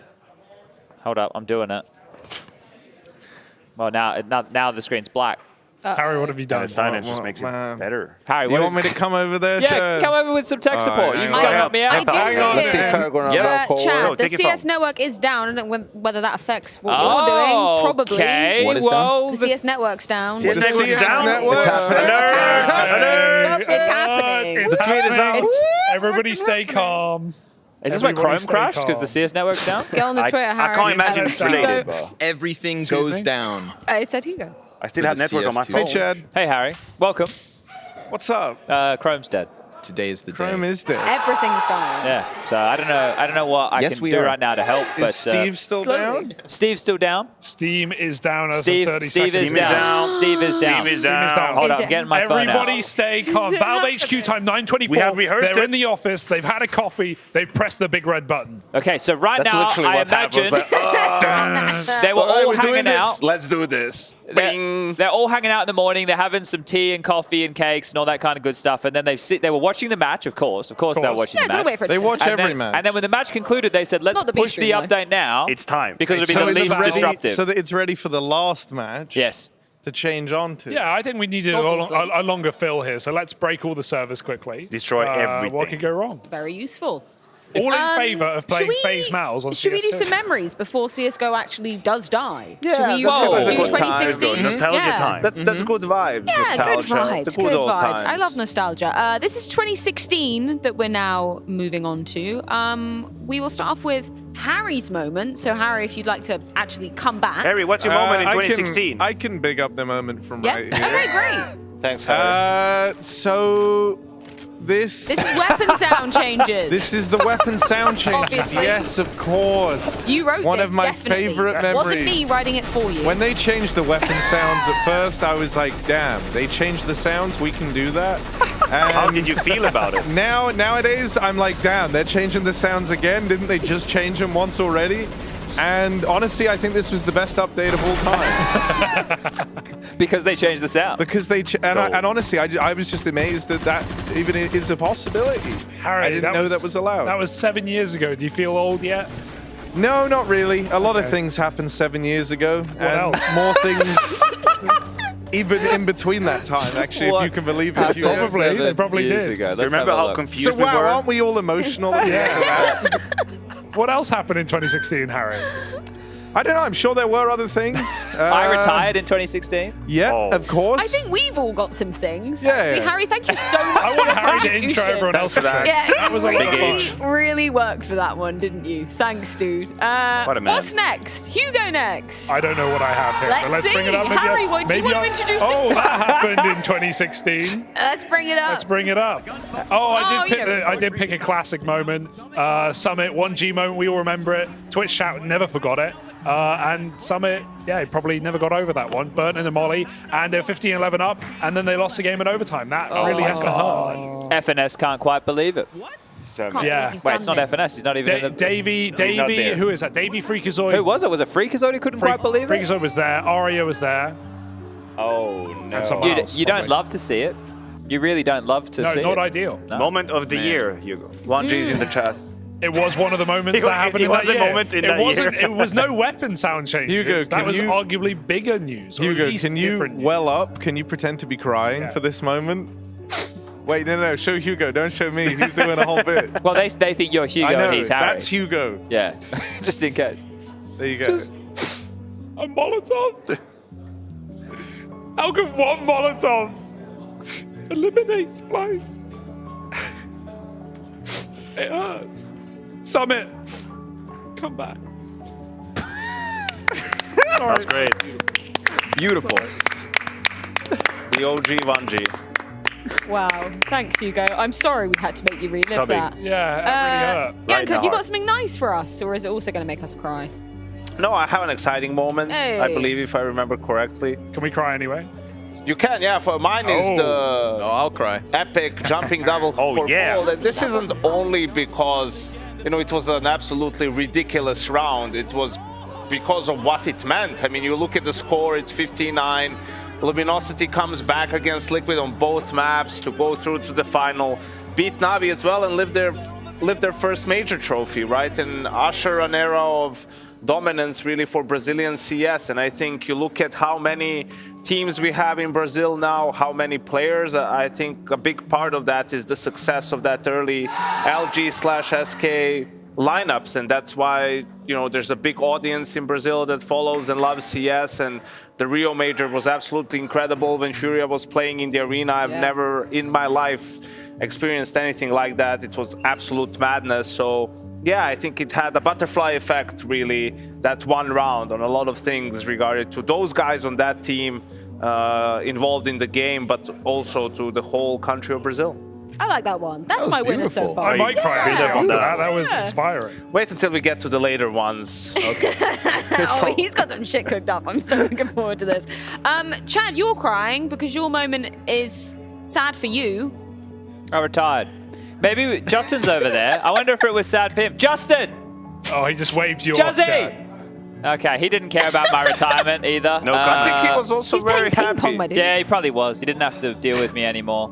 Well, we were also very happy, Chad, because that's when you joined us. Yeah. Yeah, I think it was like June of 2016. I forgot which event it was that we didn't qualify at a major, and I was just like, I was on the way home, and they were all telling me not to quit, but I was in the airport. It's an emotional place, the airport, and I thought, we're not getting any better, and I suck right now, and I can't work out how to get us better. And I thought the only way for them to get better is to be without me. So I left it all behind. And because I knew as well at that time, if I retired, it was like proper retirement. It wasn't like I could go back and play for an Oz team. There was no other Oz team. Like there was no other worth the time of investment for that. So like in that airport, probably an ill-advised decision to make on an airplane traveling back from Europe all the way to Australia. But yeah, I decided that was it. And that was pretty sad. But look at you now, Chad. for you. Look at you now. Not just look at you, look at us. Not only did you make them better, you made us better. Yeah, Thanks, Chad. I don't know. It's hard giving up Counter-Strike. Like, it's You not a didn't. fun thing. Yeah, we didn't. Yeah, but you Yeah, didn't. but You the didn't. thing, people ask, do you miss playing? And I miss competing. I don't miss grinding like 12 hours a day. I don't miss like having to travel around to all these events and be away from your family. Or still I'm away from them anyway. But I was going to say, you still do these. yeah, first that's two true. things. We still play the game. The only thing that I 12 miss hours a is like day. the feeling of competing and like, well, I didn't do a lot of winning either, but there is the adrenaline that comes through when a strategy works out quite nicely. There's nothing like competing. Chad, when we play Face It, we are a competitor. Yeah, we mean that's business. why I like playing with you, Matthew, because we mean business. Yeah, you're there for the same purpose as I have, to relive any Exactly. of that joy that we once had in our lives. Yeah. And We hold on to it. Yeah. We chase it. The Yeah. high. This music's making me sad. I know, Aaron. man. Original Change that. segment, I'm actually going to cry. Oh, man. Moving on. Yeah, So they Matthew, changed the music. you Thank had you. a happy moment. I guess it's kind of similar Yeah, to Yanko's though, it's right? very it's close to full what one. Yanko was talking Yeah. about. For me, it's obviously the Brazilian core winning their second major, and Yanko obviously had some beautiful words about it. As a player at the time, I think this was one of the first few teams that I really wanted to study because they played the game a way that I hadn't thought about before. And as a player, I was very fascinated, like, hold on a minute. This is how you can play these late round scenarios. This is how you can play these retakes. No, there's no way they're going to win with 20 seconds, but psych, actually, they can win it. I loved how Coldzera was playing. He was one of the first ones to have these hidden positions, hidden gambles on the CT side. I think there's a lot of the way I look at Counter-Strike comes from the success that they had. And I think it was a beautiful year for Counter-Strike. And I always love when a team comes in and revolutionizes the way we approach the game and offers an alternative view to what was, let's say, the Fnatic organized chaos era before that. I liked how they played Counter-Strike. I think that was a great year for it. And Coldzera, I mean, he could have gotten an S&M sponsorship at the time because he was the master of punishment. Really, with the angles he was holding, playing off angles and whatnot, he was just a mean dude. Yeah, absolutely. And I'll always hate Fnatic in that 2016 Cologne for losing to fucking Liquid out of all teams and deny us Fnatic versus SK Grand Final, which they've never actually really met in those big tournaments once the Brazilians became #1. Olaf had his injury in Columbus, then that lineup sort of started fizzling away, right? And turned on the whole godsend split, like the whole... Yes, exactly. They're mad about it as well. So is that B? I'm just sad about that because B-Stream's still going on. SK ended up like just strolling through that major. It was never really in question. Maybe a little bit against VP in that quarterfinal, was it? But yeah. Yeah, that's a good one. Yeah. Handshake, you two. You can. Is that all of them? Who wins? No. I've got one more. Oh, nice. Let's get it. Formation of Astralis happened in 2016. Obviously, from Self-made TSM org. to Team Question Mark, and then Astralis coming together. Is that actually Device? Is that actually it's an AI? It doesn't look like Device. Picture. It looks like an AI device. It looks like if Frozen and Device got like mashed together. Yeah, this is crazy. This is a real This throwback. is not real. Kerrigan in there as well. Of course, Kerrigan was there. Yeah. No, but I mean, these images have been altered. Yeah. This is some AI art renditions, surely. Real photos. They just look good. Anyway, that's not what we're talking about. We're talking about the creation of the Beast, That's when they were conceived, 2016. It was just, coming from TSM, then they went to Team Question Mark. We went, where are they going to be going? What's they're happening? actually going to form the entire thing themselves. That's pretty fucking cool. Had to wait a little bit until it became kind of the Danish dominance era, but I think that's kind of exciting to look at where it all started. I think it also tells you good things take time, right? I mean, they had a lot of tough moments and tough losses and a couple of roster changes as well. And one of the wildest games we've seen at majors ever, or actually situations where, I think this was in 2016, where they've had a stand-in, like a double stand-in for Cologne, right? Where they had Glaive filling in. What's going on? For Kirby, and then Dupree had an appendicitis, Yeah, so and then Zonic had to go play in. for Dupree, and they still managed to take down MSL, recently retired, and his Dignitas in a best of 3 to make the playoffs over them. Just one more moment that I want to give props to. Obviously, Simple's falling no scope on Cash. That was Henry's moment. I don't know whether that takes the cake for anybody over Brazil. Well, it's a nice moment, but I wouldn't say it's the moment of the year. No, I think your guys' moment, the combined moment, makes sense. I'll agree with that. And if we're going to give homage to one play of the year, I think Cold Zera takes it. Yeah. The cultural impact. The culture. Think about it. As a North American in that moment, I knew we were done. Even with the scoreline, you know, at the end. Yeah. Come on, the sound changes were pretty huge. The soul I don't want to bring it back up, to kind of dominate the floor. Maybe we should hear it one more time, just in case, or. Oh, they played the sounds. Yeah, they did 100. Why don't you just beatbox it? It really did. Yeah, I mean, it kind of went from a to more of a. Absolutely. Which It's a great is that? rendition. Yeah. It's a great rendition. That's the Bison right there. Obviously. Yeah. See, there we go. See, I actually think I was pretty. This is like tinnitus in an audio. No, just don't worry. It's I gonna get to actually the think I did a M249. fairly decent job. It sounded good. I'm just happy how much I've matured, because when these updates were coming out, I was mad. I was like, we all were like they're Hugo. changing the sounds instead of fixing the game. I was a Hugo, but now instead I'm a grown person. I think they can do multiple things at once. Now I understand good things take time, and everything will be fine. Maybe We should be open happy new experiences. Good for things changes. come to those who wait. And we've waited for you, Chad, to get the Faceit profiles It's back working. up. And look Yeah. at you have. Connor, Let's I've go. got your. What we got? So as mentioned, obviously 5 clone. Yes. How would we say this, Harry? 5 Coroni. 5 Crony. Obviously. Okay, of course. And you want to see a wingman? Is that? I want to see if it's Harry or it's Hugo. It's Hugo. Yeah, it's Hugo. Oh. Hell yeah, bro. What's the win percentage? there? 48%. Hey, that's I'll take almost it. that's almost That's half. almost 50. That's almost That good is enough. almost 50. Connor, any other stats you want to look at while we're here? Well, they're already there, unfortunately. Maybe clutches. I don't know if there's a clutch stat. I feel like that's the. If I look at my, if they're the other services that track your stats in matchmaking, the only thing that I'm better than the average We don't player care at about those. is a clutch. All right, well, you're like Only a Inferno, clutch. the opposite of Hugo, so it's Okay. interesting that you're the wingman. I've got one here 20% for on trade. Maniac. Oh, hi there. We got Matthews. All right. That's a Matthew, whole lot of minutes. you stay alive the most out of anybody we've surveyed so far. That's so because I'm a patient guy. That's true. And because I play B anchor. Everything's happening. All right. What else do we got here? Anything leaping off the page? 1.26 KD. That's pretty damn good, I would say. I'll take it. Yeah, especially at the ELO Matthews playing out. Your wingman, Nyanya, of course. My man. Random Rambo is your nemesis. Why? He's a funny guy too, but I mean, we do match up against each other quite a few times because Chad, there is a reason. He's also an early riser, and you know me. I'm playing Faceit at 8 a.m. I'm already on board, and he's there too. Understandable. And Matthew's best map, Inferno. The real ones know. Vertigo. The real ones know. Player. What was that? The pit player. The pit player or the B player. Your I can do worst map everything now. is almost 50%. That's really Vertigo good. should not exist. That's really good. Hold up. Do we respect Matthew's elo? Because I don't know. I think it might be easier to You're gonna win be elo very at careful. 8 in the morning. Wow, what are you I think saying? the early What are games you are the saying? easiest Can we games go back of the to whole Connor's entire profile day. just quickly for a second and check his elo? So you got 2K and what, you camped it? That's 2,000 elo on European servers from North America Sure, with I'll 90 give you that. ping. I'll give you that, but then you Thank camped it. You stopped queuing. I haven't seen you on Face it for a while. I haven't gotten. You know what? I've been preparing for CS2. I personally, my funeral services for Go were a couple months ago. What's your rating on CS2? My rating on CS2 right now is 16,500. Oh, Started at hell. 13K. And Connor, anybody would who you- wants to talk shit about that, I challenge you to go do your placements in North America with Jason Moses O'Toole. Because that's what I did.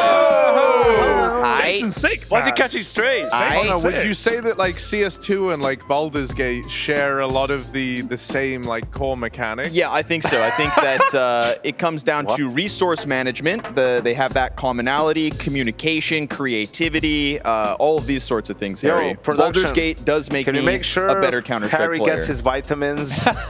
Harry. The minerals, Yanko. The minerals. Yanko, you see this? You need to search help. Kasado's been your wingman. Kasad is your across wingman? Face. How have your you done wingman. that? God save Well, you see, that's how you have to seek out discomfort, Chad, is what I realized in life, because that toughens you up. And if I can win with Kasad, I can win with maybe even Dinko. Okay, all right. Well, so, fair enough. Well, different enough. scales to that, but yeah. Just trying to see what else. Total, the Sweaty Night Owl. Don't know where I got total from. Yanko, your gaming hours are 11 p.m. to 7 a.m. What? That's my guy right there. Yes, Yanko. Ratty. So I Yes, can never indeed. play against you.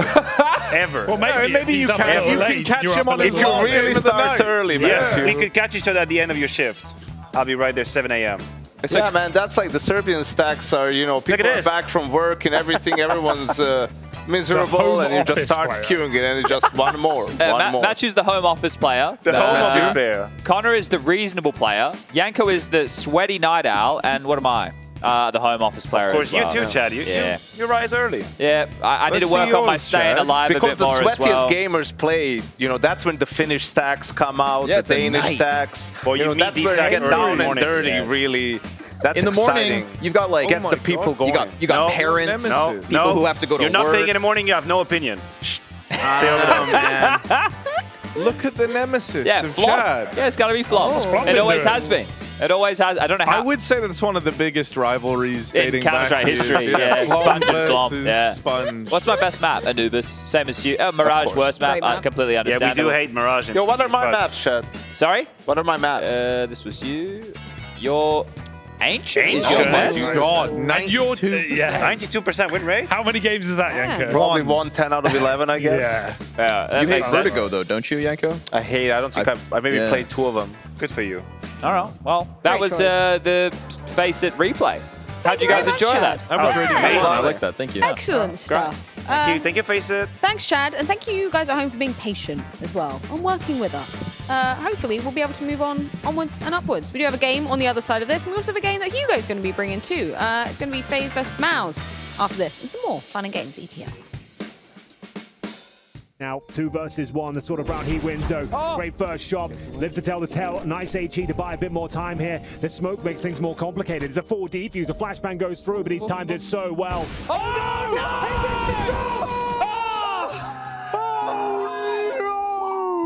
He played it so well. He couldn't have done more, Alex, and he misses the money shot. It could cost him the tournament at this stage. One more round for Lin Vision. I can't believe it. He played it so well. He couldn't have done more, Alex, and he misses the money shot. It could cost him the tournament at this stage. Everyone else is dying but OC. Everyone's dying. Everyone's dying. James making them leave in caskets. And now finished off.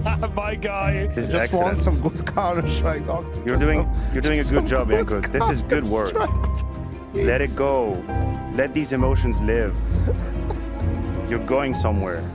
It can be scary. The journey is scary, but you have to open the gates of your heart to these emotions. You have to let them run through on these dry cheeks.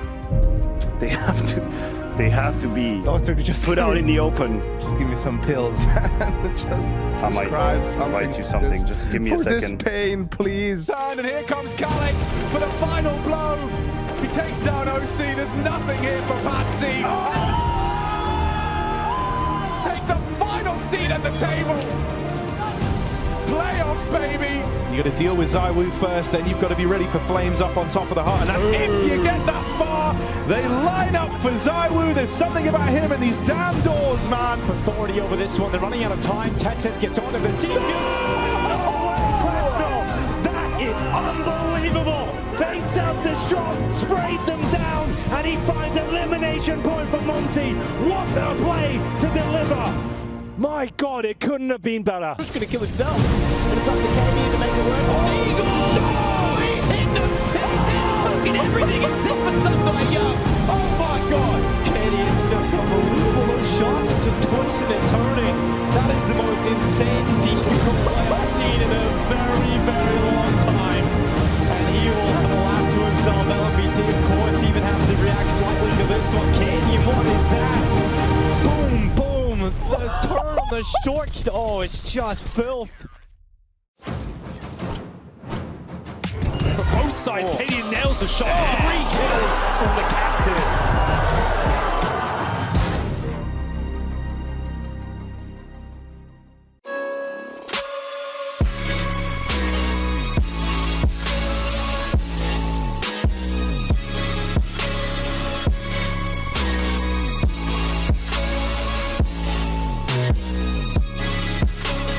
You love it, you wear it.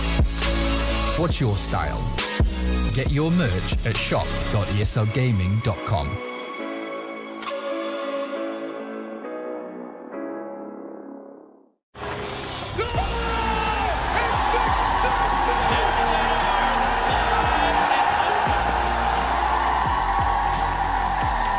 Let's rip the Russo. One more time. Are you ready?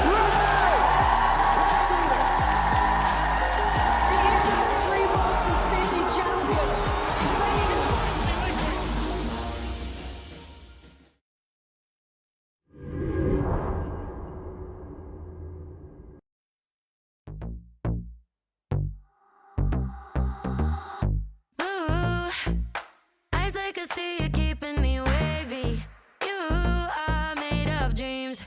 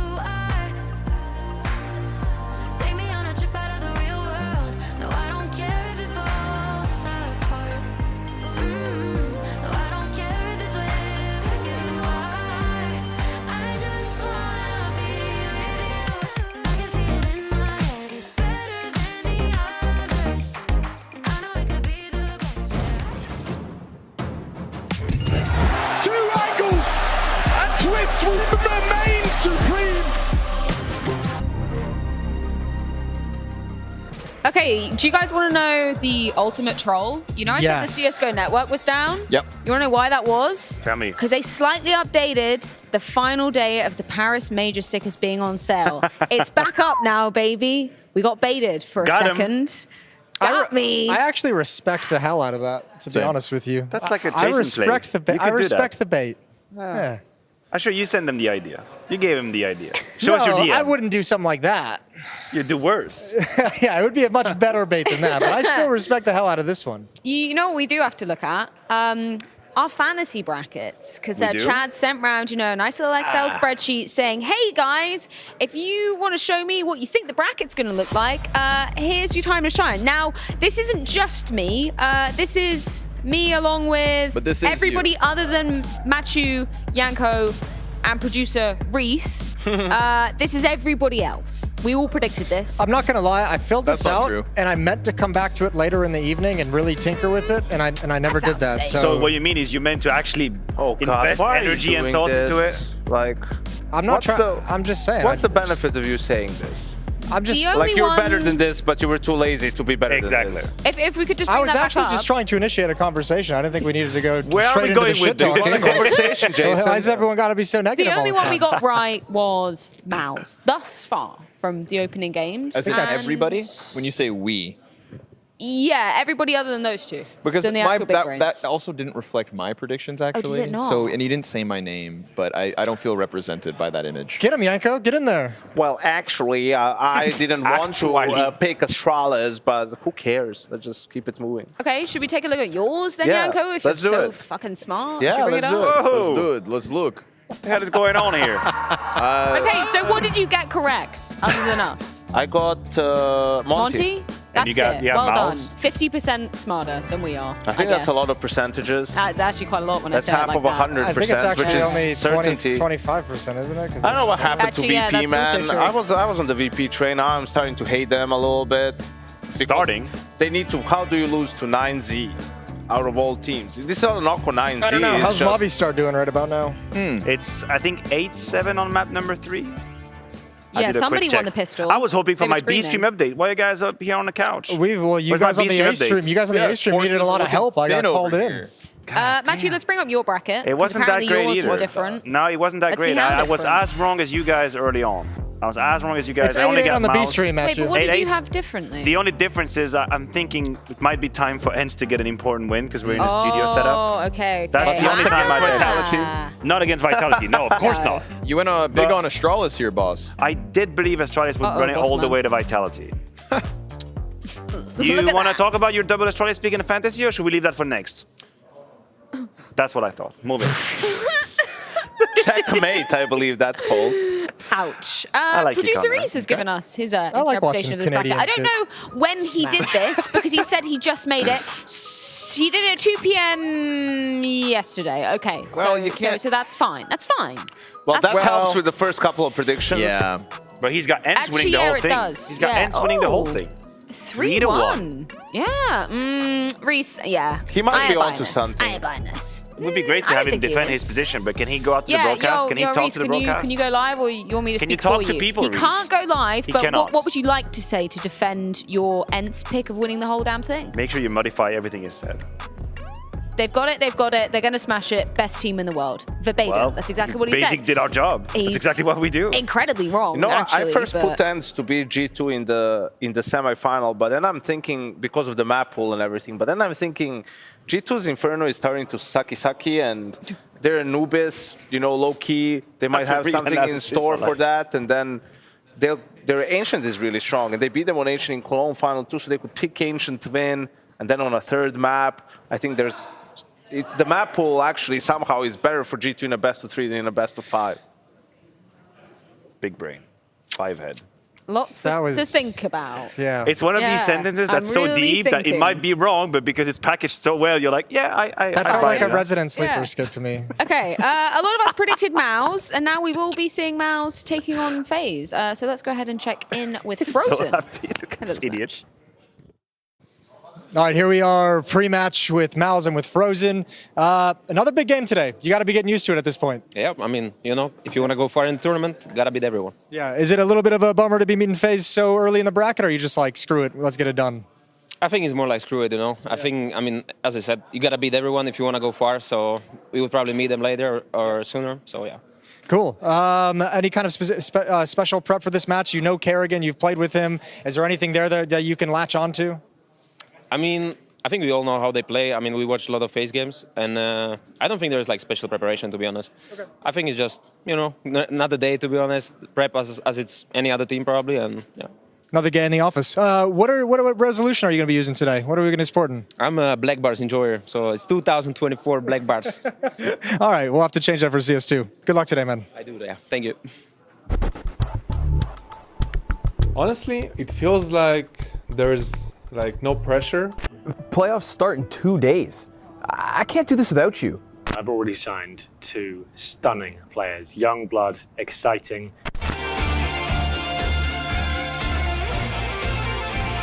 Is this how investing works? I think so. Is that Netflix? Let's all in Netflix. That's going to be a good idea. All right, here we are with Kerrigan, right up against your match against Malz on the other side of the wall. What'd you feel like today when you woke up? You feel excited? You feel pumped up? You ready to go? Yeah, I like the way Malz played yesterday. It's going to be an exciting game. I feel like Malz has a high peak, but also have consistent issues, and I feel like we're in the same boat with them right now. Yeah. So seeing how they just wrecked a few yesterday is just good. I'm just looking forward to play them. It's going to be a good game if we can find our style, and the maps are really good for both teams, so it's just going to be an exciting game where everyone gets to play their best maps. Cool, a little bit of a veto spoiler there for you. What's it like? You guys are all doing your setup right now. What goes on in this moment for the team? When in your head, are you thinking about how you want to approach the game from a team level? Are you thinking about your own game individually? What kind of thoughts are running through everyone's heads at the moment? I mean, we had a team meeting earlier where we talk about how we want to approach the game on C side, T side, and how the veto's going to go. So now everybody has been chilling the last hour, eating and getting ready and getting into the zone. I did some mindfulness, so I'm clear side in what I want to do in the game and just enjoying it. It might be our last CSGO match on paper, so we have to give everything and just enjoy it, like what the game has brought to us. And we're going to try to push for that today and just live with no regrets. And when we do like that, we are a very dangerous team. Awesome. Great to hear. Well, good luck today, Kerrigan. See ya. We got Mirage, we got Inferno, we got Nuke if we do so need it. That's the goated map pool. Screw what Chad says. He's trying to convince people that Vertigo Engine and Anubis is fun. Who wants to watch that map pool? This is where the exciting Counter-Strike happens, Freya. This is where it's brawly, where you have the aim fights, where you get head-to-head. That's what I want to see. Yeah! You buying that? You get saves, blacks of retakes. We're not watching. I actually agree with you. You don't get saves on other maps. Smack for no so reason you're just now, contrarian. Just want to create a debate. What do you do here anyway? Like interviews I just step into like a couple of segments a day. I thought you did great. The B-Stream updates today I thought were exceptional. I thought you did great. Yeah. I can't believe you ran back here so fast. That's what I'm impressed with. Nice. We've also been impressed with Malz. I mean, yesterday against Furia, they handily dispatched of them. Can they do that against FaZe today? Yes, they can. I mean, there's a chance they can. Frozen can most certainly put up a performance that's going to leave us all sat here just stunned by his ability to play versus top 5 teams in the world. Remember, this is the guy who put up a 1.3 rating versus Heroic in the group stage in order to get them this far. Remember, this is a Malz. Where are they in this This is a Malz that has, throughout 2023, shown levels of promise that quite just haven't really hit the nail on its head, but this weekend is the nail. This is the golden opportunity. Right now? This is the run. These are the 3 teams, Furia checked off, FaZe tonight, and then G2 tomorrow, that will cement these kids as the next generation of CSGO the day CS2 launches. You did give him the hype man speech yesterday, and you did give Shuei a sword, actually. So, I mean, Frozen didn't even seem like he was buying your top 5 argument. That's what got me. I think Brokey's going to dumpster on these guys. And you know what? It's because he's a humble genius.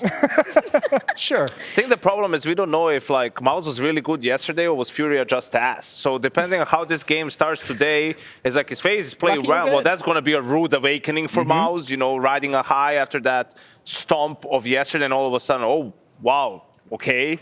Or is it just going to be more of the same and they are actually in some mad form for this tournament? They're going to run over FaZe 2. I actually think that's a very fair question because Furia did look absolutely dreadful. Questions. I'm sorry to cut you off, Matthew. We got to get some answers, man. What did you think about Furia yesterday? But not for this break. Bye. See ya. sides. Cadian nails the shot. 3 kills from the captain.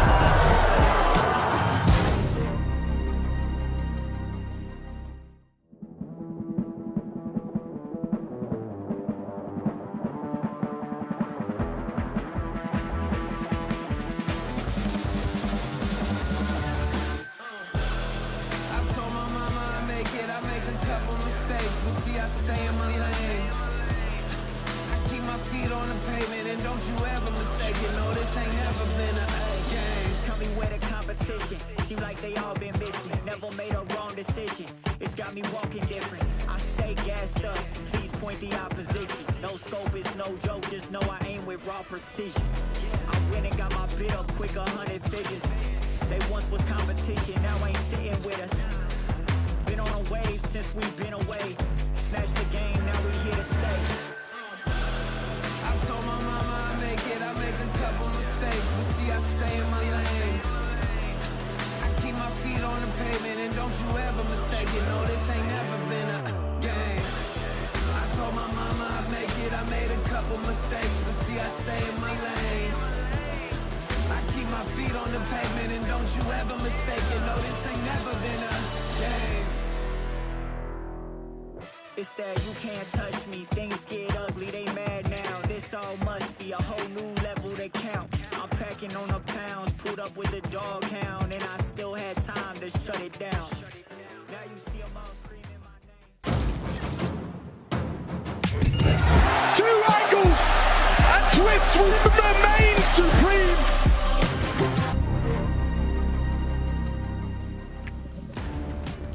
We have got an absolute banger on our hands here. FaZe Clan taking on Mouse, and it's all set to kick off on Mirage. Inferno waiting as that second map, and then Nuke as the third, should we need it. I'm Harry, I've got Hugo with me, and also Connor Scrawny Gervie. It is I. I'm the guy. I'm here with the two of you. What a treat it is. Thank you for welcoming me into your abode. Gentlemen, this will be nice. This will be fun. Good game of Counter-Strike. Fantastic game of Counter-Strike. And I know you're a big Mouse fan, Connor. Well, luckily, I'm sure we got some phases in the chat as well. For the record, I'm also just a fan of good Counter-Strike. Well, you came to the right place. Result aside, you know, I tried to set the tone on the desk because I think this could be a big moment, but we'll let the players speak for themselves, shall we? How bold of you. So here we are. Mouse lobbing the util over towards A. They're going to start to make the play out through ramp. FaZe set up for a bit of a retake here. They've got this util to rain over and try and set up comm players to come through the smoke, but no one will. FaZe are locked out right now. Not a bad way for this to start. Rain opens up and a 5v4 bestowed upon FaZe in the pistol. Yeah, the bomb gets dropped during the plant, and now the smokes are going to fade. This is suddenly very uncomfortable for Mouse. They have to go hunt kills and take space, but Shui not ready for the boost position, and Brokey, and the retake is on. Brokey looking to continue this test up into the jungle, already starting to unravel one side of it, so it's good that Frozen finds a head and doubles down to the second one, third as he falls off. Rain dead, Frozen.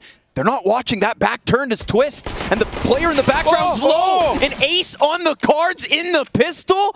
Last player so low, and you know Frozen's locked in. Shoe in even. The last kill's his. 5 in the first. Yeah, maybe not a top 5 rifler, but a top 5 pistol player at least enters that conversation. Jokes aside, that's 5 headshots from Frozen in the pistol round up against former teammates. That's got to be a good way to start, Connor. I would say so. I bet you that feels real good.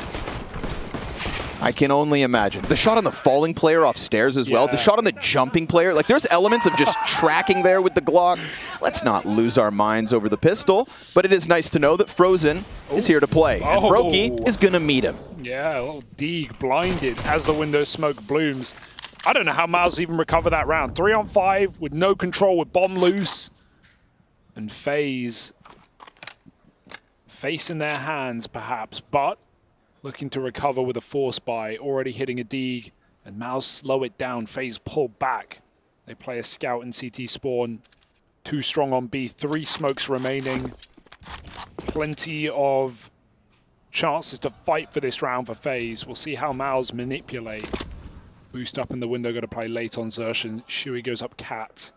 And the bomb will be going into Brokey and Carrigan. End goal going to be over here towards B, and with Exertion making it into the window here, he's going to be a bit of a linchpin in the round. He spots an under Palace player and spams Rops out. That puts more pressure on A. FaZe 2 players in the B site to try lock it down, and they both get dealt with cleanly. So Mouse, this conversion is as good as done, and for FaZe, not even the save is guaranteed. Exertion wants to try and remove these pistols. That's such a perfect example of like the domino effect of just one kill, right? Getting that frag back on A pulls the scout of Twist that's watching CT spawn back to the A site, freeing up Xertion to go through CT spawn into B, getting another kill, putting pressure on Karrigan and Brokey in B, and FaZe just crumble. But if Xertion just walks through CT spawn, he gets scouted, and then there's no B split in play, and maybe some Ds can connect for FaZe, but it does come crashing down in the force bite. Couple of guns looking to be saved, but no guarantees for Rain. Let's take it further, Hugo. Let's say that smoke grenade on Karrigan as well from back. B site goes down as the scout kill happens, and you know what? There were moments there, but nothing after the Brokey 1 dig. Clean shot. Just total swarm of the B site right through it. Not easy rounds to get through. FaZe on 4 spies. Very good with less, but Mouse make it simple. And we have, sure, one more round to keep an eye on here with a save Galil with the scout. And we'll see if FaZe can fight for it yet again, or if it will just be that first gun round we're relying on for a superstar team that has had wavering form. But even though I like your angle of Mouse coming in and starting a run and ending go with a bang, I still have high expectations of FaZe. I don't think their form on this side of the season has been abhorrent. I don't think Cologne was the end of the world for FaZe. Losses to Na'Vi and G2. Respectable teams to lose to. So my eyes are on FaZe in this game very much. Yeah, only a fool would write off FaZe. We've all learned better. Karrigan gonna pick up one inside Con, but it's that scout on Twist that keeps me intrigued. Yeah, it's going to back off over towards Spawn. Right now, Twists does have his work cut out for him, right? He's got to be responsible for both Ramp, Connector, and Palace, so he's just kind of taking this line for the Palace fight. Rain gets the info that they are up the top of Con, and they are taking this space away. Mouse nailed the scout back in Spawn, and so this should be another nice, clean one for the Mouse squad. Just Brokey left alive. And he's not going to find anything there with that little jump across over at short. If old Jimmy can somehow be this, second star of Mouse, what a crazy. If we get Crispy Jimmy, Crispy Jimmy, that's unexpected. Hugo, you touched on this a little bit last night when you were talking about the Mouse victory and kind of like Jimpat specifically over on Ramp of Nuke, and how when we first saw him come into the team, he maybe looked a little frazzled, got overwhelmed at times. I wanted to chalk that up actually to just some of the team play around him I thought was pretty lackluster. As much as we praise Shuhei for being somebody that activates ops, etc., I don't think he got it out of Jimmy right away.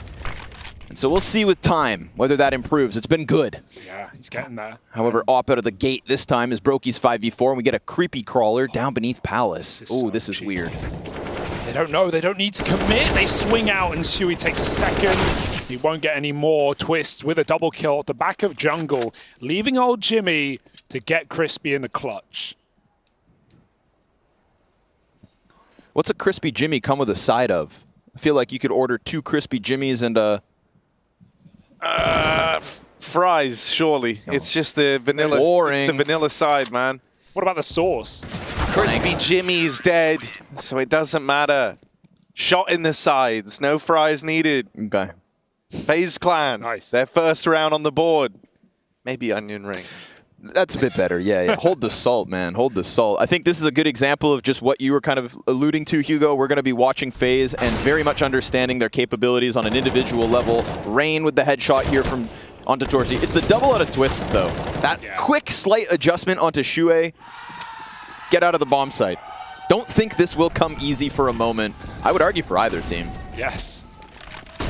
FaZe don't want to be caught sleeping, and Mouse... well, they've got something to prove here at Pro League.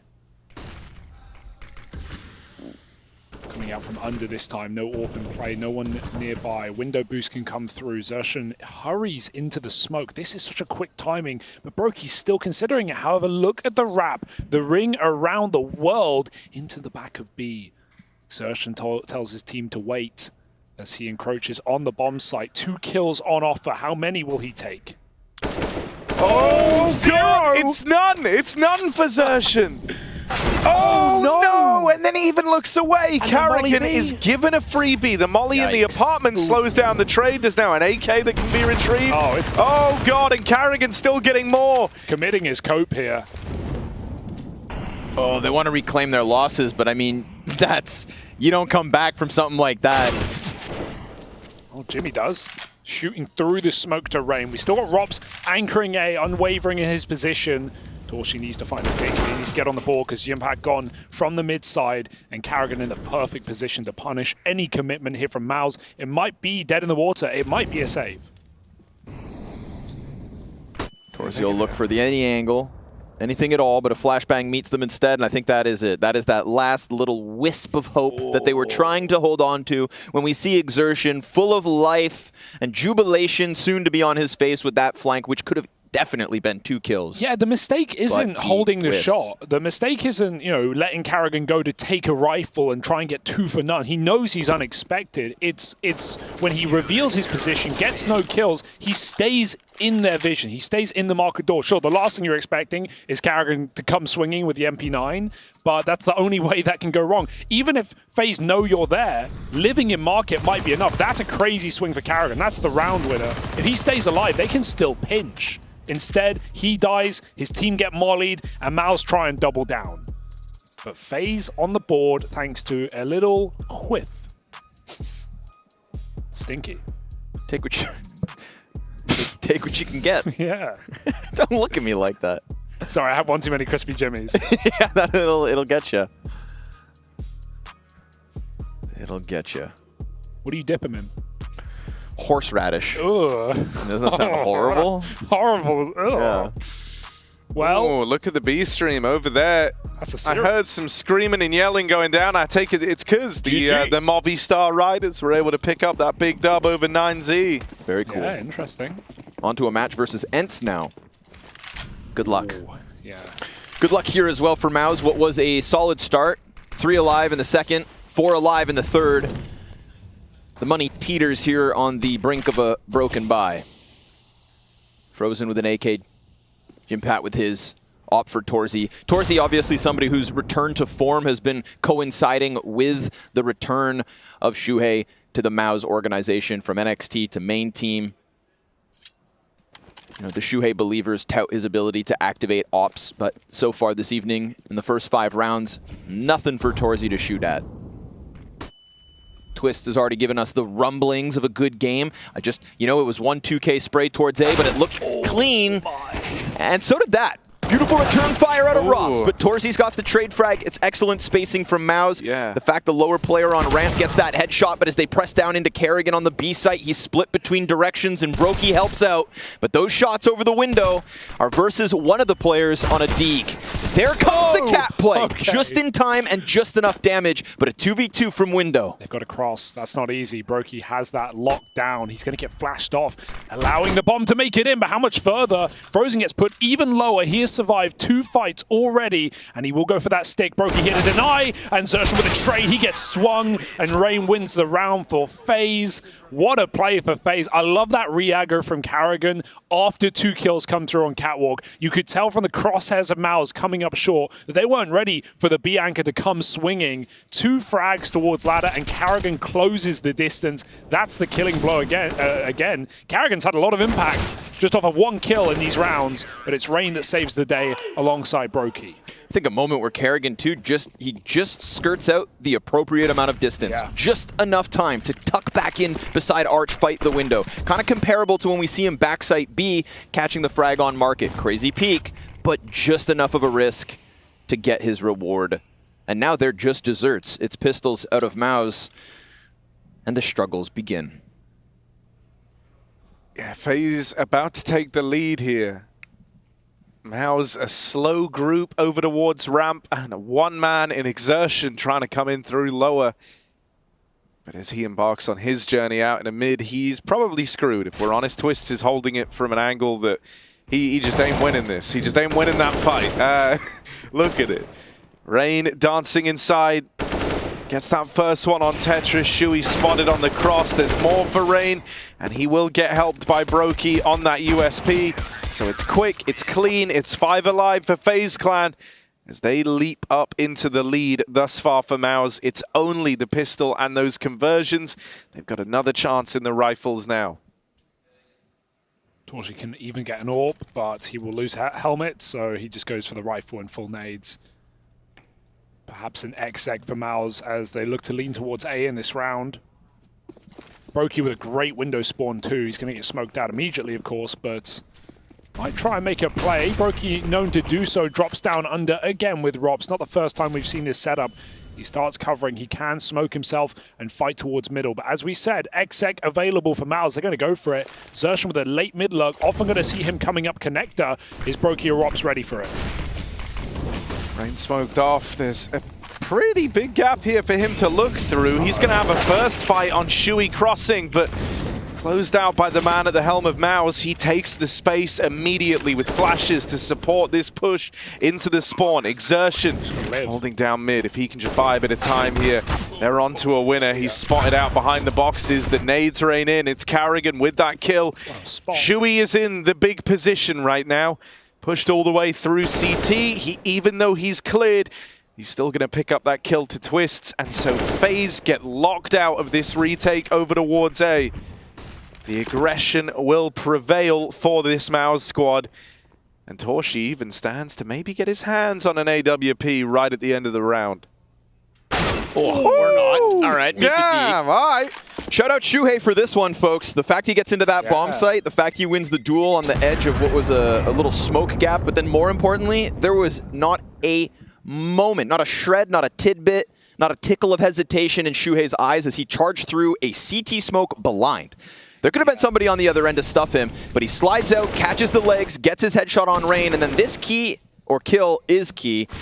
Yeah, okay, it's simultaneous with Torji finding one in middle, but I think denying CT where there was another CT player looking to come retake from, big moment out of Shui. That's a great read and or understanding because he could have called for a flash, and in fact he did, but the flash wasn't to go through the smoke, it was to peek deep CT to cross to the spawn. He knew no one was behind that smoke. Maus just going to go for an early pop now, 2 in middle. Great Forward position defense for Robs. No way he can get out here. Spam comes through, but it won't connect. Robs evades capture. 1 HP. Smoothest movement saves the day. And that 3-man Palace Assault all of a sudden has to limp back into spawn with bomb. They'll boost one bottom con. Off contact. Brokey, better be careful. Goes for a repeat. Yeah, playing a dangerous game. Exertion knows the timings of these smokes, wants to try and get his kill elsewhere. They exchange utility back and forth. But I feel like FaZe has already done a good job of just stopping both ends of that aggression. You didn't get your frag out from Palace. In fact, you lost a man. You didn't get your boost off bottom middle, and you had to go hide an underpass and bench. So Brokey moves forward, lands his shot, isn't rewarded with the kill, but that should take a little bit more wind out of the sails of Maus. This is actually a really hard round now. They've got 1 smoke left, but it's on Exertion down here in lower, so he's going to really struggle to use that anywhere super helpful. He's got to go fight up Con on no HP. FaZe are even rotating a 3rd player through CT right now to go and reinforce this A site. So if you can even get some damage out of Rops over at the spawn, that's stellar. 1 point of health. Maus are kind of walking in the final 15, but walking into this triple stack, it's not meant to be. There's no way you get through this. Carrigan on the backstab, and Torshi is locked out, sent packing through Palace as FaZe retake the lead. Yeah, very well managed from FaZe. No one jumping the gun. Brokey with a couple of dangerous repeats, but not punished for it. And I can't believe he doesn't even swap off the orb and give it to Robson Sport. FaZe are very confident that A split was coming in. I think we're due for a good Brokey event. I'm not going to lie. Yeah. Impact falling down to something like 0.8 in the last 3 months on LAN. Gamers 8 being a very difficult event for him. He has felt like one of the more, FaZe were going to make changes, one of the more replaceable players given his form recently, but you know, that's the thing about FaZe. They're a big stage team. They're a big event team. You get them in the playoffs, and man, this is a roster that everyone will fear. The issue for FaZe has been they haven't been in those playoffs. Yeah, exactly. They haven't made the runs back at Cologne, back at Paris. I love that claim. Just if we get to playoffs, we're great. Just a shame we don't get there anymore. Very much alive in this one, though. They need to morph with Heroic, perhaps. Yeah, merger. Let's get a merger going. Hey, Join my people forces. will call your people. A Counter-Strike coalition. Instead, a Mal's mutiny of sorts. Yeah, that's not going to bode well for Frozen. Nade to the feet. Half the health gone.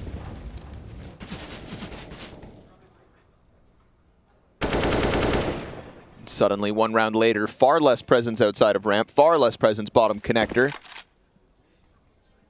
They've done some A splits, and FaZe have done a good job of containing it, aware of window boosts. Brokey active towards connector. He's playing CT this time.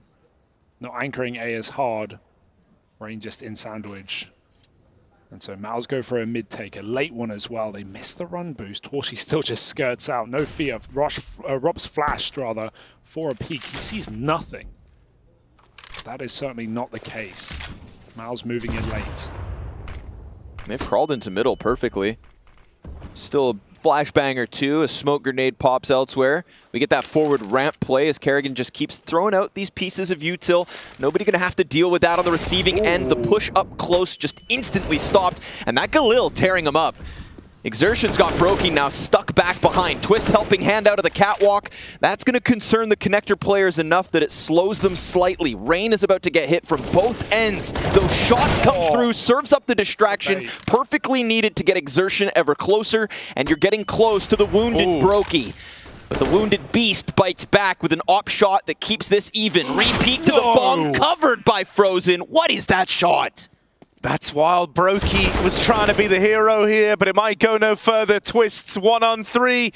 And he's not long for this retake. He knows it. Twists has got to head for the hills. Maus tie this game up again at 5-all.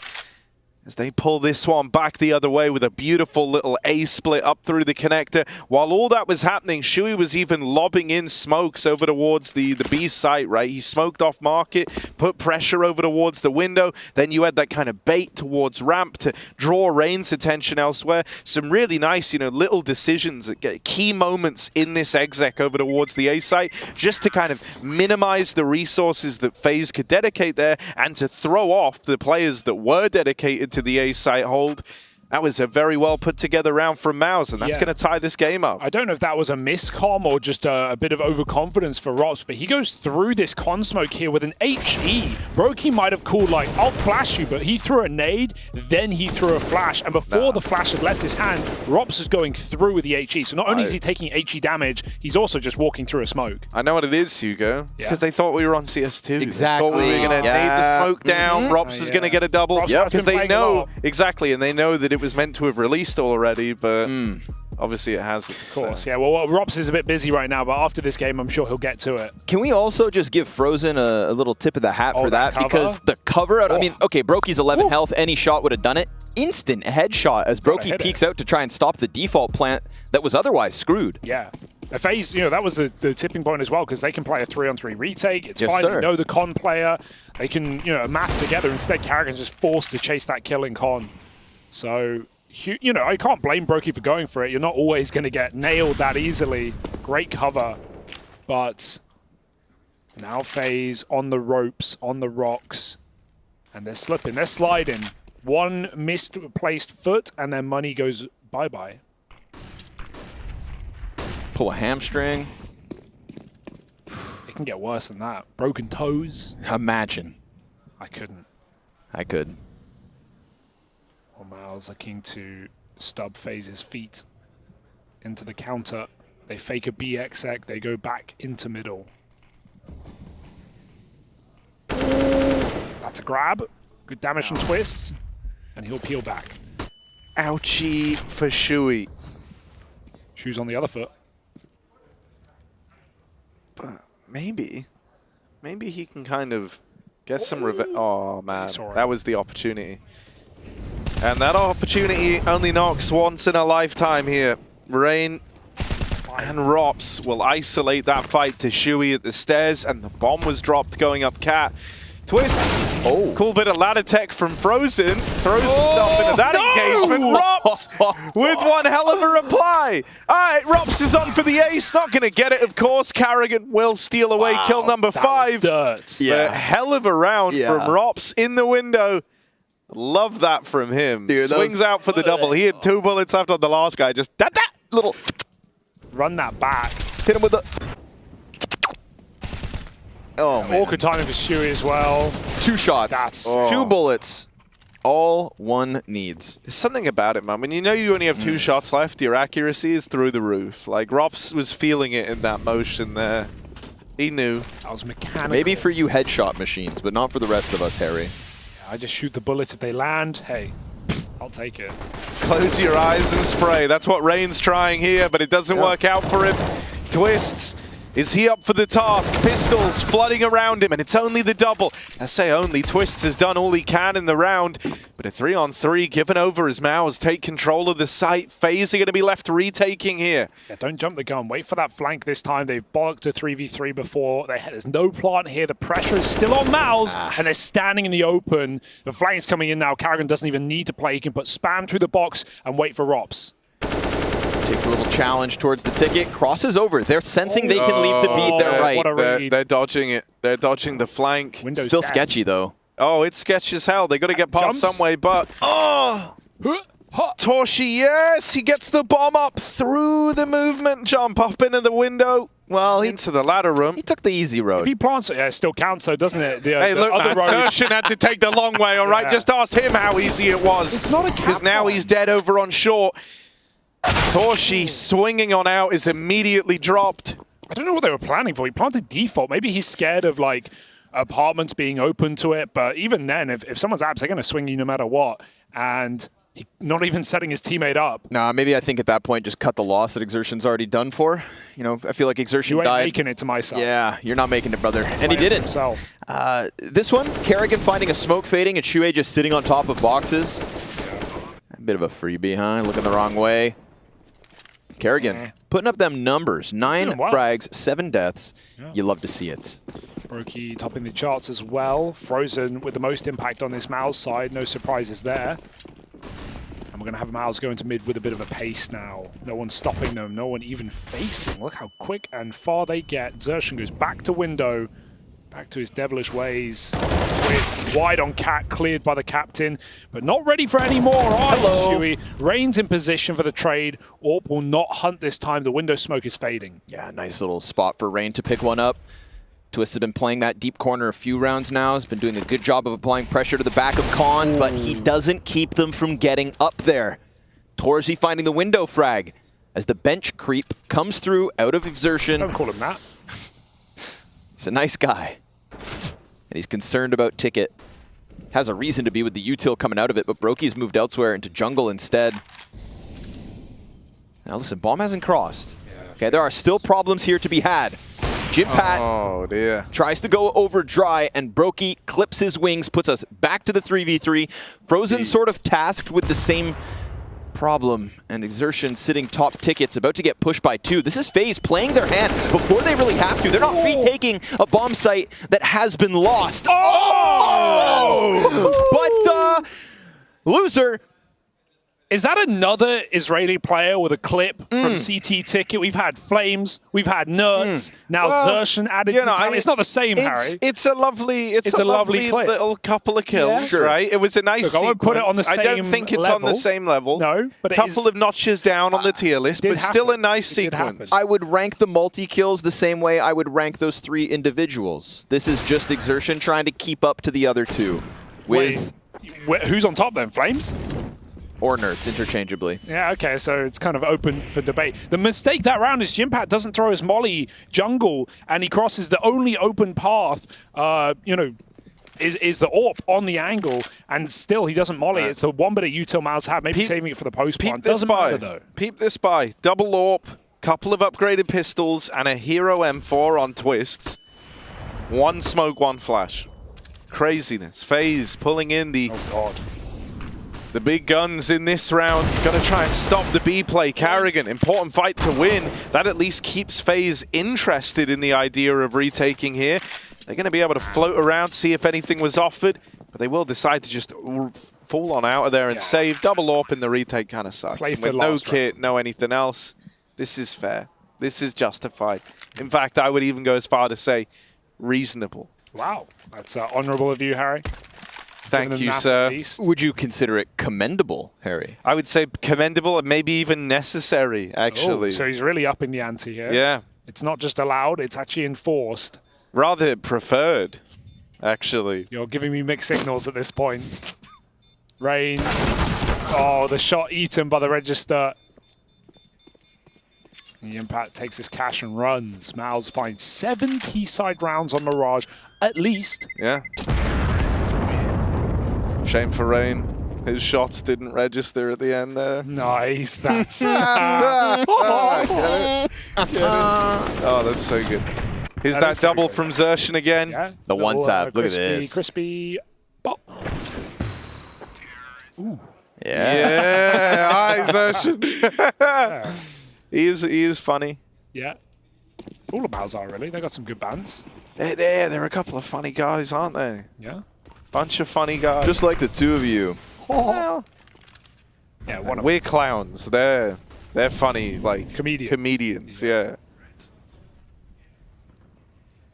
All right, Brokey. nice opener. This should be his. Oh wait, hang on. Who is Frozen. it? Oh no, it's Frozen. Not, Oh, I'm sorry, his. Brokey, Yeah, bro. it's Like bad this is actually a really good fight for you, but not in this one. Like he's Frozen showing us. He knows. He was just doing the little like jiggling onto the pre-fire. Tag out of Rops on the secondary AWP as he gets locked in a clash with Shui in mid. Saw him. Twists and Xertion in the window, but Xertion's too quick with it. Still up there. Yeah. He's trying to get out. Oh my God! Bullets. He saw the barrel. Pistol out. The Glock will do it. Rops is dead, and maybe the short to B play opens up now, especially with Xertion all the way in the market. Sure, they find Shui over at short. Round's over. But the round is over. Where the hell did you go? Why are you gonna kill all the? Why are you gonna kill the suspense like that, dude? Last round of the it's half. literally round 15. Last like, round. now I just have to 2v4. sit here and be like, yeah, okay, yeah, I guess he's right. Round's Hey everyone, over. the fun's over. Guys, there's actually no point in even watching it. And then you'll be proven wrong because suddenly Rain runs through market. Oh yeah. And tells Brokey that there's a guy in the back corner. So with that information, Brokey can peek, die quickly, and get us to what will be a chance for FaZe to bring back this map in the second half. You're watching ESL Pro League Playoffs. Playoffs.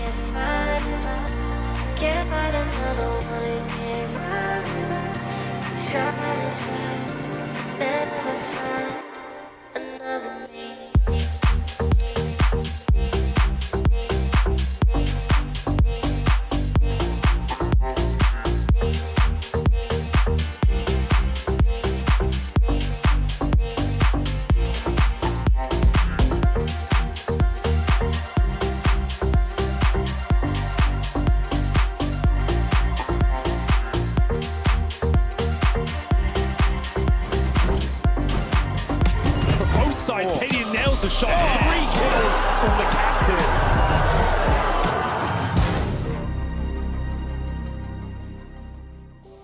And as we stand on the doorstep of change, as CS2 looms, CSGO is alive and well. FaZe Clan down by 1 at the end of Mouse's T side. That was 3 rounds at the start off of the pistol, 3 rounds to close at the end with some A hits. We had good calls out of Shuhei, but what we really got was this man on screen putting up a solid performance. Exertion ends the half with some 120 ADR and looks to keep Mouse in it on their map pick.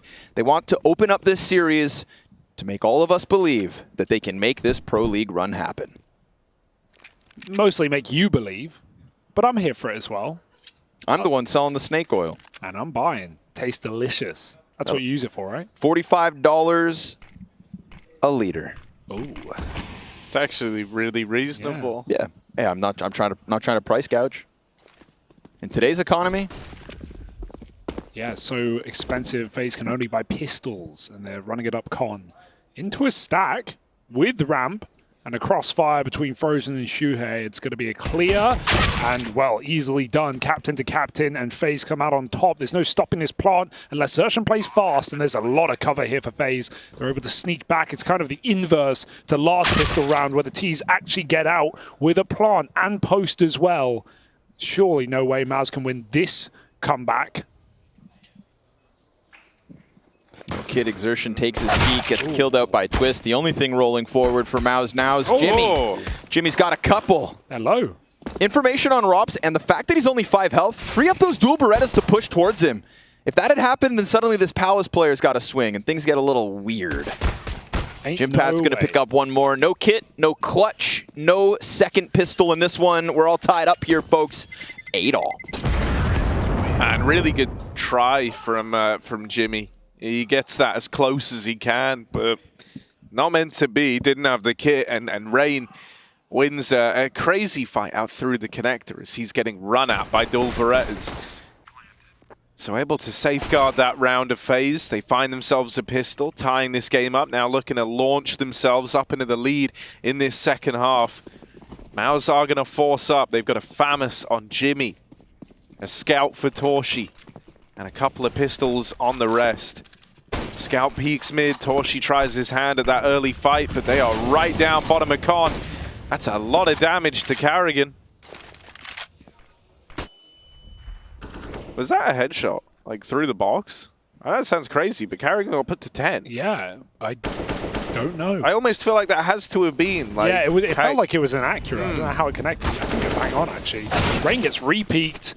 Old Jimmy with the FAMAS, and it's up to Xerxan back at car. Will FaZe bail from this play? I'd like to see them do so. They realize, much as how Mouse had a similar round, that this one is a non-starter, losing their split on the B hit. It's up to Carrigan in the mid-round. A very difficult predicament for FaZe. How do you win this? How do you win it? Hugo, what's he call? He's got no util. He's got nothing to work with other than the aim of his teammates. It's pretty good.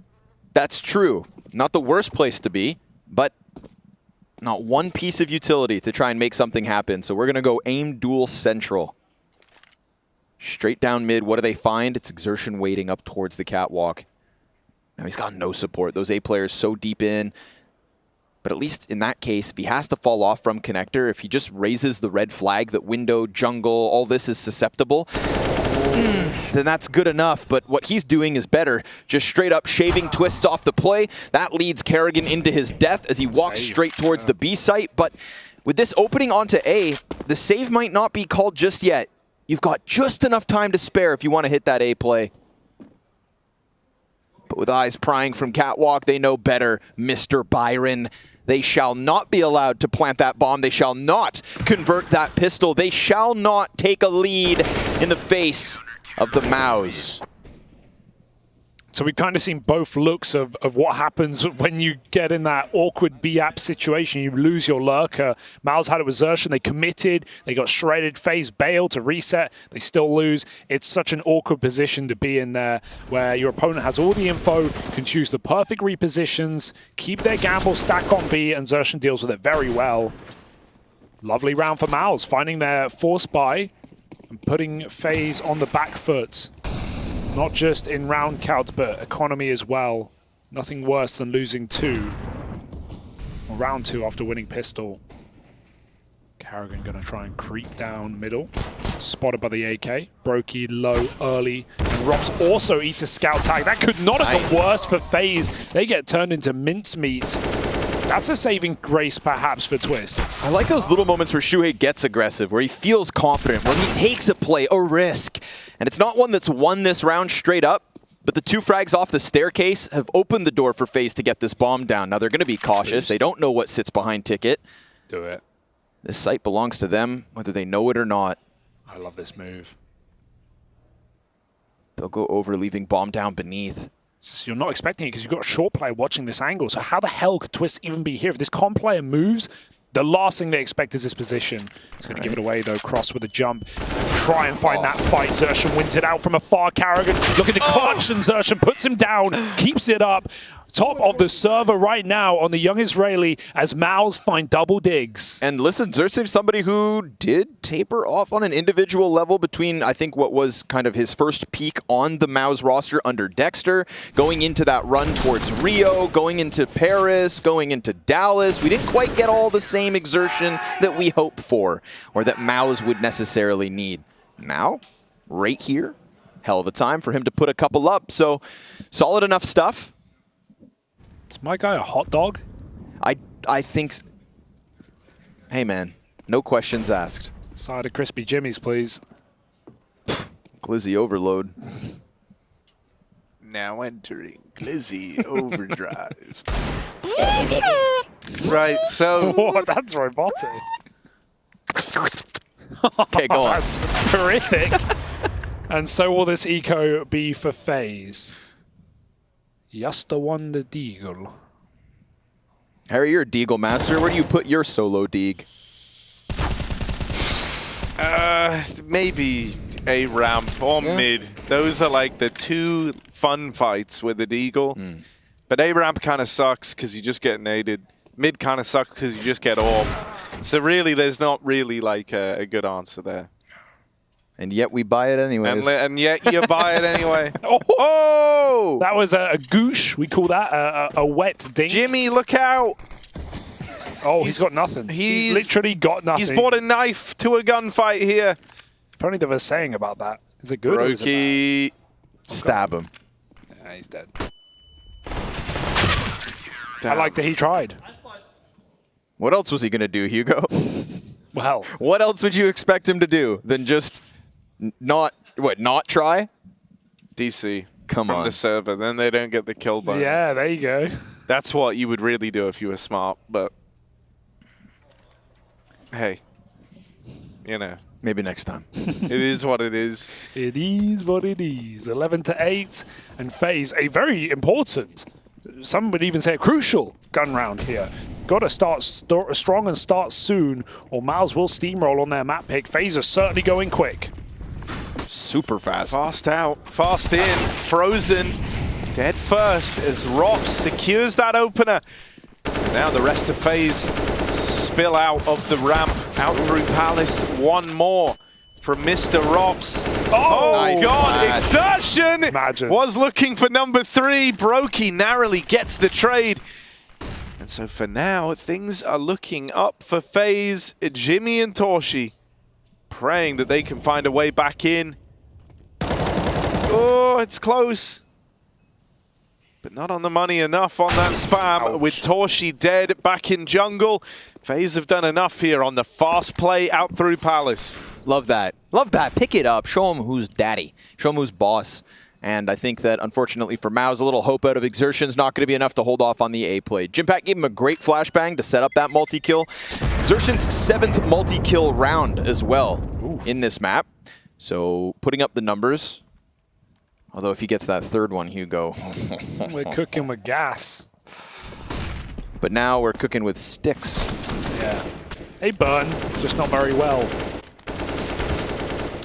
Better than rocks. True. Sticks and stones may break your bones, but fire can never hurt you. Remember that. It's true. Fire can never hurt you.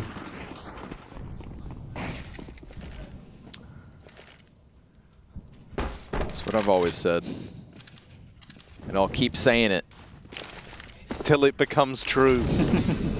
Smoke splashes over the top of the A play. This isn't one of those A setups with Shuhei under Balk. It's instead Frozen with a lot of responsibility from Triple.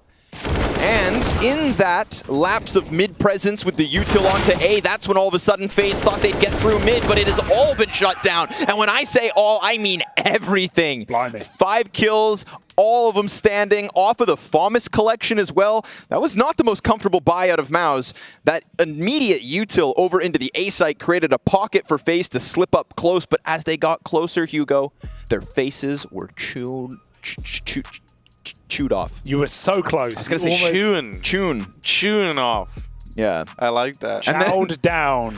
Chode? No, that's not it either. Very different. Yeah, that's actually another thing. Yeah. Sit down. I'll tell you all about it. I'll sit down. No, actually, I don't think I will tell you all about it Was right now. chewed ED Yeah, is that has an problem? education, as in they just learned you can't be running down mid without a little gusto behind it. They say you can't teach an old dog new tricks, but I don't know. Moses was interviewing today. Damn. you guys are going at each other's throats. I love it. You know how much smack talk he gives me when we're playing matchmaking back in North America. This whole America versus Canada thing. Yeah. I never actually experienced it until I started hanging out with Jason O'Toole. Dude, I just couldn't stay away from imagine the Americans. You know, having that's- like No, but also I love them. Oh, why? Yeah, but like I don't know. They're charismatic They are people. They're very charismatic. Damn it, you're right. Yeah. I'll give you that. I don't even think other Americans like where Jason is from, though. Where is he Michigan? from? Yeah. Sorry, hold on. Should we talk about that? Maybe. Sorry, never mind. He doesn't. What's live his there. home address, Connor? Why don't you just give that? Dorsey top mid with a pick. We got pistols out ramp for FaZe, or singular for now. It's just Carrigan. It was just Carrigan. Now it's the bomb resetting top mid. Torshi dives to safety, and there's nothing safe about this round for FaZe. Round every corner in every area is death. Yeah, but check this out. Damn. I like that you Torshi, why couldn't he just be a little shitter? Like, come on, man. Like, just let Rob swing out, get a double, and then maybe something cool's about to happen. Instead, Mao's up on a 13. And Is this Torshi looking good. It's happening, right? It feels like it could happen here. It right, possibly FaZe, might. They've got this buy. That much is a given. That much is a guaranteed. It's after that it gets a little bit dicey. And so the best way that FaZe could alleviate any problems, any huge, immediate, world-shattering problems, by winning, would just be to win this round. Yeah, just win this so round. there you go. Think about it like that. Torshi complicates matters right away and even gets away with a follow-up tag onto Carrigan. FaZe immediately start this one off wounded. And Torshi might even get to escape in middle. That is crazy. From bad to worse for FaZe. Everywhere we look, FaZe are falling like flies. It's Mao's running towards the finish line here. Man, this is like a slip and slide, but they forgot to add the water. So FaZe are just coming to a smear down the slide, dude. They're nothing. It's lubricated by blood at this point, Connor. They're nothing. Raw. I mean, Torzy going for that pick. I mean, killing Twist as he's falling down the stairs. That's not Twist on a peak. That's Twist's jumping midair. Walloped. And then the Shillelagh smash as Carrigan survives on 3 HP. I mean, right now, arguably, Carrigan should also be dead. And he would have been dead before his 3rd and 4th teammate went down. That would have left Brokey solo at like a minute 15. Oh, he's solo. And it's a save for FaZe. FaZe down right now. As Mouse find 14 on their map pick. Yes, there's Inferno coming up. Sure, we've got Nuke perhaps to finish, but this is a statement from Mouse. Back-to-back, 5 alive, clean rounds for now. Oh, Jimmy looking for some post-round. Crispy Jimmy. He wants more. He always does. What was that? Like just like a little cursory teabag quick up in the apartments. Light bagging. Oh, Jimmo. He'll call it off for now. Look at their chase, bro. Brokey don't want to part with it. Worth. But a kill after time, and there was even a second there. Worth for Mouse. 2 for 1 post-time, just to screw a player of phase over. Brokey the AWPer with 600 smackaroos left in spawn, and Mouse bordering a map victory in this series. Certainly not a bad start. 600 schmucks doesn't get you much nowadays. Well, that's 12 liters of snake oil and That's change. true. That's fair. Yeah, getting rowdy. I need to head to the store right now. For what? Snake oil. Okay. Nothing else is working. Well, Kerrigan's hoping that this will be the solution, that this could maybe work, that he himself will do the heavy lifting on the hero AK. Rain and Rops are armored, but there's not too much behind this. This T-side won a pistol round, an anomaly of a round win in the middle of it all, and nothing but Mao's rounds ever since. I love that bait and switch on CT as well. There's a player jump spotting, and Kerrigan sees him and thinks, oh, I have room. He runs out, and then he gets swung from triple. Great 1-2 punch for Mouse. FaZe just trying to get guns, arm themselves inside a connector. Frozen moves back to the jungle. They sneak through the smoke. Brokey up and over and maybe inbound to the A site. Frozen has a lot to watch and not a lot of room to wiggle, but he'll squeeze the trigger and take one more, and the bomb as well. 15 rounds for Mouse, and they look extremely comfortable, yet to be pressured in their CT side. They've lost 2 rounds. One of them was the pistol. And they look to take us to Inferno quick. Yeah, and it's crazy. Like, you know, this second half hasn't even been competitive in any way, shape, or form. It's not even really felt like there's been moments where FaZe have had rounds teetering on the edge, let alone the kind of like ebb and flow of this second half. One and done in the one round they've been able to find outside of the pistol. And left with nothing here, really, up against 15. Plenty of util, sure. Mac-10, Deagle, couple of AKs, but you don't fancy their chances. They're left with this B play as the last-ditch effort, and Torshi just gets posted, just gets boosted on the line with the AWP. He's taking a very aggressive stance here. This will leave him on a bit of an island. And he gets a 1-for-1, so honestly, he did good enough there, I guess. Dropping down, Jimmy. Oh, Jimmy, save. Dead to Rops. Jimmy's dead to Rops. A 3-on-3 here. Brokey holding the line. Oh, just barely gets into the bench. Coming out is Shuey. Dead now to Twists. Mao's left up in the 2-on-3. FaZe managed to get in with the advantage. Sure. Double digits looking good to appear as Brokey has this AWP, holding the line. It's just the tag. Of course, 30 damage off the AWP. Love that. Get out of there. This round was so cursed. Let's just all forget that this round ever happened. I don't know. I think I'd like to relive every single moment that went weird. One by one. One after another. Wow, EBS, you heard him. Yeah, no, that one... Ooh, another jump. What is it with jumping AWPs? Dude, everyone in this round has just only been tagging each other. Dude, that was crazy. Brokey jumping up over the van onto the bench. That was bananas, right? Yeah. Okay, just double checking. My favorite fruit. I thought I was. Close second. Thanks. All right. Not too sure what happened there. Can't believe Torzi got one. Yeah, fair enough. Right? I really can't. One is all he gets. And FaZe find double digits. Probably. What do you mean probably? With certainty, Hugo. Oh, yeah. It is 10. 3 isolated rounds. Can FaZe find their first streak of the half?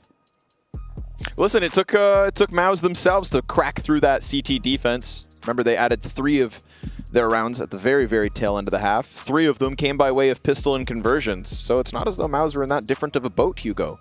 In fact, the boats look quite similar. They do that, you know. Yeah. Well, there's a design. It typically works on water. Yes, they float. Yeah. Most boats float. The ones that don't, what are they called? Submarines. Sure. Yeah, okay, I'll give you that. Got the nip smoke in mid. He's got him out for the boys. Yep. That one too. And I don't know. I like that. Was good. I came in, you know. I yeah, no, it's a good format. It's had a lot of usage this Pro League. Here we are. Yes. MOUZ. Bit of a misstep in the last round, but a chance to make up for it here and now. Shui, lovely opener. Now, as long as maybe they look to trade him over in Con, FaZe can still feel good about this. Xerxion's just like having dirt kicked up at him in all of these fights over towards shore. Just getting scraped by the shrapnel. But Shui is looking to end this in the connector. 3 kills from the man at the helm of MOUZ. And he still wants more. Brokey dead in mid at the hands of the boost. And so for FaZe, their time on Mirage, this T side full of one-and-done rounds, but nothing proper to grab a hold of. Never at any moment really in the map here. Unless Rops can cook up a 1v5, you don't fancy his chances. And with that flash missing, and now the AWP owning the angle. Rops, oh my god, another kill. Rops, come on now, bud. Don't ruin this whole thing. Do it for global offensive. This is mad. 20 seconds, you got to run right now. If you actually want to win the round, Yimmy is on B, Rops running down mid, and MOUZ ready to finish the job. They're there in time to find 16. Their map locked safely in their back pocket. FaZe have to open up the fanny pack and see what Inferno beholds.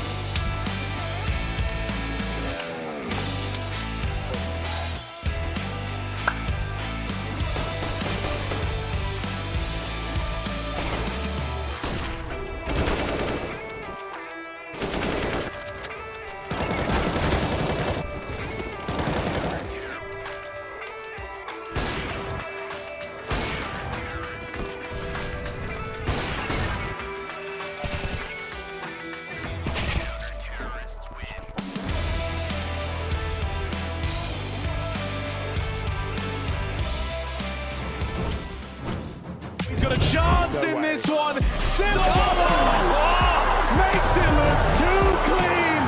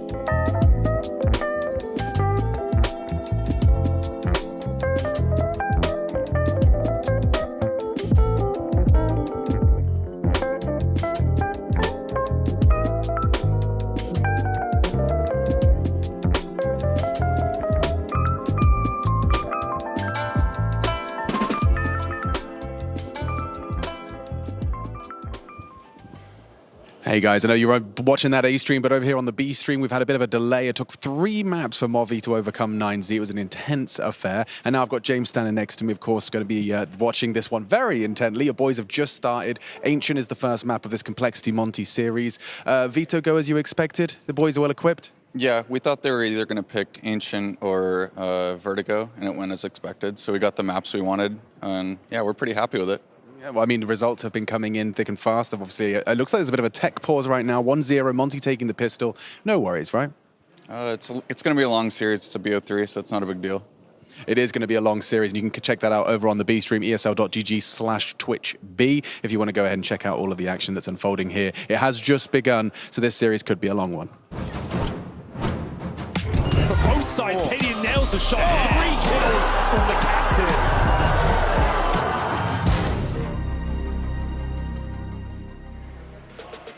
Mao's in full control of their map pick of Mirage, as FaZe unfortunately not really able to place their finger upon any point of this one. We're talking about a second half with 3 isolated T rounds, never able to string anything back to back. And yeah, Mao's looking incredibly confident coming into this first map. Yeah, listen, FaZe looked a little bit out of steam at the end of this second half, I have to be honest. The amount of times that we got on POVs of Mao's players getting kills from the side. So you could always look at it both ways, right? It's Mao's very good job at misdirection, basically. Where's the aggression coming from? Who is going to pounce and when? And I think at that game, FaZe got a little bit lost. But also, I felt like maybe just tired a little bit. You know, that's that last round when Shui's on the side. You got 2 players walking in. No one looks to the left-hand side. It's kind of relatively basic. And I feel like they did too many of these. We saw Kerrigan forcing sort of the opportunity, going out of A-ramp twice. 2 different gun rounds, trying to make a difference. He gets punished immediately. It's not too inspired. Considering this is the first map of the series, I worry a little bit. I think it was a little bit too disconnected from FaZe, especially on the T side, right? You look at that all-important second round after winning Pistol. They're going for a 4-1 B split, and Rain, as the one guy coming cat, has first contact, and they're not even pushing out apps or coming out of apps. You know, it felt all over the place, and a couple of those early gun rounds, it's pretty all in, not in a sense that you're rushing the bomb side, but they use a lot of their utility for misdirection, right? It's smoke top mid, smoke window, right after 5 seconds, the A nades come in and 2 guys are running up top mid towards Cat. And I think it's all down to winning those aim duels, and FaZe just couldn't. You know, you see that first gun on 2 guys left on 3 HP, and you start saving and the money is all over the place. And yeah, they just couldn't penetrate that first line of the Mouse defense. Let's talk a little bit about Exertion, because there's kind of 2 sides to this, as you aptly brought up, Yanko. We're going to put round 5 under the microscope, but then we've also got to talk about the rebound from Exertion after this moment, right? This was just pain, watching him in this round, really, because he got into a really good position. It was a fast boost with mid aggression from Mouse, and he's flagging. They have no idea he's here. He's 1 player, the second patient, and then I think that, you know, the Cat player moves just as he is about to shoot, and then he's just confused a little bit by what just happened. Kerrigan then swings with an MP9 and he just dies in the most awkward of ways, and you're like, and it's a reset round. It's a really important round. If Mouse can win this round, you know, they get a lot of momentum, really. They get a big lead too, so props to him though for managing to recover. Yeah, I think his recovery is probably the talking point that I would like to put forth. When this roster came together, when Shuhei joins in, of course, Exertion was one of the players that took the biggest hit. Like, if you look at his numbers before and after, he dips very hardly. But one of the reasons for that, and I even talked with him in Cologne about it, was that he felt that he very much had to go first in most of the situations. And the numbers don't lie. You look at his entry attempt, he's the one that's the most committed. Even in this game as well, more than 10 or 11 entry duels he has to be in. So there's 2 things to it. There's 2 sides to that story. One is he probably had to get used to that. And individually, you can argue it's been 2 months now. He's getting more comfortable in being very all-out in these scenarios, and that was a great example here because he found his skills. The other side of that coin is the team probably has better protocols now and helps him be in a better, more favorable position when he has to put his life on the line. And many times in that game, he wasn't able to spare. That's great right there. But even at this moment, when he has this crazy flick, he's got already 12 deaths. My man is not surviving rounds. Like, he's expendable. It's basically serve versus talent. Like, good luck to you, bro. Get it there. But he get the job done, and good for him on this map. Yeah, he seems like he's the guy who's like most motivated to be creating situations, opportunities for his teams, where guys like Frozen, guys like Yimpad get to kind of react to what's happening on the map. So that's interesting. I like the way you put it about FaZe as well, like saying it doesn't feel inspiring, because there was a point during this FaZe lineup when like they had kind of dropped off a little bit, but you still felt like the individual fragging was there, the plays were all there, and these close losses, like there was like some X factor that wasn't coming together, and this felt flat. This felt like a FaZe team that I don't know, I didn't get the sense out of the players that there was as much like creative problem solving in the moment as we've seen out of them in the past. It feels like this is like the story of two different teams on different trajectories. Completely. Where Mouse is kind of on the, or not kind of, Mouse are on the rise up, and this new lineup has energy and has excitement and has some great vibe about it. And then this FaZe lineup is just kind of riding things out and just kind of waiting and just kind of existing. Yeah, I echo the sentiment, and it is worrying on multiple accounts. First of all, because we have CS2 around the corners, and they might be a time to reflect on potential changes as well. But it's just probably much more complicated for Kerrigan and his boys, and I mean Kerrigan because he's the leader, to kind of manufacture that excitement. Like, first of all, FaZe has been very successful for a long time. They've achieved a Grand Slam. We were actually here in Malta when we celebrated them for that Grand Slam.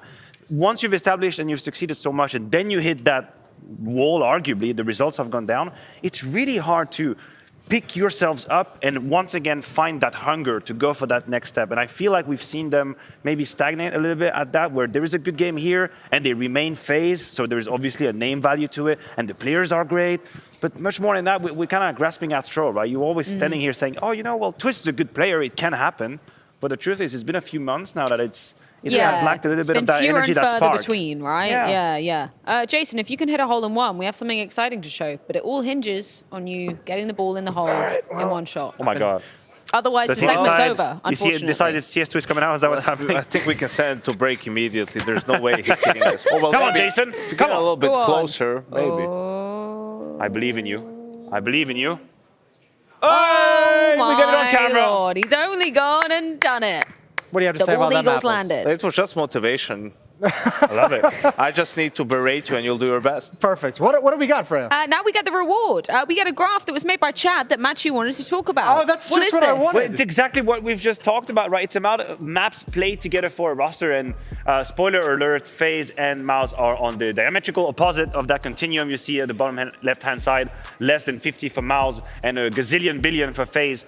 And it tells different stories, right? Experience is on the right-hand side, of course, but it's about that energy and that excitement that we were talking about, Jason. It's like a relationship.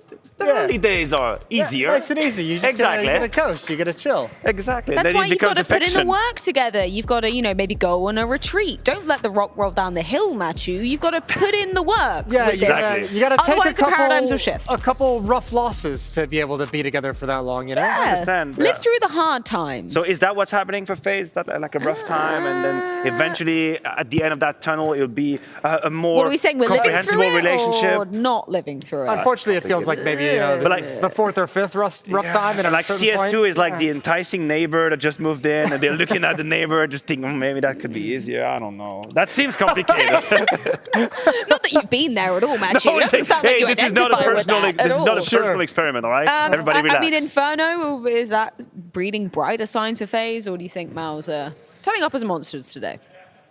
I think Mal's is looking so strong at the moment. Even if it's like a map that FaZe picks and feels more comfortable on than Mirage, I have a tough time with what we've seen out of FaZe. And yeah, we've been here some time where it's questioning what's going on with FaZe. That I don't think there's a whole lot of confidence to take from anything we've seen out of them recently. No, and the problem is you're contrasting that with Mouse, who seem to be or having everything fixed together. We saw the game against Furia, and then we didn't know what to put it on. Was it just the Brazilians that were completely missing, and that's it? I think this first map is another element of answer. Like, this Mouse roster really seemingly is coming together now 3 months after they've been assembled, and it's great to see some of these individuals deliver what we were hoping. And we didn't even get the top 5 rifle Frozen scrawny performance that he wanted to see. Was didn't even need it. No, he didn't need it. Wasn't even necessary. Exactly. What about you, Yanko? Are you feeling more positive for FaZe on the second map? Yes, I still believe in FaZe Clan. They had a weeks-long boot camp between their group and the playoffs. This was their first official since that Group C, right? First map, kind of disconnected, kind of sloppy, right? But now they're going to get all their ducks in a row. This is their map pick as well. Perhaps they'll have a good start in one of the halves because they either won the pistol, got reset, or just straight up lost the pistol. And yeah, I think this is where they get their stuff together and take us into a third. I just scrolled past ducks in a row. You've been reading this. I have, even live on Nice. stream. I just saw Janus faced. somebody has two sides to their character. Maybe a little bit of phase in there. Sometimes exciting. Janus? Janus? Wait, what did I say? I said Janus. Okay, is that not how we're pronouncing it? Were you asking me? It was like, Somebody don't help ask me. Janus. Janus yeah, I was going to faced? say it's Janus. Is it? Yeah, it's Wow, I've always the said Roman Janus. god of something, right? Wow. Of having two faces. Today I thought you were going learned. for like Wow. Janice and Friends. I've really always said it with a J. Oh, that's Oh, like God. ordering dry cheese. Shout out DDK one time. No, he Poor did not do DDK, that. catching I think strays. he did. He's not And even here in to the defend presence of himself. James Barrelf, which is when they actually went their separate ways. Yeah, that's what Yeah, that was enough for James. Oh, never mind. I'm too early. Should we go to break? Yeah, You want to go to break? I was going to say, like, I think for FaZe, luckily, Harry Russell is casting this next map because they're going to need some of those balls of steel. Oh, and on that note, let's send it to a break. Let's get Harry back on the mic, but not before a couple of minutes. See ya. Making magic when they need it most.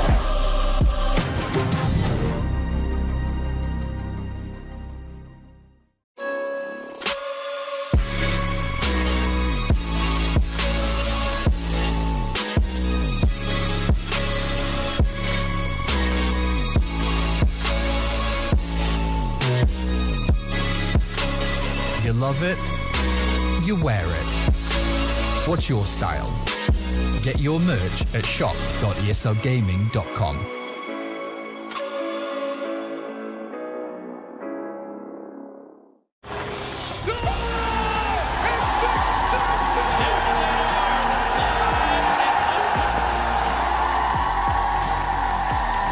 Let's rip the Russo. One more time. Are you ready?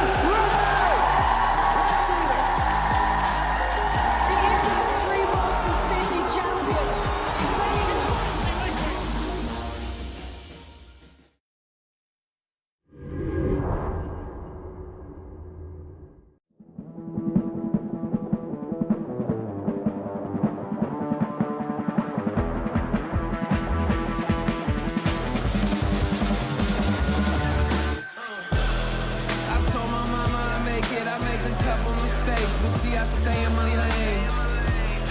I keep my feet on the pavement and don't you ever mistake it, no this ain't never been a game. Tell me where the competition. Seem like they all been missing. Never made a wrong decision. It's got me walking different. I stay gassed up. Please point the opposition. No scope, it's no joke. Just know I aim with raw precision. I went and got my bid up quick, 100 figures. They once was competition, now ain't sitting with us. Been on a wave since we've been away. Snatched the game, now we here to stay. I told my mama I make it, I make a couple mistakes, but see I stay in my lane. I keep my feet on the pavement and don't you ever mistake it, no this ain't never been a game. I told my mama I make it, I made a couple mistakes, but see I stay in my lane. I keep my feet on the pavement and don't you ever mistake it, no this ain't never been a game. It's that you can't touch me. Things get ugly, they mad now. This all must be a whole new level to count. I'm packing on the pounds, pulled up with the dog hound, and I still had time to shut it down. Now you see them all screaming my name. See them trying to switch to my lane. They ain't never fit that frame. Only present when the cash came. Plenty days I've been on the road chasing. No legend ever said they was complacent. Nah. I told my mama I make it, I make a couple mistakes, but see I stay in my lane. I keep my feet on the pavement and don't you ever mistake it, no this ain't never been a game. I told my mama I make it, I made a couple mistakes, but see I stay in my lane. I keep my feet on the pavement and don't you ever mistake it, no this ain't never been a game.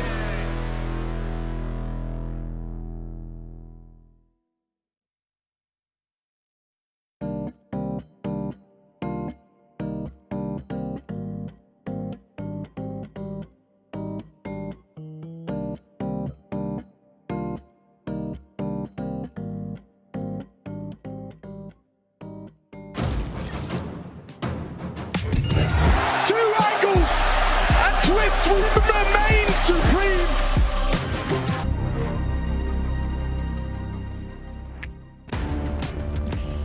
Well, for Maus, it's not a problem. They're a map up here looking to progress through the playoffs over FaZe, who now sit on their last legs. Final chance here heading to Inferno to try and bounce back and take us the distance.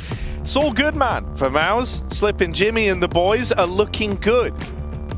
Hey, Damn Hugo. right they are. Hey, Connor. How you guys doing? Doing pretty great, man. Fantastic. Sat here with a couple buddies talking about Counter-Strike, awaiting the next generation of CSGO to hit the ground running. Well, if you ask me, sounds like a dream come true.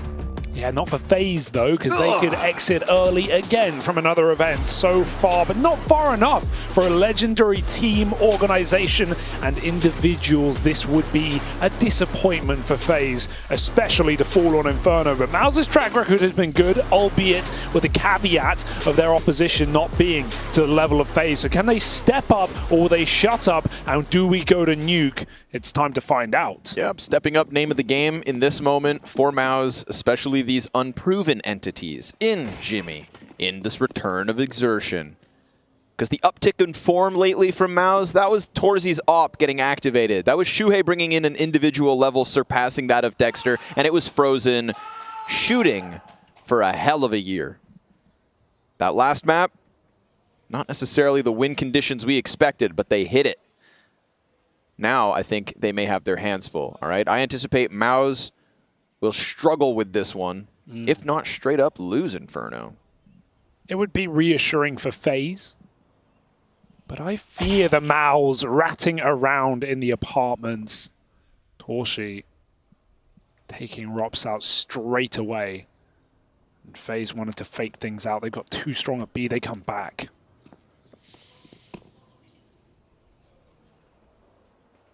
Grouping over in mid, but nothing set in stone yet for FaZe. They've kept Carrigan lobbing Util over towards B. No one's going to move.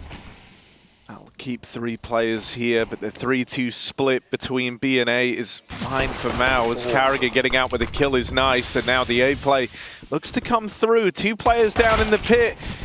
You know about Torshi, and he's going to pick up his kill. Now, if you could get one more out of Jimmy, suddenly you're onto something here. It's just Brokey left to put a stop to. 1v2. Bomb's not for him. True. Planted opposite side of tall box. Yeah. They can't stick it. They need the kill. Can they get it? Shui's got the flash. No kid on the play. They're going to try to run it forward. Brokey just keeping his head down. He could maybe peel one off as he goes back. Oh, it is for him. It is. They turn their heads. It's not enough. Frozen gets popped, and Brokey's just gone ahead and won the round. It looked on the radar like it was behind the box, but that head, Hugo, the head is all you need. Just wide enough. Pops it and puts FaZe up with the pistol win. Now, don't do like you did back on Mirage. Convert a pistol on T side. That was the trouble. That was the issue. Keep it clean this time around. Yeah, they need that. Nice position where he just can't get chased down. He can't get isolated. And if they don't have a kit, which they didn't, there's no way to get that bomb off. FaZe. Something. The consecutive rounds is the name of the game, as you say. Something they were lacking on the T side of Mirage. Keep it clean. At this point, just convert. Just convert. That might be enough. Keep it clean. Harry Russell loves personal hygiene, so he's a big fan of this one. Oh, I'm not right now, actually. This is filth. Frozen, top of Banana. He hears that smoke tag. He knows there's more. The challenge of this second man, that's probably one step too far for Maus. And Rops. What? Dead now, of course. Shot out the map. Every time I say a name, I feel like they die immediately. Rain, here we are. Good position. What could go wrong? In on the backstab, but the scout is watching for him. Ooh, Rain is surrounded here, trying to maneuver. A lot of damage done. Rain, that's what he's got to do here. And with a bit of help from Brokey on the backstab from B, it's kept nice for FaZe Clan. Nice to see the energy on Carrigan trying to rally the troops right now. Keep in mind, there's a fantastic history in Malta for FaZe, right? In last season, taking their win of the ESL Pro League Finals and taking the Intel Grand Slam to boot in this very room. So FaZe want to return to the glory that was only a few months ago in last season. Carrigan's trying to get him there. He had a great map individually on Mirage, had impact early on CT side, even if it all came crumbling down. I don't like your use of the word few. It wasn't just a few months ago, Hugo. That was quite a long time ago now. Time flies, bro. You know? When was it? March? Yeah, dude. April, March? God. And it was on the March old was like, CS. what, like 3 weeks ago? Yeah. What's that, sorry? March was like 3 weeks ago. No, not at all. You've been off for too long. 6 months ago. Get out of that time capsule of yours, Mr. Byron. I've been buried in a box. I hate how fast time goes. I love to sleep underground. You guys ever think about that? How fast time goes? Yeah. Well, it's relative, actually. And you only have less of it every day. For now. Well, yeah, until tomorrow. But it's always ticking down. Yeah, I've had a good run. I mean, there's more to do. There's always more to do. Brokey knows. There's always more ecos to hunt. What are you doing next? As in? You can take that where you want. There you go. Does that help you? You guys want to hang out after this or something? Or? Oh, sure, yeah. Play some CS2. I heard CS2's coming out. I think, honestly, dude, they're just going to drop Danger Zone. CS2, CS2, CS2, CS2, Come on, Hugo, you didn't join in, man. I met you halfway. Come. You have to join if it's going to come, Hugo. Thank you, Harry. Just like normal. The joke wasn't. Yeah, the joke. It didn't hit the first time, did it? No, listen, we can't expect the drop to happen while the dev is in the server. No, that's true. a good point. Hurry up, Robs, and get 2-0. Come on, buddy. Well, he's trying to wake up and pull it back here on Inferno. He's 0-2 for the moment. But Robs has time to get active. It is Robs on Inferno, after all. He will be up in the apartments, and he will be pulling apart Mouse soon enough. Will he do it versus Guns? Will this fruition off of the top of the mid-play? Well, I'll tell you what. First of all, Shu is dead. And when he's dead, he's got a call from the sidelines, which means his read's a little off. But the CTs looking to pinch upon what FaZe have finagled. A little arch control. This is weird, though. They've slowed down, feigning the mid to be with util. Now they resmoke library and arch side to try and wrap the A site. All this has done is given Mao's time to get set up in spawn behind smokes. Frozen mollied. It hits him. Torching must smoke his. Nades follow as well. This is uncomfortable for Mao's, and the headshot does not connect. He's on 4 points. They are running him down right now. Even one shot would have done it, but instead FaZe break their way in for a moment. Oh dear, Twists and Rain. And they're offering up two, and Brokey's dead now as well. Rops has got to do it all alone. Rops flying solo, molly, and a tap on the bomb. Okay. But nothing to bait a peek out yet. That's the tap and the stick for exertion. Frozen nails the shot, and so with Rops dead, Mowers breathe easy here in this first rifle round, turning around that 2v4 in the blink of an eye to pick up their first. Breathe easy, Harry? You think these guys are breathing easy in a 2v4? Look at this. What? When you get given the invitation back into the 2v4 like that, you are kind of going, wow, damn, okay, That's like the first 2v4 on this map ever, probably. Like, Rain just jumps over It's not every day Graveyard. that those are the sorts of invites you get back into that retake. So yeah, I think Maus are probably feeling quite good at the end of that. It's like when Willy Wonka opens the doors to the chocolate factory. Yeah. It really is once in a blue moon. Once a generation, in fact. How often is Yeah, it blue you moon? frequently visit the chocolate factory. Yeah, you know, me and Willy, we go back. You got your gold you and Willy in the chocolate factory. Yeah. It's good, man. I love it. It's Mr. Wonka to you, buddy. All right, you got 10 seconds in the everything is edible room. What do you go for first? Everything is edibles room? That sounds dangerous. Yeah, dude. Probably going to start off with everything, something chewy or maybe something sweet like a brownie. Okay. Yeah, I'm looking for the licorice trees. I'm swimming in the river. You're not allowed to touch the chocolate river because it's frothed by waterfalls. Exactly. He makes a Everybody good point. knows that, Hugo. He's got his lore. I can't deny it. Yeah, read a book. I preferred the movie. Which one? No, he didn't exactly. even know He's there were never multiple even yeah. No, we talked about this. Who plays Willy Wonka? The Johnny Depp one. Okay, yeah. All right. Come on. Soon to be played by Timothy Chalamet. Of course you would say it like that. Yeah, that's Can't pretty... just say Timothy Charlemagne like the rest of the world. Timothy Chalamet. Good one. Here we are. Rops is holding, and so is Twist. They're not holding hands, holding real estate here for FaZe. They don't come in peace. They want war. And so a bit of util exchanged at Banana, and the push is in. Twist trying to take the real estate. Mouse will concede for now. Maybe elected to try retake Banana as that util comes in. Molly to make life miserable. But this is a really good just trade left and right. A util, each team denying the other team's move on Banana, and it ends in a bit of a stalemate with FaZe taking that real estate at the car. Rops opening onto Yimpat is a bit of an issue here for Mouse. It forces them to play this 2-2 split between B and A. There's going to come a point where they might have to start gambling or going for info plays here. 45 seconds left, so what will they elect to do? Go B. Yeah. So tempting, right? When there's no CT presence being shown whatsoever, you're just sitting back on new box. How many B-site defenses have we seen fall when there's just a couple dudes back by the new box? All right, you're not Stewie 2K. You're not going to do it. Clay count. Maybe Shuhei can come over and rotate in time, a bit of spam through. Oh, dear. It works. It certainly does.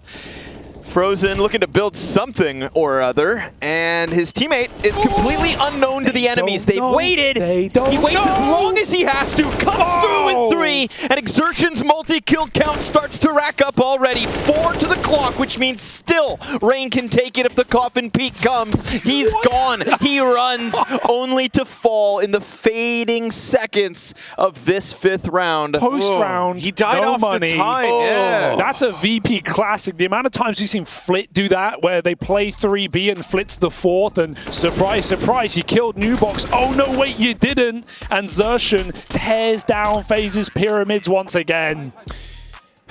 Little did he realize, man, you don't need to build anything with the clay. You can just lie in the mud and hide and wait. And emerge the perfect moment. And let's just take a second and appreciate that extra second or so that he killed off as the guy's hands are busy on the plant. He's not spotted. He milks it. He milks it. Beautiful.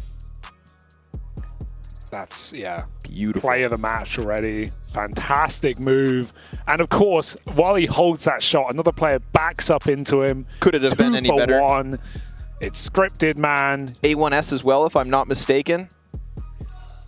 Guy on oranges looked a little lost. AK. You know, tomato, tomato. Both fruits.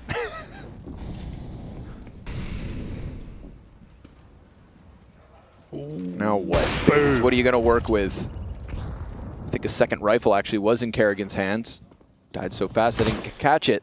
This is like a different game after that round. That just breaks everything. Mouse are suddenly all full of gumption, and FaZe are doubting everything, doubting every position, maybe even doubting themselves. What kind of texture does gumption take? It's pretty chewy. Ah. Interesting. Like gobstoppers. You have those? I know what they are. I wouldn't go as far. I mean, the center's chewy on a gobstopper. Yeah, the outside's very hard. Yeah, if but you try you chewing get through there. that. Yeah, there's a couple different types. You know, that's one thing. Chomper. That's one thing going back to Willy Wonka that I find, like, listen, I love Europe. I spend a lot of time here as a Canadian. I absolutely love Europe. You guys do a lot of things great. Go on. But your candy game is weak, I bro. would say watch what you're about to say. You have no Wonka candies, no gobstoppers, no sweet tarts, no bottle caps, I mean, nerds. No, listen, I'll that's the say best this, you got, dude. Ooh, I love hard Haribos. There's a lot of options Haribos. in NA, and it's like, I don't know, they all just taste bad. They all if just we're have talking chocolate, I don't want to do you're this. dead on Yeah, right. chocolate's gross. Chocolate's awful in North America. Yeah. All right, let's call it to that then. Okay, well then, no, I can agree with you there. Candy is better. Thank you. Chocolate's worse. A sweet treat in the middle for Yimmy. Sweet indeed as he mops up 4. On for the ace. He won't get it, of course. That belongs to Exertion. But a swift shutdown, and Maus find themselves in the lead. It's sweets for Jimmy. And FaZe now left on the back foot. I don't know where to take it from here. No, that's fine. Sometimes just let it breathe. Let it breathe, reset.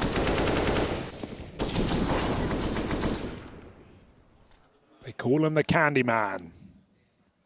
And he can.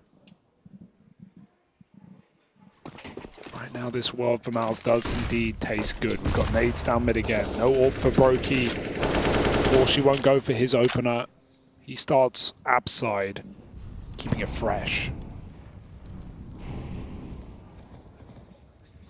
Hop from Torzi posted holding. Man, we really haven't seen Rob's activated the way I thought we would. Not yet. I think that confidence we've seen out of Mouse these last couple of rounds is trying to put a dampening on FaZe's hopes. As the dream is still to just walk into B. The timing's there, but he didn't get the most of it. Twists luckily catching Frozen is big. If Exertion gets away with a second, okay, that would have been massively problematic.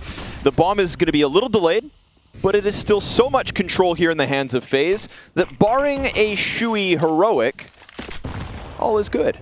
Bomb will come through on Banana as the smoke fades top sight. It is fine. Nothing you can do about this one. Hang on, they're about to flash a peek out of the coffin. Shui finds that. Go on. And that might actually give them a reason to go for this. He even backs off to deny the trade attempt out of FaZe. Robs is a ways away, so right now a 3v2 available on these two players in at the site. Oh God, with Brokey dead. Twist though. The impact's found him. Twist's up top. One kill from the man through the banana smoke. Twist just busted the molly. What? Jimmy's locked him out. And Mouse, they're going to take the lead 5-3 as they pull up to that retake. A man down, looking for a way back in. They're given one kill on Shui, and that sends them through in a 3v3. It felt like FaZe were playing safe enough. Brokey just swings spawn. He just swings spawn out of nowhere with no support. Twist, I mean, wide on the angle, and he burns. The molly climbs the wall. It's not even the most egregious step. No. You've got a player, you've got Twist back sight. Is like borderline understandable. It's not his intention. No, not Twist's fault. Like, no, but that's what I'm saying. Just like how does that happen? That's mad. That molly climbing up feels like it decides so much. Guys, Shuhei swings coffin and nobody shoots back at him. The bomb planter on Orange is left exposed to the coffin peak because the guy back sight and the guy in pit are just looking at CT cross. That's just there are multiple layers to that one. That is a ripe onion. Yes. A red onion. A ripe one. FaZe are crying right now. It's being cut apart in their face. There are tears. Light a candle. You may be watching phases go out from Intel Grand Slam. Ooh, that's a you've got to close it type moment. You really got to win those. However, the hit was good. The timing was nice. You got into that bomb site without losing all too much. Right? You're able to just encroach in based on timing, and all of a sudden you caught Maus asleep at the wheel. It nearly cost them. They get back with a chance. Will they make the most of it? Boosting a player up on CT. It is Shui to get Kerrigan.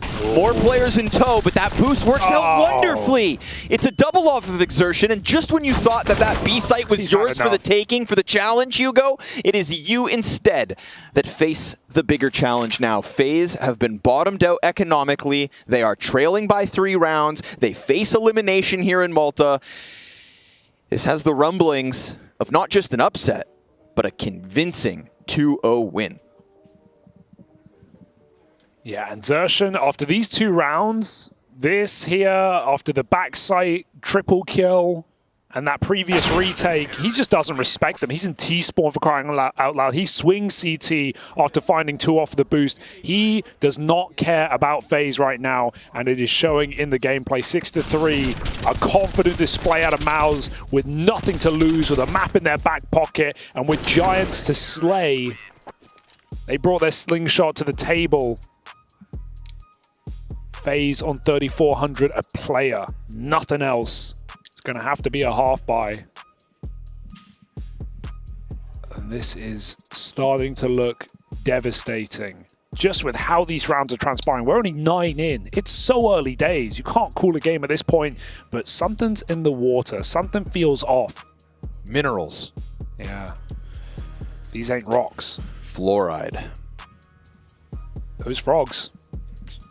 I don't know, man. My people.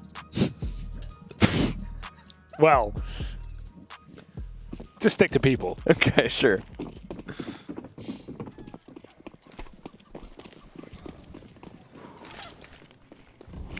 You ready for this, Harry? I don't know. I'm hoping that FaZe can offer up a bit more resistance here. Make them work for it. I still don't feel like I'm living in the world where the 2-0 actually happens, but it looks like it could. FaZe down to these pistols. They're going to try their hands. Something a little more normal here, this fast play with smokes raining over to lock out these angles on long. They are now quick up in mid, but Exertion does not care about the names he is against on this backstab. He would uproot the round, but he never even needed. Exertion is here purely out of hunger. It's good to just show that play, even if it doesn't actually matter. FaZe know, oh, the B player is in mid. Like, we're dying to the B player in mid. Like, that's in your head right now. Exertion just became a part of the pack of terrorists. Yeah. As they ran up top middle, he was with them. He was in them. He's TKing right now. I mean, wow. He's killing this team. So, and this is one of those things where I think it's because of the pace that Exertion plays Counter-Strike. I mean, he is such an unfiltered, unleashed, raw aggressor that it makes a lot of the other players on the team kind of seem slow at times, right? Frozen in comparison is a much slower player, but it's not like Frozen is like lurky. It's just when you contrast it to Exertion, dude, he is up there. Back to a solid B hold. We got the AWP boosted. Frozen supporting with utility. FaZe awaiting the smoke fade. Frozen leaves his AWP there. Torshi has plenty of util to block. He can get a shot off. He's playing anti-flash right now. That's confident. Not even looking down Banana. He'll turn as the flash comes in. And he almost holds it. Double flash will absolutely signal the retreat. He wants to get as much value out of this position as he can. He goes for one more shot. Or rather, one shot. Hasn't fired this AWP yet. Waits the boost. Up it comes, but this is not easy to hit. Flick will connect a tag, and he's got a Molotov to stop FaZe in their tracks. 50 seconds now back to the drawing board.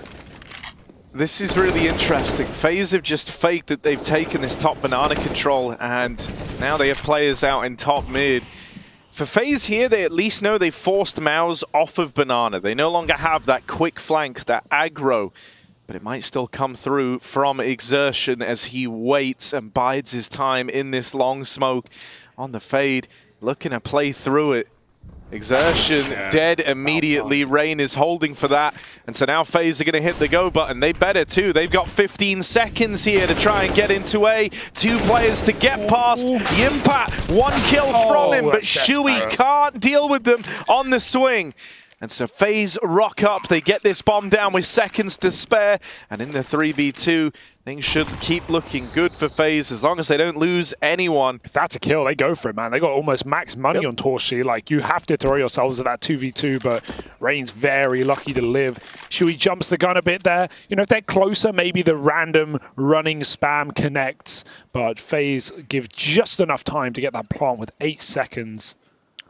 Just enough time, and I think time that was afforded to them because this was a bit more of a muted round from Mouse compared to some of the more aggressive stances they've taken out of the gates in the rounds prior. First kill is at 30 seconds, and it's the long smoke fade. So, and also Exertion dying, like he's been the hero.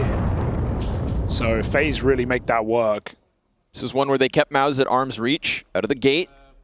Didn't die to Exertion in an instant. Something to be said for that. Grouped up appropriately, moved in collectively, and walk away successfully with the 4th round win.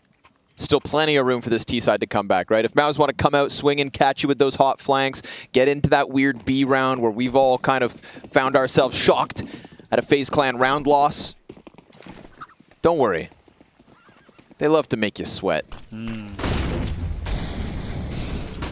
Molly's immediately into the back of Banana, though. That's going to burn Exertion forward on 65 health. Ooh, I think Torshi's about to get tested a bit more up-tempo here. FaZe are poised like they want to hit this right now. And so the flash in the top mid with the Molly on Boiler. Shui screwed, trapped in the corner. FaZe have found their way in. It's these fast plays out through top middle. Got themselves a 4-on-5, 5v4 rather, and now just Torshi's AWP to get past, but easier said than done. He puts up a double kill on Frozen as he rotates in, but it's traded out, and so for FaZe, this gets awkward. Left to just Brokey. Winnable. 1 kill from him. He knows about the player in pit, and he knows about the AWP in the site. But will he be able to deal with it? Leg through the smoke. Disaster strikes. Brokey should be dead here. Can he get out? Gonna get the bomb. Been able to escape with it. It's on. And instead of, I was going to say, instead of leaving, he tries to catch the mid play, which could have happened, but Torzy was also keeping eyes on the peak. It's a race to the B site that, indeed, Brokey will win. If Brokey can find this first, if he can deal with Torshi, he's armed with the AWP. Suddenly he's a real threat. So they managed to keep him on the rifle. This should be around for Maus. The timing's good for Brokey. Torshi's kind of wild in here as he goes up banana, playing a rather deep angle. Doesn't want to get too involved before Yimpat's here. That was the chance for Brokey. This 1v1 has been given to him. Come on, Brokey. I'm going to find it tucked in. Over at the ruins, Brokey very calm in this clutch as he reroutes around the ruins. It's ring around them all the way up through CT. Has to peek now, and he can't get them off the bomb in time. It's a good try for Brokey, but Maus will lock him out of the 1v2 clutch. Damn, man. Look at that tempo change. Kerrigan, I mean, we could hear him across the room. We could hear him. He was making it very clear. I'm going through this smoke, and you're going to trade me out. And it looked like it was going to work with that flash. But Torzy coming back with the re-peek. See ya.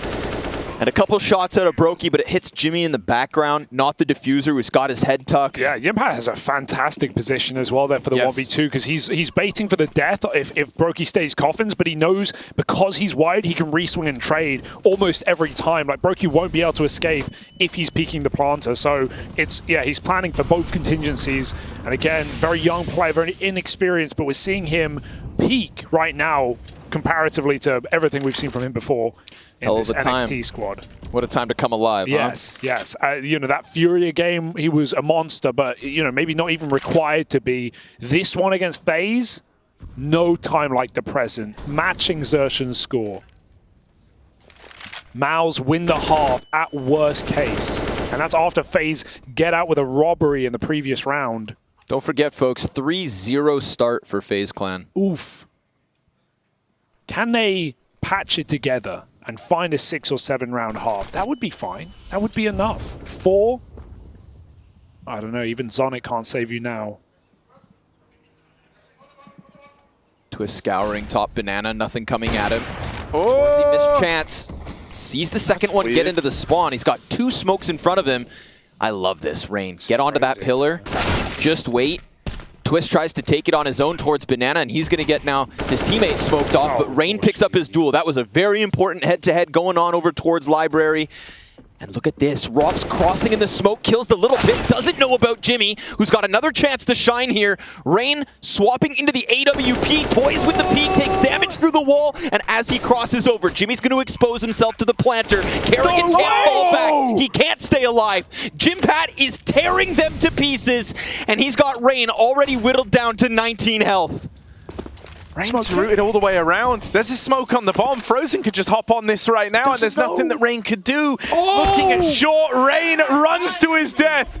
And so Yimpat with one hell of a round. Him and Frozen combine forces to do that single-handedly. That's wild. 5 kills from the 2 of them. Just when you think you've already seen the best that NXT has to offer, right? And another talent comes through that just long, juiced up pipeline, Connor. We've seen so many players come through Maus' Academy roster, and another one is shredding FaZe and ready to eliminate them. The thing that's so wild is, like, within this Maus team, I would say, like, in terms of the kind of expectations that you have for Impact, the requests that you had for him on his transition to the top level, I think a lot of it was just kind of like, don't be, like, a detriment, right? That was kind of like where the bar was. He wasn't someone that you looked at and you go, oh, well, Jimpat has to perform within this team if they're going to want to do well. He's got to be, like, one of the stars. He's got to be one of the guys right up the top of the board. There's a lot of other names here who can do that, but Jimmy is growing into one hell of a fragger. He just had to be slightly better than JDC. Yeah. Or at least more consistent than JDC. But right now, bro, he's lights out. And as we've kind of been saying, he's topping the charts alongside the likes of Exertion and Frozen, the 2 kind of big name players within this Maus squad. Unbelievable scenes. Crazy. And too much for FaZe Clan. Too much for FaZe to handle. This one could end into FaZe have got a handful of chances here to try and salvage this first half. The Maus era may very well be upon us. And it would be a run of dreams with Furia into FaZe, G2. Yep. We did a lobby segment with Elige, and he said when we were talking about the draw, like, I'm just so happy we didn't get drawn into the bottom of this bracket. Yeah. Including Maus, Furia, FaZe to G2. That's the hardest run, and it's the one that these young guns are on. Talking of young, it's the young veteran for Frozen. 4 to 5 years. Yes.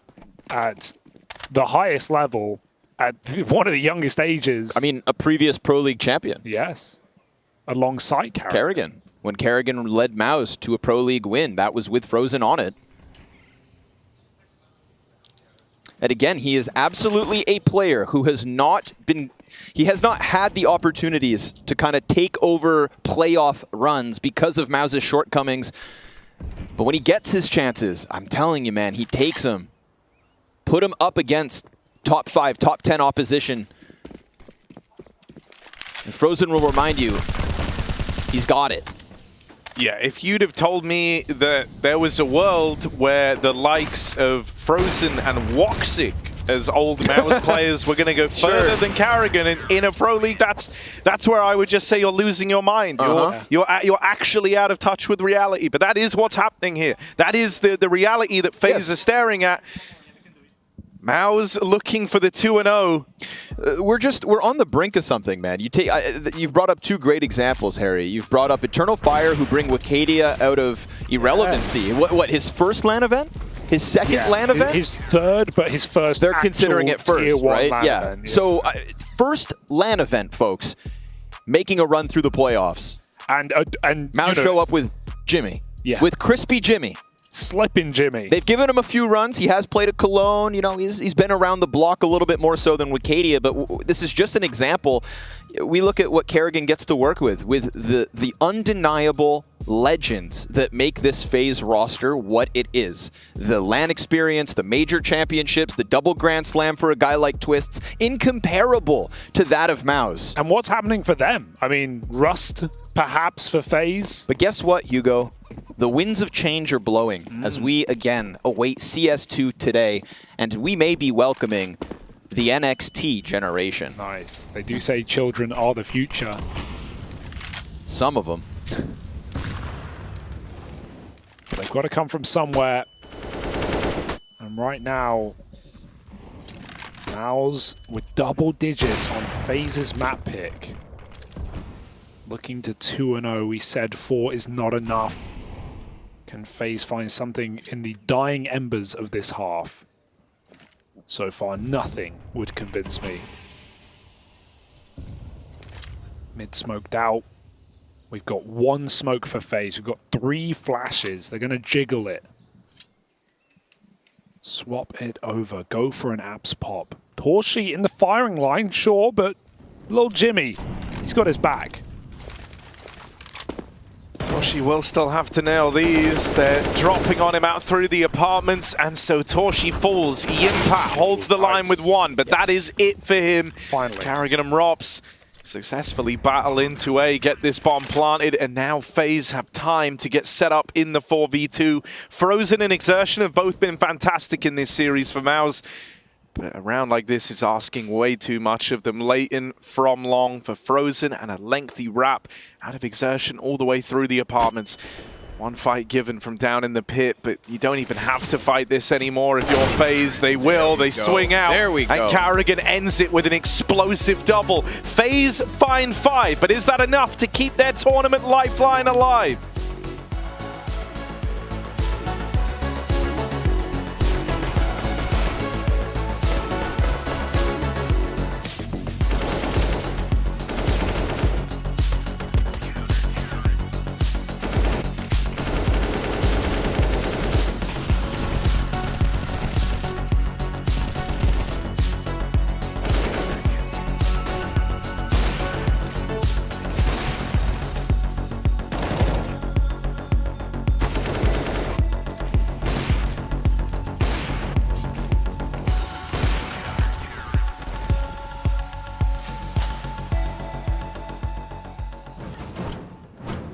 He's got a chance in this one. Simple!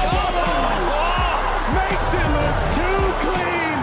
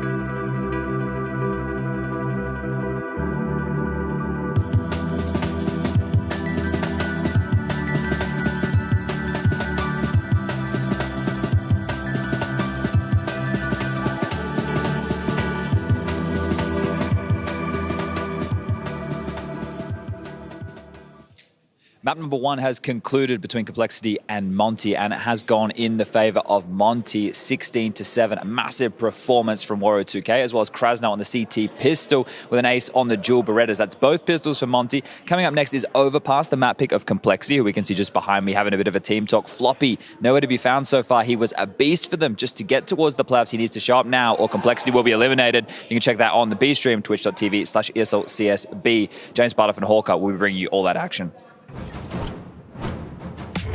Both sides, Cadian nails the shot. 3 kills from the captain.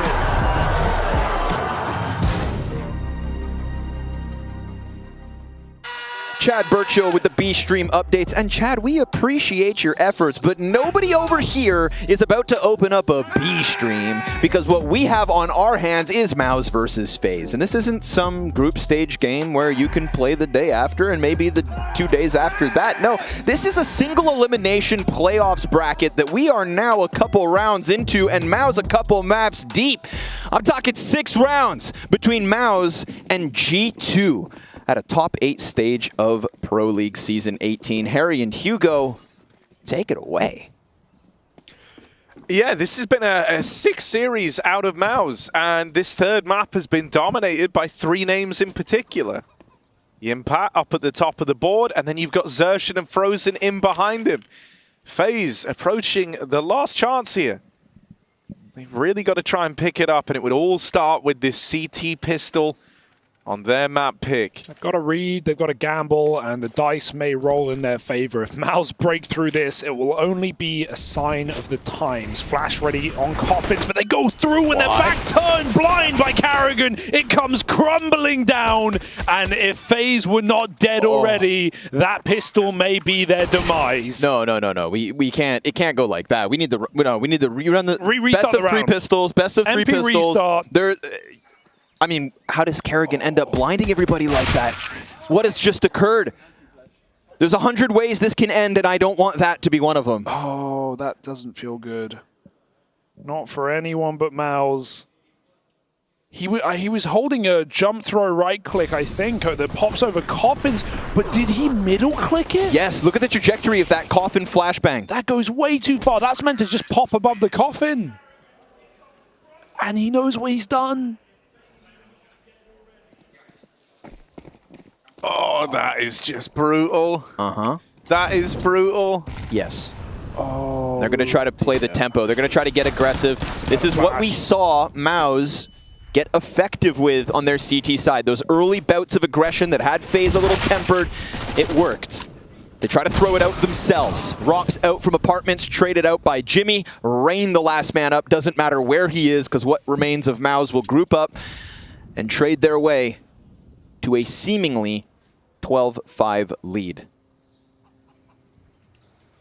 And the scariest thing here, this is the force from FaZe. This was them trying to reignite the rivalry early with the aggression coming in down mid, with the supportive util, the flashes to try and get them down there, and it's fallen on deaf ears. That means that for Mouse, this isn't just a 12th round. This should be a 13th to follow with a full eco for FaZe coming up after this one. And so that leaves them in rather grim reality. If you're a FaZe fan, just 1 rifle round away from winning the game. FaZe have pulled some phenomenal comebacks, but you could tell the mental was scattered in the first half with some of the rounds that Mouse have pulled out, with the Xerxin clutches, with the Yimpat multi-kills, and then to think, hey, we have 3 minutes to sit here to talk, to set ourselves up, and then the pistol goes like that? I don't know how you're supposed to keep your head in the game at this point. And Mouse are taking every chance, every possibility, and running with it. I think the best way to try and keep yourself in is just to try and tap into what you remember being incredible comebacks and close matches and the grittiness that FaZe used to show us. Because there was a time, let's say back at like the Paris Major, where they gave us a match versus Na'Vi that was to never be forgotten. We're talking about a FaZe clan that went toe-to-toe with Ensign Dallas in what is, my opinion, the best map of 2023. Yep. This is a team that showed they fight until the very end, but it has kind of fizzled out. It feels as though that fire that you're hoping to tap into, you can't really even stoke the embers if nobody else believes. There's nothing to shout about. Yes, That's the thing. And we saw Kerrigan at the start of the second map trying his absolute damnedest to keep everybody mentally in check, to try and get that war machine rolling. There's no fire, there's no ember. Right now, they're just rubbing sticks together. Hands going raw. And Mouse a little louder than their name would suggest. A pop-up B, and this map is done. Flash is fantastic, frozen right in the eyes of two. And so they've just gotten through what was a light buy out of FaZe Clan. Yeah, I mean, if it makes you feel any better, this was meant to be a Mouse round, right? This was the one that they were meant to get nice and easy. I don't feel better. Torshi even on for the ace, and so he's going to get it as Mouse steamroll towards the finish line here. FaZe Clan, they've got this buy round. They've got the AWP for Brokey. They've got rifles on everyone else. Almost all the util they could ask for. They are going to be lacking kits, which will come to matter if this ends up in a post plant for Mouse. But here it is, the one chance that FaZe have got to try reignite the belief in this series. And they're going to start triple B early on. They want to try and take this. They want to try and fight for it, but that's what Frozen is waiting for. The AWP of Brokey plays over towards mid. He didn't really have a spawn for anything, so he's just holding the line here, hoping that he's given a fight. Waiting patiently. Over under porch. He was holding on to the boiler, and the impact was about to go out there.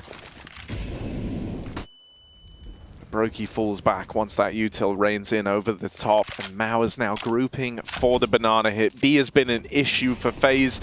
The second half started with a miss flash from Carrigan that wrecked two of his teammates.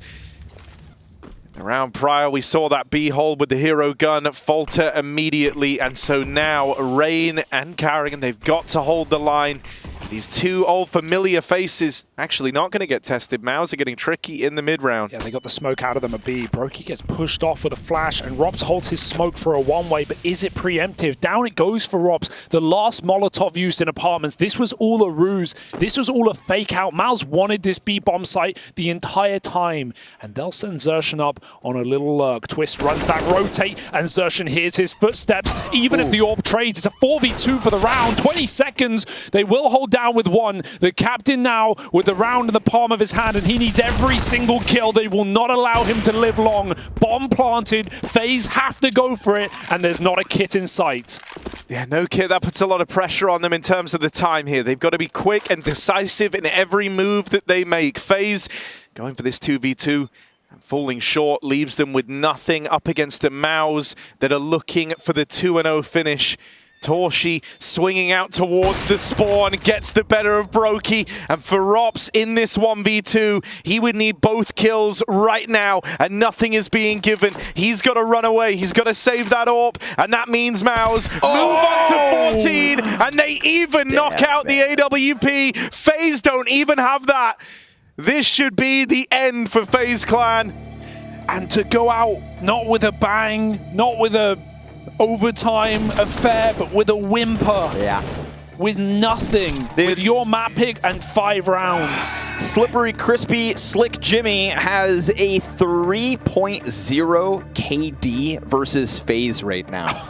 Let that sink in. And I also want to say good calling out of Shuhei that last round. That back and forth, trying to get FaZe lost. If you go back to the start of 2023, there is a content piece that ESL filmed with Kerrigan where he was asked to create his dream team. He could choose anybody from any roster. And his answer was that he himself would hang up the mouse and keyboard. He would become a general manager type vibe, maybe a coach. And who did he select as the best potential IGL on his super team roster to lead guys like Zywoo and Nico? Hugo, who did he choose? Shui. Of course. He picked Shui.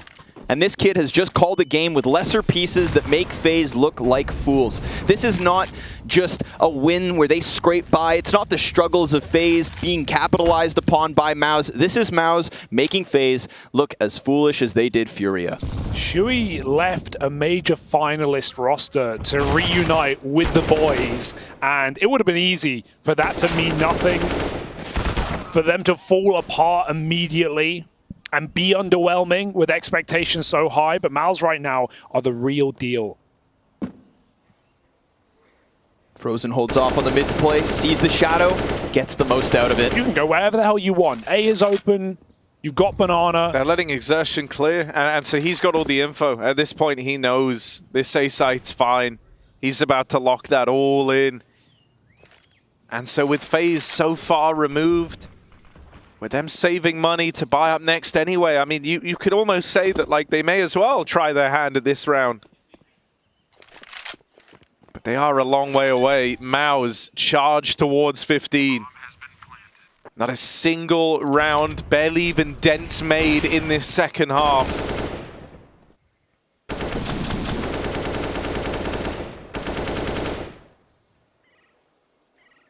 And so here in Malta, where FaZe found their Intel Grand Slam last season, where they lifted the trophy, and things felt so sweet. Well, now FaZe's time on CSGO, on Maltese soil, might come to a bit of a bitter end here. The returning champs, one round away from elimination. It's scary when you think about, of course, FaZe having hoisted that Pro League trophy a year ago. It meant so much for them to get that Grand Slam as it was seemingly slipping away from them event after event. Yeah. It took Twists going above and beyond in that Grand Finals last map to really cement it. And even though we celebrate and congratulate FaZe for that accomplishment, there hasn't been anything to celebrate since. And it's slowly been them backpedaling, losing grip on what they were when they won their major, when they picked up that Grand Slam. Here we are one season later. Sure, they surpassed their group. They got smoked by Na'Vi when it came to trying to take it all the way to top 8. First challenge in the playoffs, 10 match points. Top 4 Dallas felt like a delight in comparison to what we're getting now. No. And ice cold Frozen again is ready to send a message to former teammate, former captain, and current foe. Frozen finds a third, and Mal's border G2 in that quarterfinals placing. Can Brokey stop them? Rob still on the A side. Orb scope denied as Torshi flicks him back, and it's onto the AWP to deny Mal's the inevitable. This is the insult to injury moment where your 5 versus 4 out of the gate with the AWP is lost to a wild spray through smoke double kill lineup. And as Brokey will try to put forth an incredible clutch, he is completely stuffed, and they do indeed close this. It is Mao's moving forward in Malta. They have dispatched a Furia in convincing fashion. They have slain FaZe in a 2-0 timely affair. The winds of change in Counter-Strike are blowing. The young veterans, multiple now, I think, for Mal. Zimpat's 4th LAN event of his career at 17 years of age, and he puts on an unbelievable series up against FaZe with Shui at the helm and with FaZe on the back foot, eliminated in their first round of playoffs. Yeah, this is what Mao's, if you're leaving this game, you're feeling fantastic about the way this went down. This is one where you have no doubts. There's nothing you're looking back on going, oh, I wish we'd played that better. We could have done this better. You feel like you showed up today, you had the prep, you played your A game, you made FaZe look tired, look gone out there on the field. It wasn't even close. These are the sort of victories that you want to chase, you want to hold on to if you're Mouse. And for FaZe Clan on the other side, it's a sad way to go. This is the last time we're going to see them in CSGO, and that's the end of it. And it's with a whimper, not with a bang here in Malta. The defending champs are done. So we're going to pass this back over to the folks at the couch. Thank you very much, gentlemen. Yes, Mal's making absolute mincemeat of FaZe Clan. We're talking about a team who just this time last season lifted the trophy, claimed that Intel Grand Slam, but Mal said hell no. And Exertion, I want to start with you. Congratulations, you really turned up to the server today. What made you so comfortable against FaZe Clan? I mean, I've only played against them, I think, once in official. So, I don't know. I think they're a great team. They play by the book a little bit, and they also play a style that I like. So, yeah, I think that I have a good read on how they want to play. And, yeah, I just like to play versus such teams that are more like Broly and Chaos. So, yeah, I think it was a good game from everyone. When you and we talked a little bit in Cologne, you told me with this new roster, it was a bit rough at the very beginning. You had to go first a lot of time. You had to find your way. Is this just a phase suits you, or are you more comfortable now and you've found your rhythm within this roster because you've destroyed today? You have destroyed. Yeah, I mean, I don't want to go too far ahead because we're still a young team, we're inexperienced, but I think the improvement is massive from Cologne. We've had many talks. I think everyone feels much more comfortable now than before. And yeah, I think that we were really prepared for this event, and we are working really well as a team, and I'm just happy. Talk me through one thing. Reset round on Mirage, T-side, it's 1:30, you're in market, no one knows you're there, right? Then the guy from shore just moves, and you can't believe what just happened. You end up dying, you lose the round, FaZe sort of wins a couple of rounds together. How are you able to sort of stay focused and still have a good map after such a rough round? I mean, to be honest, maybe like a month ago I wouldn't be able to because I think I worked a lot on my mental with our sports psychologist Ole and also our coach Dennis and in general the teammates. So yeah, I think that a month ago I wouldn't be able to reset from that. But yeah, I mean, I think it was just a shake off and I understood that I'm playing well and I'm doing the right moves if I'm behind them. So yeah, I just kept going basically and yeah, I'm happy with the result. What about you? What about your comfort level? That was kind of the big conversation with Shui coming back and Cologne, you're starting Cologne and everything like that. How are you feeling within the team? All good? Yeah, I'm feeling good. I think that we are playing really good as a team, and maybe I didn't play good on the first map, but like I really like how are we playing, you know? Yeah. It's going good, and we are just winning the game, so I'm really happy. The games where you don't have to play good and you still stomp it. That feels good, huh? Yeah, those are fun. Those are fun games. Yeah, I mean, if the team does good, you know, like somebody has to be on the bottom at the scoreboard sometimes as well. There's no shame in that, baby. Of course. Hey, Liz, you've been together for a bit more than 2 months now officially, and I was wondering if Shuhi's identity is already in the game. Because it takes a while, of course, for a new leader to take you guys in a direction. Does it feel like he's put his hand and he controls the game now? Is it still a transition? How would you say that? I think he does, yeah. Obviously, we can feel his impact, yeah. How he's scoring. I think it's a lot different than other IGLs, so you can feel how he's scoring. And yeah, I think he's a great IGL, and I'm really happy to have him in my team. Yeah, I mean, sorry, to touch on it, just I think that when he came, he actually brought all his system, what he wanted. We kind of deleted everything we had, almost. Okay.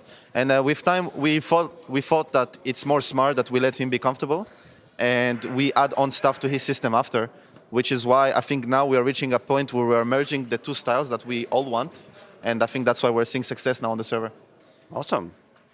Well, sometimes when you, yeah, Stop cutting people, Jason, okay? This doesn't work. I actually forgot my question for like 2 seconds. It's back to me now, though. Sometimes when we talk to players on like teams that are performing really well on events and like making kind of a run through the group stages, they've told us in the past that they like get this feeling that this run is like going to be something really special, like they can actually go really far. Are you guys getting that sense that this is a tournament within your reach, that this is a trophy that you guys could actually be living or lifting at the end of the day? Have you even thought about it?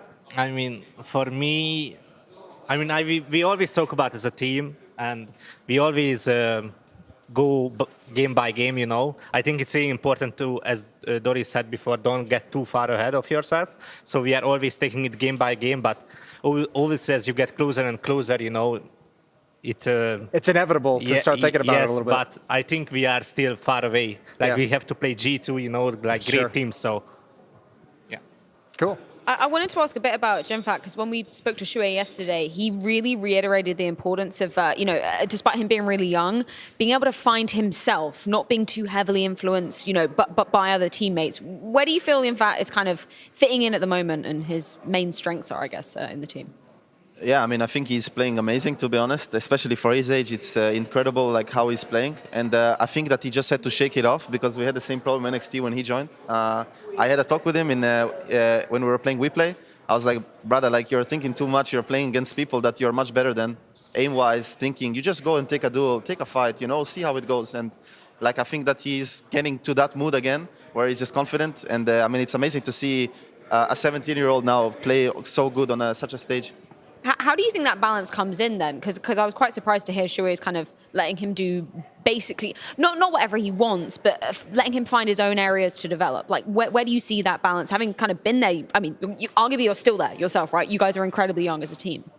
Yeah, I mean, I think for him, he does like whatever he wants, but he's not a guy that will do stuff. So at times I help him a little bit. I kind of move him around where I want him, or I give him the confidence, like, you go lurk this round, or you can play with the smoke, or basically we let him do something, but we kind of guide him in the right direction. I would say me and Shuhi do it a lot.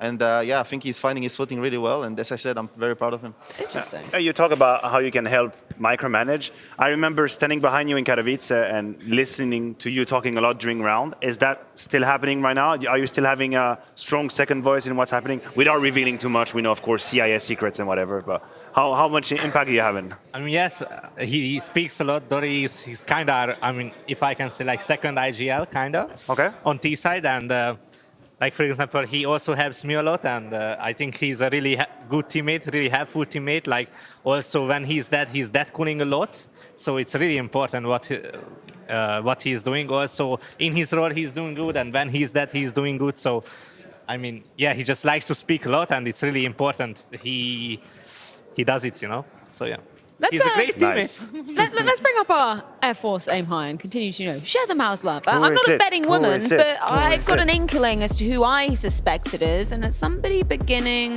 with X. Of course, it's Exertion. Congratulations. Beautiful numbers there. Opening kill's not good enough, but I'll work on it. On Mirage, every time I'm watching, you were going in first all the time. I respect that. When it works, really beautiful. It feels good.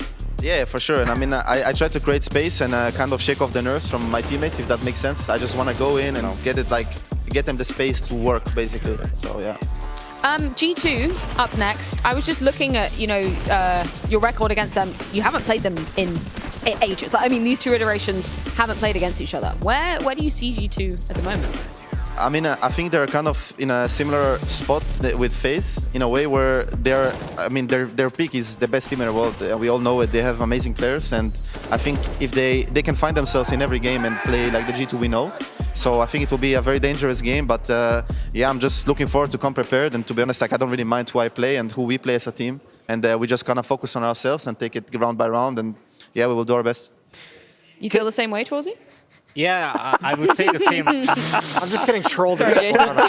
Just getting absolutely. The timing is on point. Take it away, Torzy. Yeah, I mean, I would say the same. That G2 is a great team, and but I think today was the case that we already played a game here, and maybe we were a little bit more comfortable than FaZe because it was their first game, and maybe that will be the case tomorrow as well. But as Dory said, if they peak and they come confident and prepared, they are one of the best team in the world. So it will be a great game, I'm sure. So what's the plan if they peak? What's the plan for you if they peak? To play better than them. Exactly. The counter peak. I also don't think, like, you guys don't play. I think you play on Friday. So at that point, that's like a week for G2 since they played. Well, they played on Sunday, the winners game, but that's pretty much it. Yeah, it's almost a week. It's like 5 days. One game in a week. I wanted to ask about your coach really quick, because obviously, like, most of the conversation we had around him, like, we had this whole like era of like the Mal's Academy team that extended very long after you guys were even playing in the Academy leagues, and it was kind of like how he was bringing you guys up and teach you how to be players at the professional level. What's he doing now? What's his main focus now that you guys all have experience and it's no longer like, the coach holding everybody's hand? It's now you guys have to now be able to compete with everyone. I mean, I think he's focusing a lot on like the team cohesion, and also that, like, as a teammates, we should respect each other and be like, we don't have to be best friends. Obviously, it helps, I think, in a team if you are best friends with your teammates, but just bringing everyone each other like close, and yeah, just if there are problems, we can talk it honestly. We don't have to hide the problems, and yeah, we are focusing on that a lot with our coach. Okay. Well, congratulations, gentlemen. Looking forward to seeing you guys playing against G2. Where there are winners, unfortunately, there are also losers. And unfortunately, FaZe copping the L in this one. So let's get a few departing words before they leave the island of Malta. Yeah, a tough day in the office. I've got Carrigan joining me after that battle. 2-0, Mal's taking it. I'm sorry to repeat it, but this is just an opportunity for you to kind of think out loud. What springs to mind when you reflect on this result and this last event in Counter-Strike Global Offensive? Yeah, I don't know. It's obviously we stayed here boot camp, played a lot. I think 7 or 8 days we played, and it felt good, a classic. But I think we started out good on the Caesar side Mirage, few rounds there in the end, and then obviously we kind of lose the maybe momentum and confidence. And I think on Inferno, to be honest, there was a lot of smoke kills going the other way, double kills, the right reads from them, and they played well. I mean, we saw how they played against Furia. They play with a lot of confidence, and we don't have that as much as they do. So obviously, I think overall it's a rough result. Hoping for more, but it is what it is. And that was my last CS:GO map probably. Right. I mean, that's the Mao's treatment. That was a reflection I think a couple of people have had. It's like, oh man, that's my last map. Krim's saying something similar. What's next then? You've been told boot camping now. Surely I would assume people are going to go home, people are going to get some rest. And then I imagine you've just you start with a workshop on a whole new puzzle that is Counter-Strike 2. Yeah, I guess we're going to see it tonight. Right? Yeah, I mean, CS2 is coming, right? So we have to figure out how and when. Our next tournament in Sydney. So if CS2 is coming out, we have to sit down and talk about goals, and we just have to kind of be positive about the game and see how everything is changing, right? We have to, just grind the game. It's like starting at scratch again, and we all have to do that. So whoever is grinding the most is going to come out on top of the most, and hopefully we're going to bring some more confidence into the team. No, absolutely. Thank you for your insights, bro. Thank you for your honesty. Carrigan, everybody.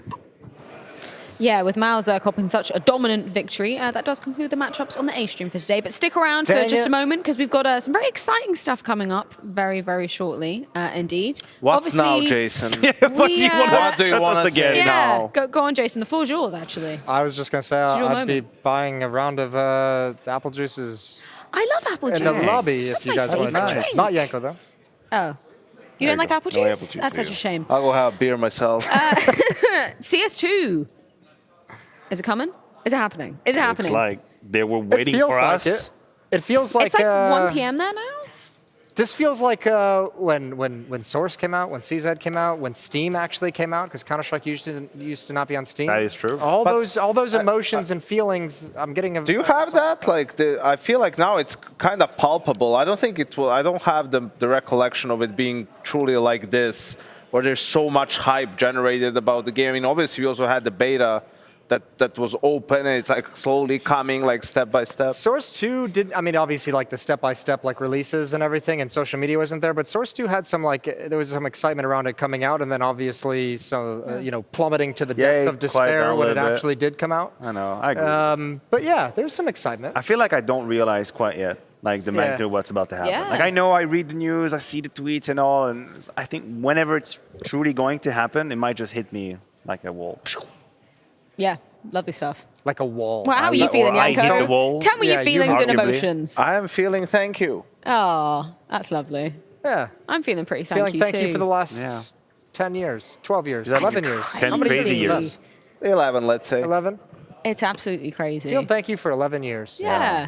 How are you looking at, I mean, obviously we're going to be staying on CSGO no matter what happens tonight, I presume. What are you thinking for, I don't know, the matches coming forward? Obviously we've got Vitality coming back after a long break since Group A match. How are you feeling about that? And they've been scrimming CS2 apparently. Yeah, they have. Supposedly. Supposedly they played CS2 Allegedly. a little bit. So I don't know. I hope that they will have a better, quicker start than the FaZe engine, which we've seen today struggle massively against Mouse. That does worry me a little bit, but I will remain confident. That engine been struggling for a while. I know. While.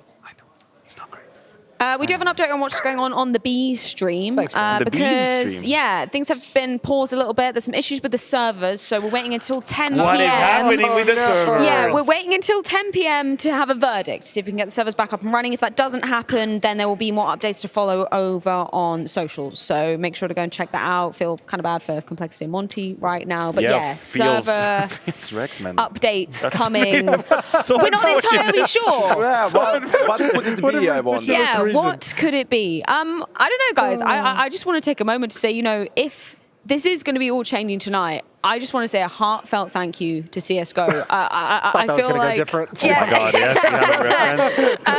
Yeah, I don't know. It's been such a staple of all our lives. It's brought all of us here together. It's brought us such an incredible community, and our lives would be so different without it. So if this is the final eve, then I just want to say a big thank you. It will continue to do so. It's obviously an incredibly meaningful moment in the history, but the truth of the matter is we all, at this table at least, will keep on having Counter-Strike as a partner in our life. It's going to go on. I don't care the name of the title. It's going to be part of our life whatsoever. I think that's why it's like almost kind of like hard to get like super excited before it actually drops, is because we're like, it's been here for 20 years. It's going to be here for 20 more. And we'll be here in 20 years. Yeah. We're going to be If I'm on this couch in 20 years, Manny, I just... What? Something went wrong? Yeah. No. It's going to be awesome. I think that's a marker of success, Jason. Yeah, thank you, gentlemen. We'll be seeing you tomorrow. And yeah, we just want to leave you with this wonderful tribute video to all the wonderful memories we've had throughout a decade that has been Counter-Strike Global Offensive.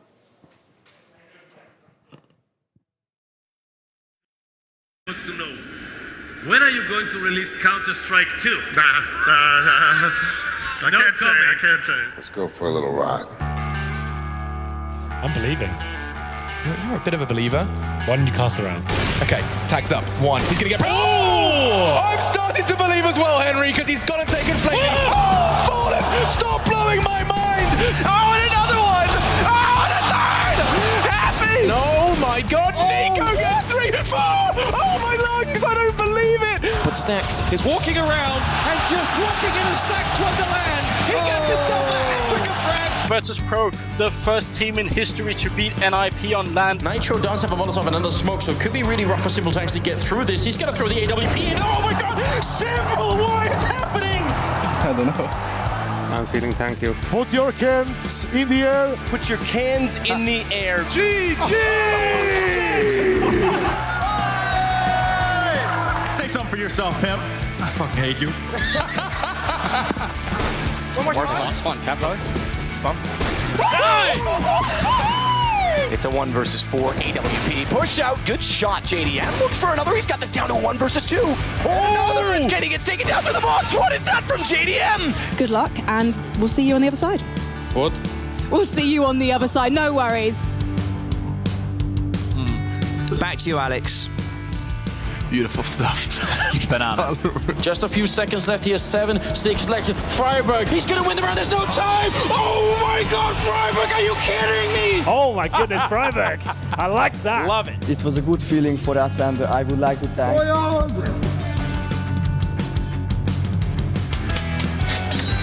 As long as Titans stay cool, they're going to be fine. What a sick shot. And oh my God. He's going to go with a C-Set. Sprays here. System trapped in the corner. Now 20 seconds. Yes! Are you kidding? Fallen gets the spray shot anyway.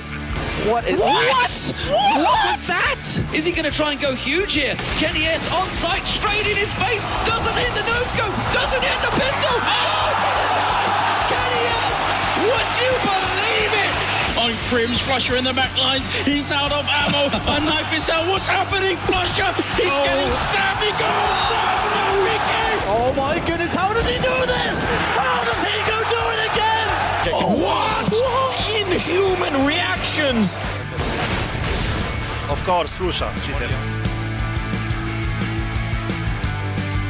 Now it's going to come down to Shoxy. He's going to get caught in the corner, though. Gets a running shot on a Neo. Gets a second one. Shoxy's making it happen. A third one. Shoxy. The fourth.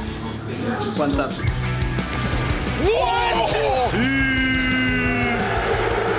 You are not my friends. You're my brothers, my friend. Oh, my God. Oh, Pasha! Elbow vocal club! 4 frags in 4 seconds! What's up, bitch? Oh my God. Curious? Welcome back. We didn't get many events. Oh, maybe we do. Oh, God. There it is. Oh, God. Unbelievable scenes. The aggression just trickles in. What a hero. The condom men made it in the building. Swag, what's your name? I'm gonna have a. Hear that cracking open a cold one? Duncan, you got a problem? Okay. Do you like the taste of that Black Monster? Let's just go to the game. This is getting out of control.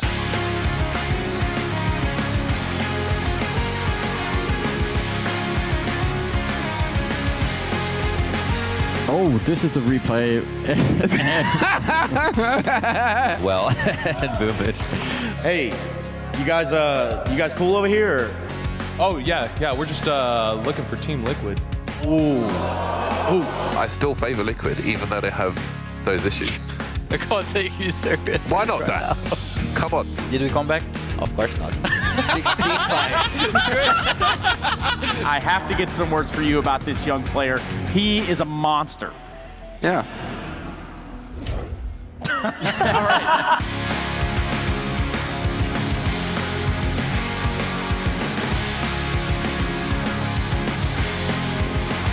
Oh my god, he gets another kill in now. Clock's running out. 7 seconds. Olofmeister looking for the kill. 5 seconds. He goes for it. It's a headshot. And there's going to be a follow-up headshot. Olofmeister. I'll tell you what.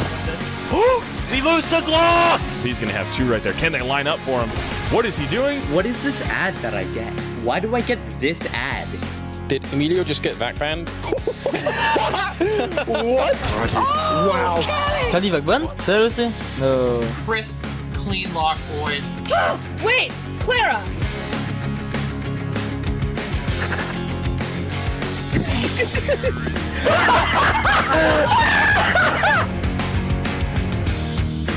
Oh no! Stop it! Fuck.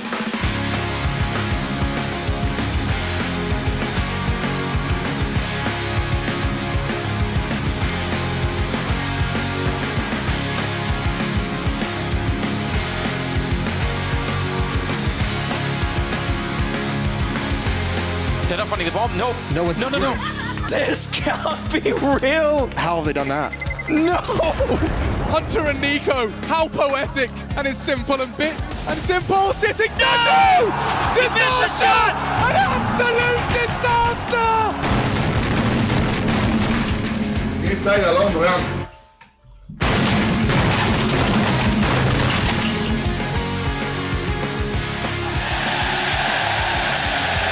You can get higher than that, guys. Oh dear. Just a glass of water out of a shoe, man. Aussie!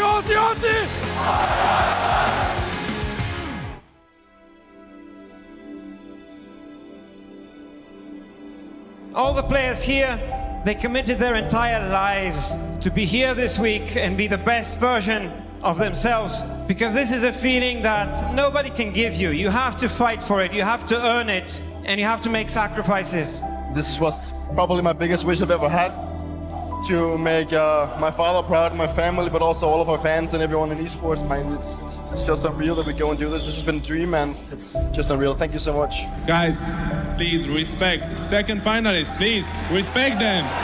Amazing words from Taz, amazing words. That's what makes this sport great. And right now I stay with my friends. We win together and we lose together. And we all need to stay humans first. Are you serious? Did you guys manage that? Oh my God, they've done it. Oh my. How have they pulled that one off?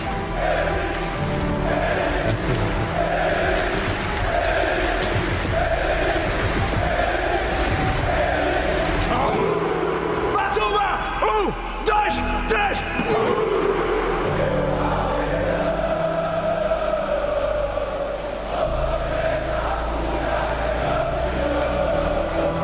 This is the selling point. This is why you have to go to esports events in the future. This is why you've got to come and experience the energy that's in this stadium.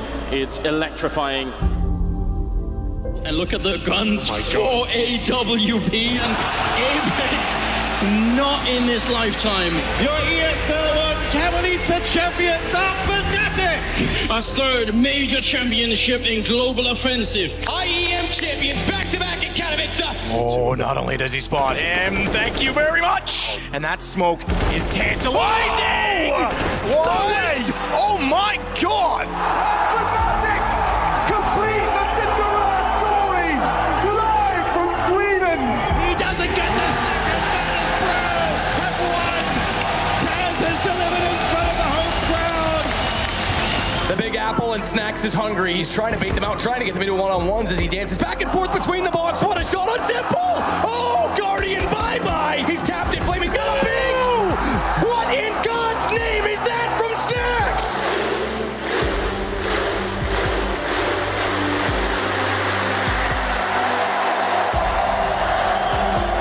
Freiburg does return, picks off Pronax. He's still here though, and he's going for more. 2 big frags, but Freiburg somehow opens it up. Freiburg comes in, he sprays, Freiburg misses, and as the ace, he picks it up single-handedly. NIP have won Gamescom 2014. Ladies and gentlemen, it finally happens. And 1v2 running up here. P250 out, jumping and shooting. He gets one more kill. Looking for it. He's got him hunted down. Time is up. Oh my god. Garrett, are you going to be kidding me? He gets the last kill in 1 second left. And LDLC, they pick it up, winning their first major championship title. A fantastic victory for Envious as they claim their first. Here he comes once again. The first base is Adren. He's going to hit the ground there. It's cold. Oh! It's Luminosity winning their first major championship. And SK Gaming, second major championship in a row. They are your winners. Looking for a second, he connects it. Oh, and he gets a third as well. Surely he's not going to pull this one off. Oh, Caldera! The man, the myth, the beast! What a play!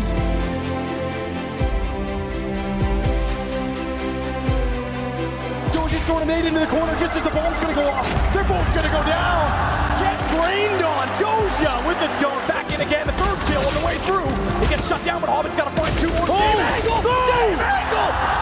Oh my God, Hobbit! I just say, Olaf Meister, I love you.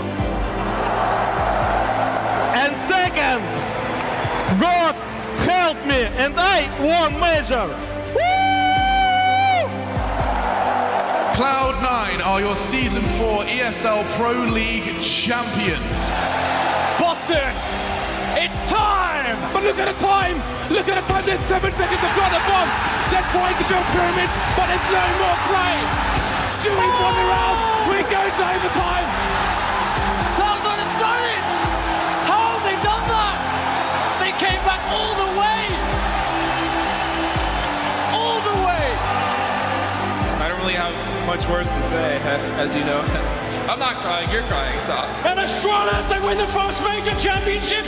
Unbelievable! Limited vision, limited weapons, doesn't even matter to bring! Oh, the fourth as well! You'll face it, London major champions. Intel Grand Slam, it destroys! They had one goal, that's it, that's all they wanted, back to back! Device is even here to help out, and now Orb, while it is good for one, they give it the respect to get back to the car. That might be their undoing. The short play now from Twist. Oh, Device reads it in with the flick, burning alive, and the collateral in the flames. The ace for Device. Your start at a major champions, Astralis! Twist in the corner, there should be no way out. My God, how has he done it? Picking up a quick triple, absolutely godlike. Unbelievable scenes here, ladies and gentlemen. Team Liquid, Intel Grand Slam, Team Liquid. See, double smokes in the same place there. Simple just jumping casually into the side. He's going to fall down again. What is this trap from Simple? Are you serious? What is that? You can't do that, Simple. That's not allowed. This is not FPL. This is a major. He needs a multi-kill. First found. Twist aggressing. They have to double peek. He's getting his shot. He's hitting another one. Simple. No, Simple. That's unbelievable. Your IEM Katowice 2020 champions. Back-to-back LAN wins for Natus Vincere. So much hard work pumped into this one. Intel Grand Slam in the bag. This is it! Navi! I've taken the major! To try and hold off the rotations. Oscar's gone. Chris isn't up, still in the picture. Up still very much in the round. Oh, Chris! He's found 3. It's down to a 2-on-2. Chris, can he close this with an ace? Oh my God! Ops is in a huge amount of trouble. He's going to try and take matters into his own hands. Couldn't find the second shot fast enough, but Jax, he drops in. Oh, talk about an Estonia. Talk about a superstar. Talk about the elite. Your PGL Antwerp major champions. Give it up for FaZe Clan. Do you consider that? He did. And he slaps him down. Back of the skull. Twist breaks Navi's backs as they're gone. 15. The job is done. Your major champions of IEM Rio. Outsiders. Oh my God, he's knifed him, and he's gotten away with the AWP. I'm starting to get nervous. There's no way, Caden, you can't win Pro League like this! You can't win Pro League like this! He just has to hit this shot, and he's done it for Heroic, clearing. Oh no! You're an animal! Heroic have done it, and I just can't believe it! 40% of their team! Give it up for your fall finals champions, Heroic! Electronic, looking for the cleanest finish. He's been turned on. Zywoo, no health really, but he's still hitting shots. He's already got 3 and 4 and 5 and oh my god, Zywoo! Your champions in IEM Rio. Fnatic don't want to give him 1v1s. Crims with that jiggle has given Zywoo a chance. My god, he's a Zywoo! Your Blast TV Paris Major Champions, Team Vitality! He is in a lot of trouble. He no-scopes one of them. He keeps going. 10 seconds. He fakes the bomb, spins around, takes down Woody, and now he's at the hunt, running up close and personal. Oh, what a flick! Your Katowice champions, it's G2! The double for G2. I am Katowice. I am Cologne. G2 are your IEM Cologne champions!